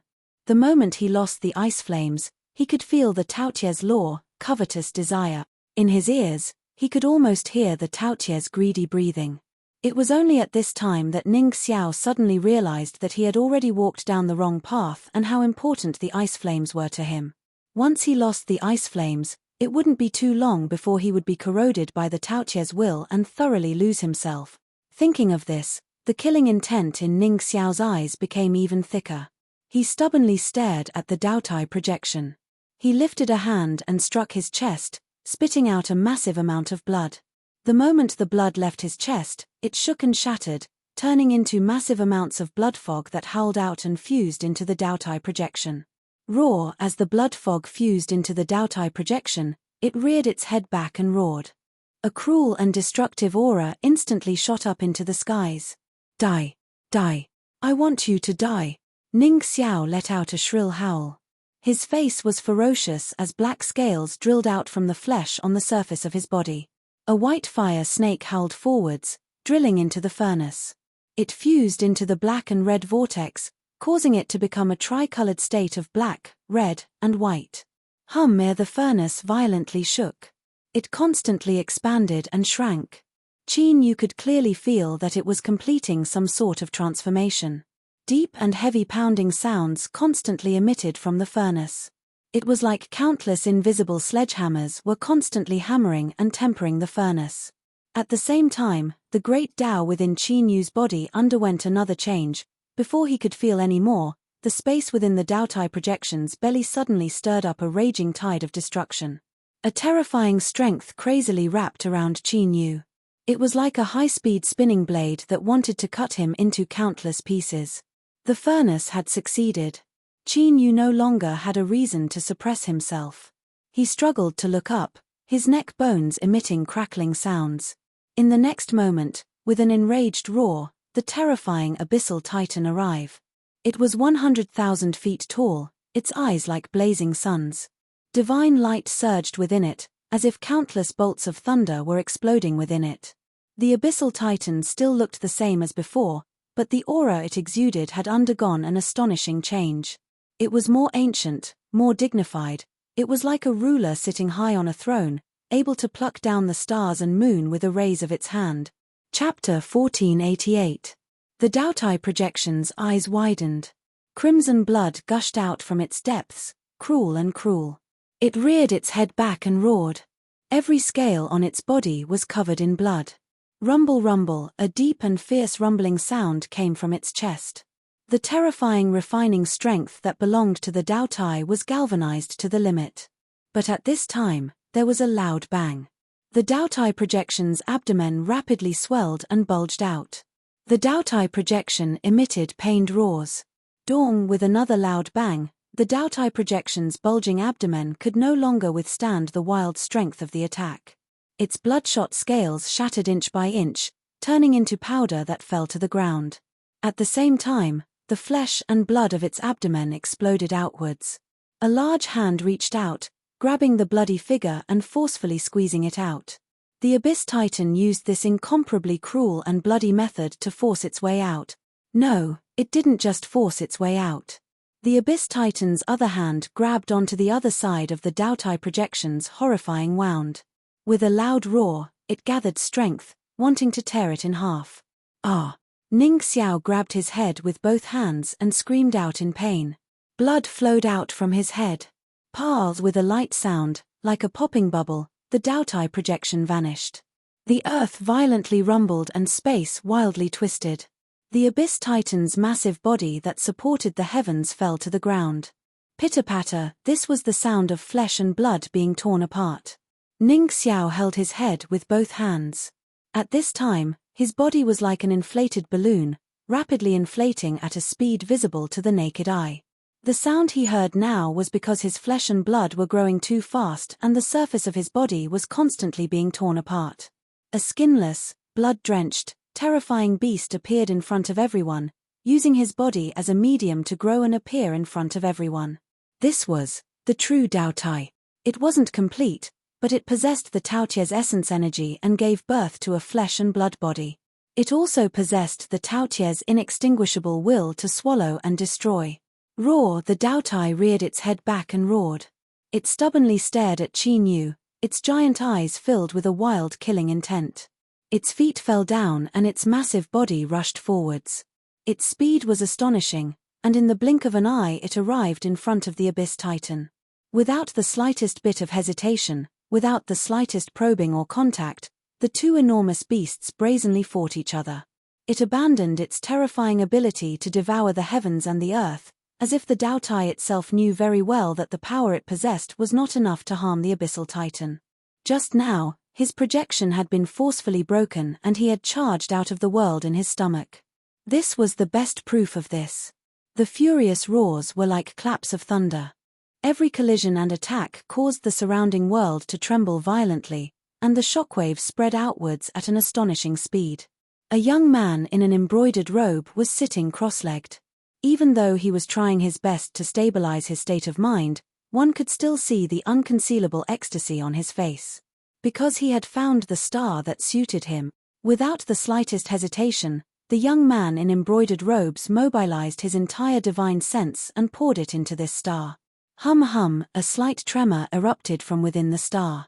The embroidered robed youth revealed a look of ecstasy, because it was about to ignite. Once he succeeded, he would be able to make use of this opportunity to illuminate his path of cultivation and break through to the sovereign realm. Suddenly, the earth trembled. Then, it grew stronger and stronger, causing the surrounding space to distort. The youth's complexion changed again and again. This was because as the environment around him began to shake, the connection he had just established with the star was forcefully broken apart. In fact, as the illusory world of Mount Tang distorted, the star began to shift. He was about to lose track of this star. No. With an angry roar, the youth spat out a mouthful of blood. He stared blankly at the shaking space in front of him, his face twisting. Who is it? With a loud roar, the youth shot into the skies, howling towards the source of the fluctuations of strength. His eyes turned red and he clenched his fists within his sleeves. He swore in his heart that no matter who caused all of this, they would all die. If cutting off one's path to wealth was the same as killing one's parents, then to the youth in embroidered robes, the fact that his burning of the star had been interrupted was the same as ruining his lucky chance to enter Mount Tang's illusory world. Such a deep hatred far surpassed that of cutting off one's path to wealth. The resentment and anger in his heart could be imagined. But very quickly, The youth in embroidered robes, who was overbearing and seething with killing intent in his heart, stopped with a pale face.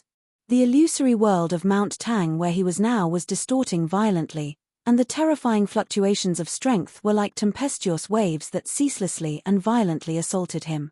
Being within it, he was like a lonely little boat that might be overturned at any moment before being smashed into bits. The anger and killing intent in his heart were completely extinguished under the assault of the storm of strength, and only trembling and fear remained. The youth in embroidered robes was also on the list to enter the imperial tomb of the western barbaric lands. In fact, he was only a substitute, but as the imperial palace confirmed that someone had been eliminated, he replaced the vacancy. Of course, truthfully speaking, the youth in embroidered robes came from an extraordinary background.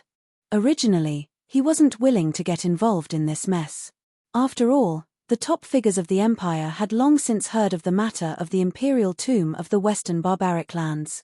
But right after the opening of the illusory world of Mount Tang, as the top cultivation holy land of the western wilderness, it was equivalent to half a ticket to the sovereign realm. The entry quota was extremely precious, and it wasn't something that could be obtained easily. It was precisely because of this that the youth in embroidered robes finally gritted his teeth and agreed to become a member of the official list. But now, everything was ruined.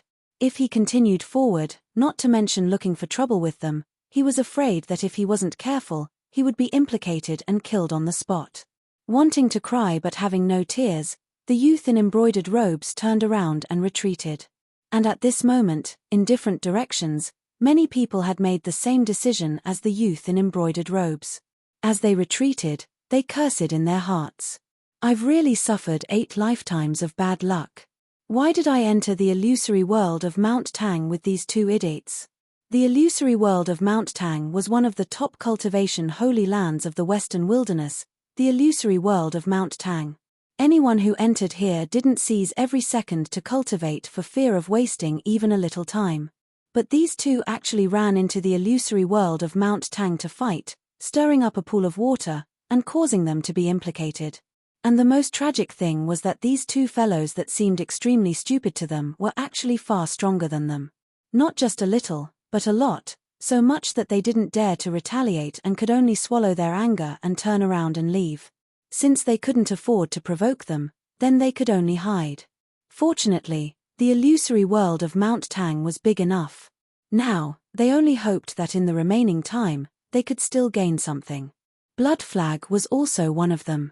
He frowned slightly and his eyes revealed a serious look. He stared at the violently twisting heaven and earth in front of him, and at the indistinct figures fighting against each other. In fact, Blood Flag had entered deeper than everyone else and had already reached the core area of the battlefield. A faint layer of bloodlight covered the surface of his body, isolating the terrifying crushing and tearing power of the outside world. Just this alone was sufficient to prove the extremely shocking strength of the Blood Flag. He licked the corner of his mouth, and his eyes became serious, revealing a bit of heat. Killing strong cultivators was a strong temptation for him. Not only because of the distortion in his mind, but also because it was a form of cultivation for him. The more people he killed, the stronger the cultivator he killed, and the greater the harvest he could obtain. But in the end, after thinking about it again and again, he still chose to retreat. The reason was very simple. Blood Flag didn't have absolute confidence that he could kill the 2 cultivators in front of him, who obviously had a powerful variant bloodline. And soon, they would set off for the western savages. Getting injured at this time was obviously not a wise choice. He turned and left. Blood Flag was decisive. His figure vanished into the twisting world, quickly vanishing from sight. Of course, it wasn't that he didn't think about being the fisherman that reaped the benefits in the end. But, when he broke into this place, he had already been discovered by the 2 terrifying figures fighting against each other. It would have been fine if he had just peeked and left. But, if he really wanted to reap the benefits in the end, he feared he would be the first to suffer the combined attacks of these 2 titans. No one was an idiot. But in truth, Blood Flag had miscalculated this time. This was because he didn't know that the Taotie's mind had already been occupied by the desire to devour and slaughter, and it had already lost all rational judgment. Right now, the only thing it wanted to do was kill the Abyssal Titan. Kill this great enemy that had been its fated enemy since ancient times. Correspondingly, even though the Abyssal Titan bloodline was nearly combusting, Qin Yu still managed to maintain a trace of clarity in his mind.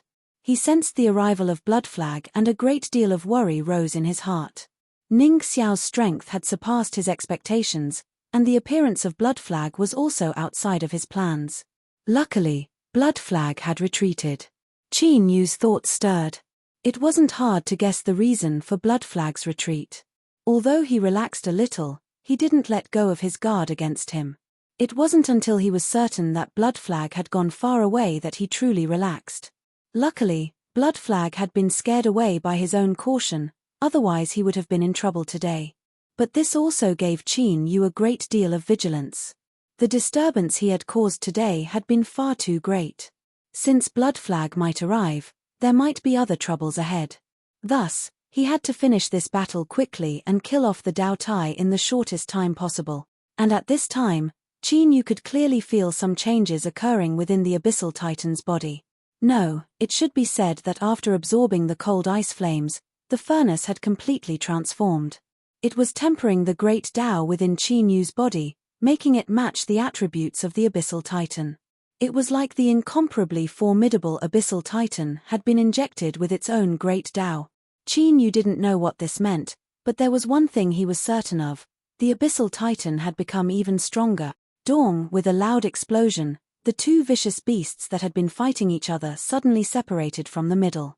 The enormous body of the Dao Tai was like a kite with a broken string, flying backwards in an incomparably miserable manner. Bang! The ground wailed and shattered. The Abyssal Titan howled as it approached, punching out its fist. The Dao Tai howled in pain.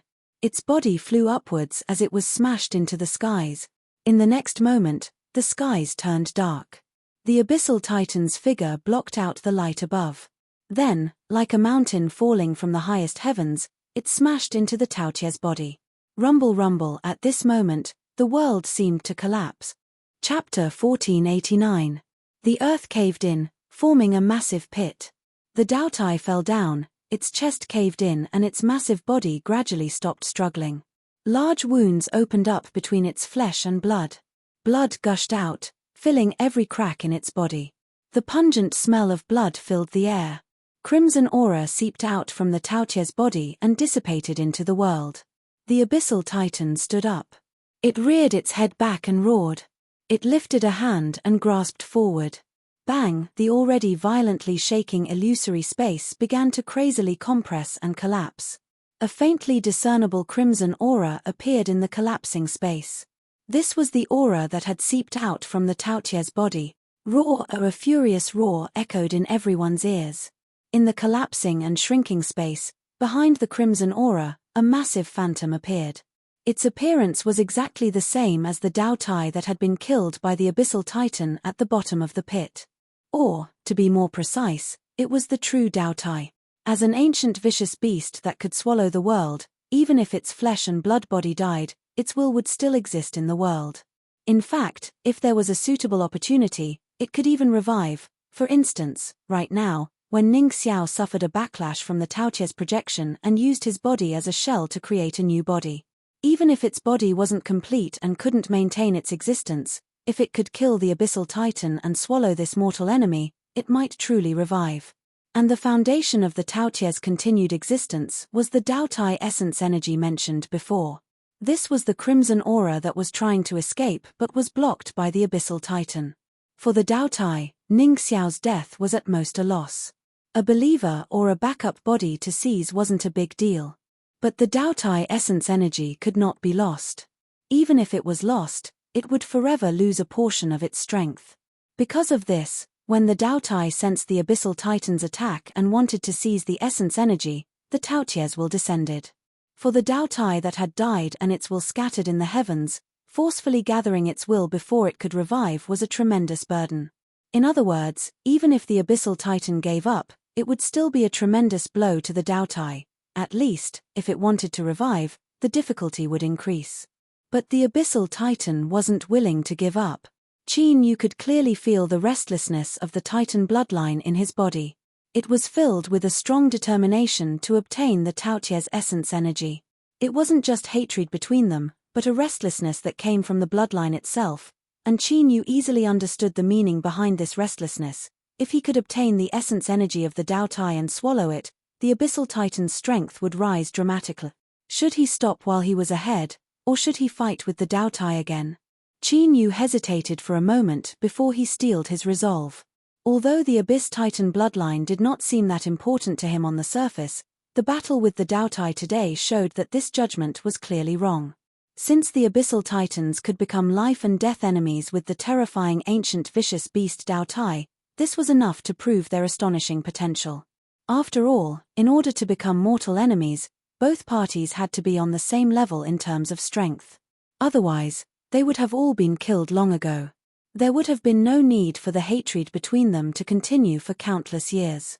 If he could seize the Taotia's essence energy, perhaps he would have an unexpected harvest. Of course, the impending opening of the Western barbaric imperial tomb as well as the urgency and unease he felt about the future were also strong conditions that made Qin Yu unwilling to give up any chance to increase his strength. Then let's give it a try. Let's see how powerful the remnant undying will of the Dao Tai is. The Abyss Titan roared. It reached out a giant claw and fiercely pulled back. After being tempered in the furnace, its body had completely harmonized with its great Dao. With a light hum, it released all of its strength. Pitter-patter, at this moment, the Abyss Titan's body that supported the heavens and earth began to expand at an astonishing speed. In the blink of an eye, it grew even larger. A dark golden ring appeared in the depths of its eyes, exuding an endless majestic aura. Space was being annihilated. After collapsing to the extreme, endless destruction followed. Darkness appeared, like ink falling into clear water. It rapidly dissolved and spread, causing pure darkness to spread outwards at a speed visible to the naked eye. The scarlet Taotia's essence energy that escaped into the void suddenly became clearer and was forcefully pulled back. It was like a large fish that had fallen into a black net. No matter how much they struggled, they couldn't escape. The Dao Tai roared. Its deep and oppressive voice transmitted endless anger and cruelty. Its crimson eyes locked onto the Abyss Titan, revealing a deep killing intent and hatred. Qin Yu's heart chilled. He felt as if he had fallen into an icy lake and would soon be frozen solid. He saw the Dao Tai open its great maw and ruthlessly swallow forward. The endless pitch-black scarlet Taotia's essence energy emitted clear cracking sounds. It howled away, rushing into the Taotia's mouth. In just half a breath of time, it would be able to escape from its imprisonment. He had failed. Qin Yu was unwilling in his heart as well as a strong restlessness.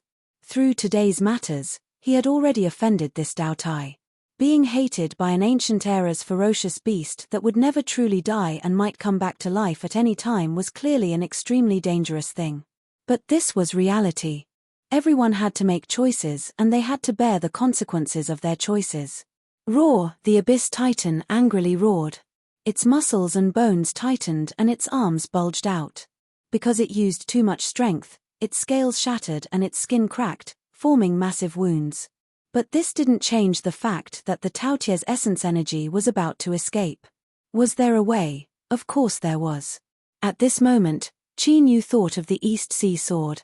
But this thought only appeared for a moment before it was suppressed. Not to mention whether or not this sword could smoothly seize the Taotia's essence energy, and even if it succeeded, what would happen next? It had to be known that with Qin Yu's current condition and the intensity of his great Dao after being tempered once more, if it collapsed, just how long would it take to repair it? If the Western Desolate discovered that something was wrong, wouldn't they have to offer up their heads with both hands? Even if he smoothly passed and didn't reveal any flaws, how would he deal with the incident in the Western Desolate Imperial Tomb? Being impulsive was not good. Qin Yu took a deep breath and suppressed all thoughts in his mind. He had already obtained the ice flame today and completed his goal. Even if he gave up on the Taotia's essence energy, he would still have a great harvest. As for the Taotia's hatred, that was something that would happen in the future.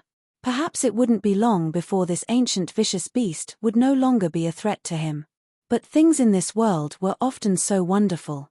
Qin Yu had already decided to let it go, But things happened again. There was a turning point.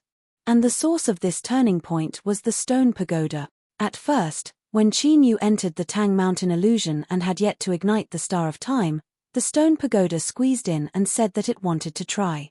Afterwards, the stone pagoda projection disappeared without a trace. Qin Yu first concentrated on accepting the gift from the Star of Time. Then, Ning Xiao came to kill him and the Dao Tai appeared in a great battle. He was so busy that he actually forgot the existence of the stone pagoda. But in fact, as Qin Yu fell into a great battle and fought with the Dao Tai, the stone pagoda didn't hide itself, but because its attempt had succeeded.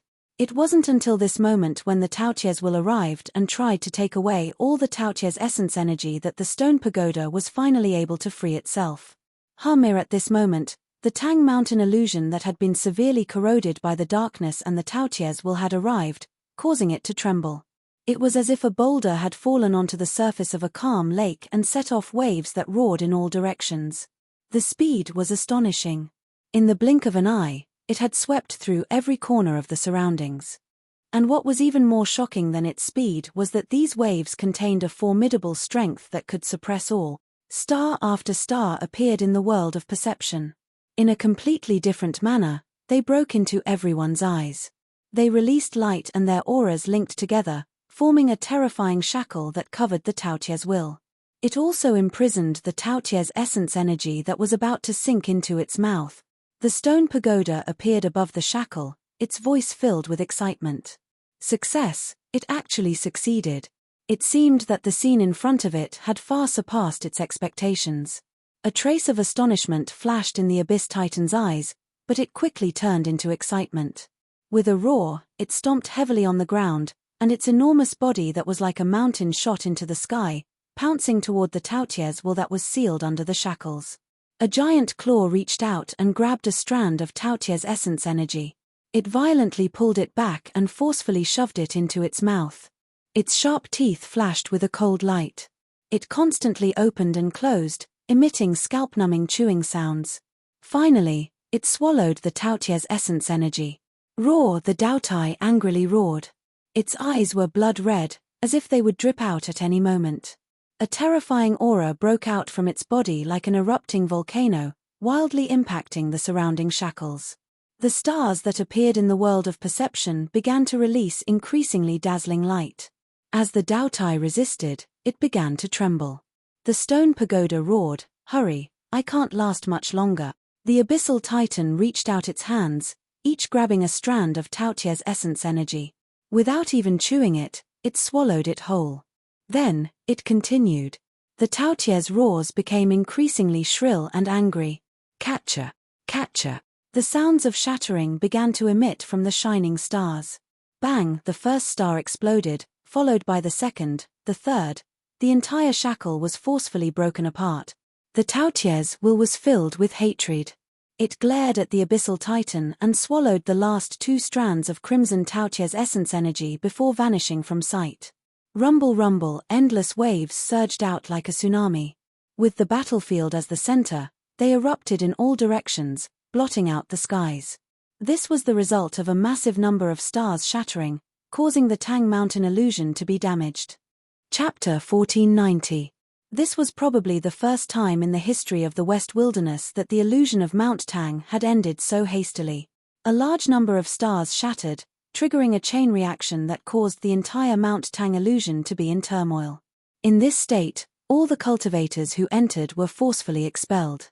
It was said that on that day, countless people roared at the sky, their roars filled with endless resentment. The initial commotion caused by the Abyss Titan and Taoties battle had long since alarmed many people. Soon, information regarding this aspect surged like a tide in the dark. Even though they weren't absolutely sure, the fact that the Mountain Tang mirage closed ahead of time definitely had something to do with them. At this moment, everyone's eyes were filled with killing intent. There was only one thought in their minds: find the culprit. In the palace. Li Juyi's face was ashen as he hurried over. Perhaps others didn't know, but he saw through the truth with a glance. Because Ning Xiao was dead. If someone told him that this had nothing to do with the chief sovereign of darkness, he would be the first to refuse to believe it. However, The problem was that the illusion of Mount Tang was a world of its own. The area within it was extremely vast. After entering, everyone would be scattered all over the place. The probability of them meeting each other was extremely low. Also, all of the cultivators who entered the illusion of Mount Tang were focused on cultivation and did not care about anything else. Therefore, for many years, there had never been such a terrible incident like today in the illusion of Mount Tang. The ruler of darkness is only pretending to obey but acting in secret. Or was Ning Xiao unwilling to give up? Although the result was already set, this question was still very important to Li Yizhou. Saint Ju Yang waited outside and bowed. "Your Highness," Li Yizhou said solemnly, "how is it?" Saint Ju Yang said, "The ruler of darkness aura is stable, he should be fine." Li Yizhou's heart relaxed slightly. With his current situation, coupled with the pressing time, it was impossible for him to change the candidates. If the Dark Ruler was injured, the matter of the Western barbaric imperial mausoleum would be over. At least, it's not the worst. Taking a deep breath, Li Yizhou stepped into the room. "Without my orders, no one is allowed to enter." Sage Ju Yang bowed and acknowledged. In the room, Qin Yu opened his eyes. He stood up and cupped his hands together. "Greetings, Your Highness." Li Zhouyi said, "Hegemon of Darkness, let me ask you, does anyone else know about what happened in the Mount Tang illusion?" Black's roar paused for a moment before it replied calmly, "No." This was an admission. Although the two of them did not point out exactly what they were talking about, they both knew what it was. Li Yizhou's complexion relaxed a little. First, no one knew that Qin Yu had killed Ning Xiao, and second, Qin Yu's frank attitude. Taking a deep breath, he asked, "What happened?" Qin Yu said, "After entering Tang Mountain's illusionary realm, I was cultivating as fast as I could. I don't know why, but Ning Xiao seems to be able to lock onto my position." After making some embellishments, he told the entire story. Li Yizhou's heart relaxed again. It was Ning Xiao who took the initiative to attack him, which meant that the ruler of darkness was still controllable. He didn't have any autonomous thoughts that he shouldn't have. Of course, the Sixth Highness wouldn't easily believe Qin Yu. The reason he didn't doubt Qin Yu was because in his opinion, the Dark Ruler didn't have the ability to do this. Without his help, how could the Dark Dominator, who was isolated and helpless in the imperial capital, lock onto Ning Xiao's position in the illusion of Mount Tang? On the other hand, if Ning Xiao could obtain the help of the Great Princess and make some preparations, she might have been able to accomplish this. Frowning, Li Yizhou revealed a heavy expression. It is impossible for Ning Xiao to accomplish what happened within the illusion of Mount Tang alone. The Great Princess likely participated. Now that Ning Xiao is dead, it will be easy for her to guess that it was you who did it. As he spoke, his complexion became increasingly gloomy. It was said before that the number of spots to enter Mount Tang's illusion was in fact extremely limited. As long as one was able to obtain one, they were extraordinary individuals. Either they were extraordinary themselves or they came from extraordinary backgrounds. But no matter what the situation was, it meant that their interests had been touched upon and a great storm would be set off. To put it bluntly, the current imperial capital was like a pot of boiling oil. Almost everyone wanted to find the main culprit behind the destruction of Mount Tang's illusionary realm.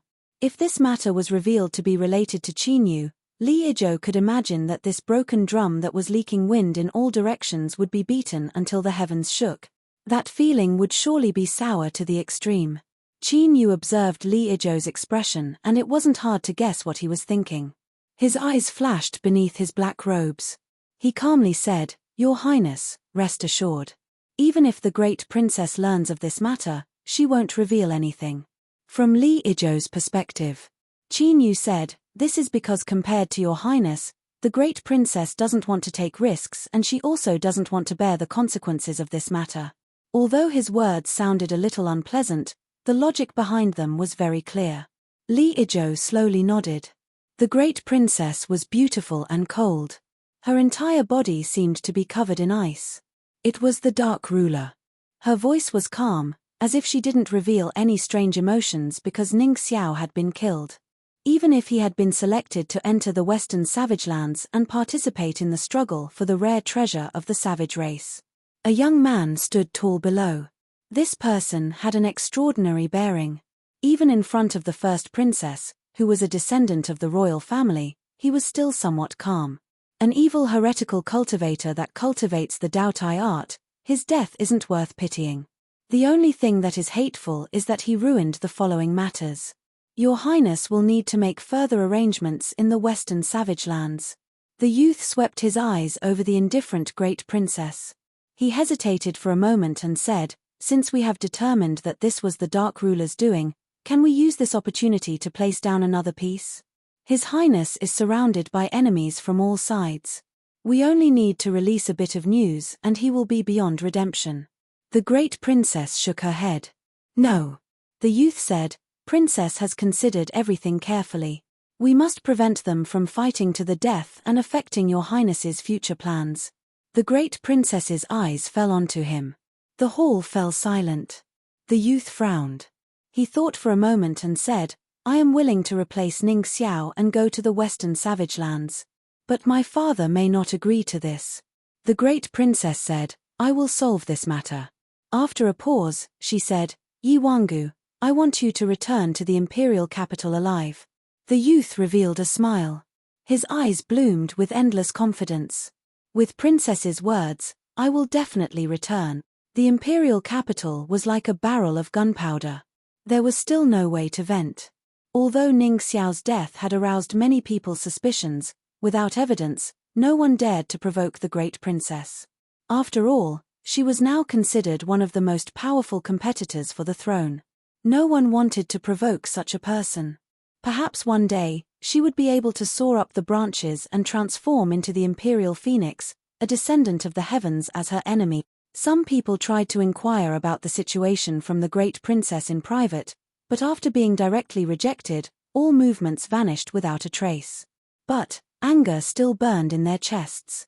Everyone who had their lucky chances ruined was waiting for the main culprit to appear. They believed that this person was in the group, and that this group would leave the imperial capital today. There was no send-off scene. Everything was carried out in a state of secrecy. All the cultivators on the list were gathered in an ordinary residence in the imperial capital.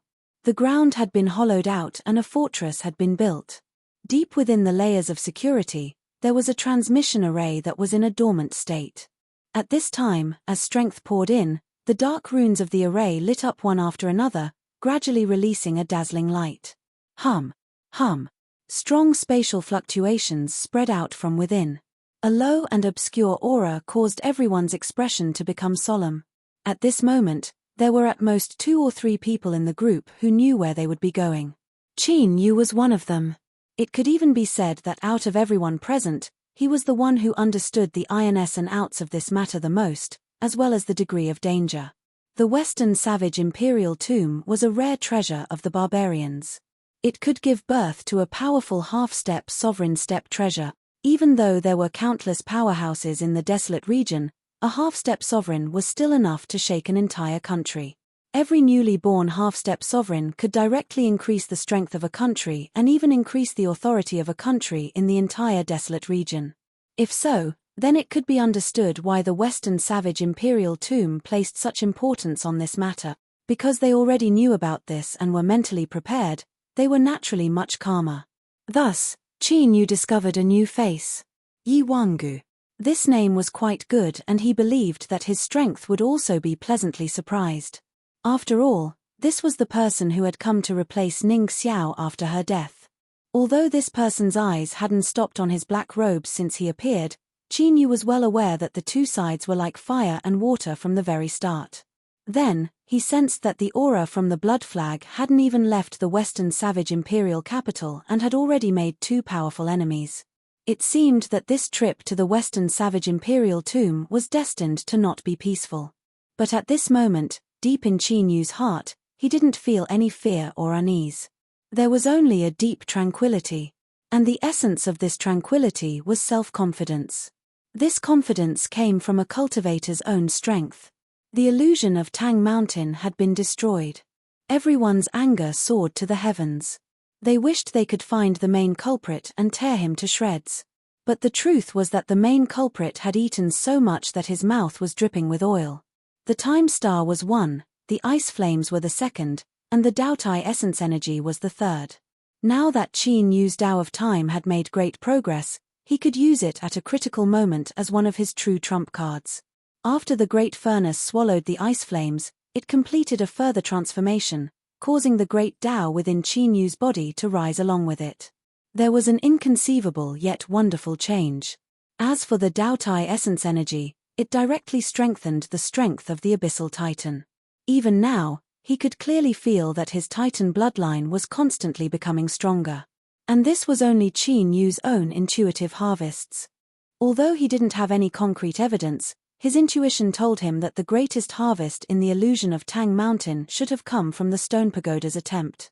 However, regarding this, the stone pagoda only said that it needed time to prepare. As for when it would be completed, it was still unknown. But Qin Yu believed that in the near future, the stone pagoda would surely give him a great pleasant surprise. This fellow was indeed reliable. It hadn't failed to live up to his trust. The transmission array has opened. Hurry and enter. Remember, everything that happens next is a top secret of the Western Savage. Do not reveal anything to anyone. A loud shout interrupted Qin Yu's thoughts. He took a deep breath and followed behind everyone. As he stepped in, a strong spatial distortion struck him. In the next moment, everything in front of him shattered, like a mirror that had been smashed to the ground.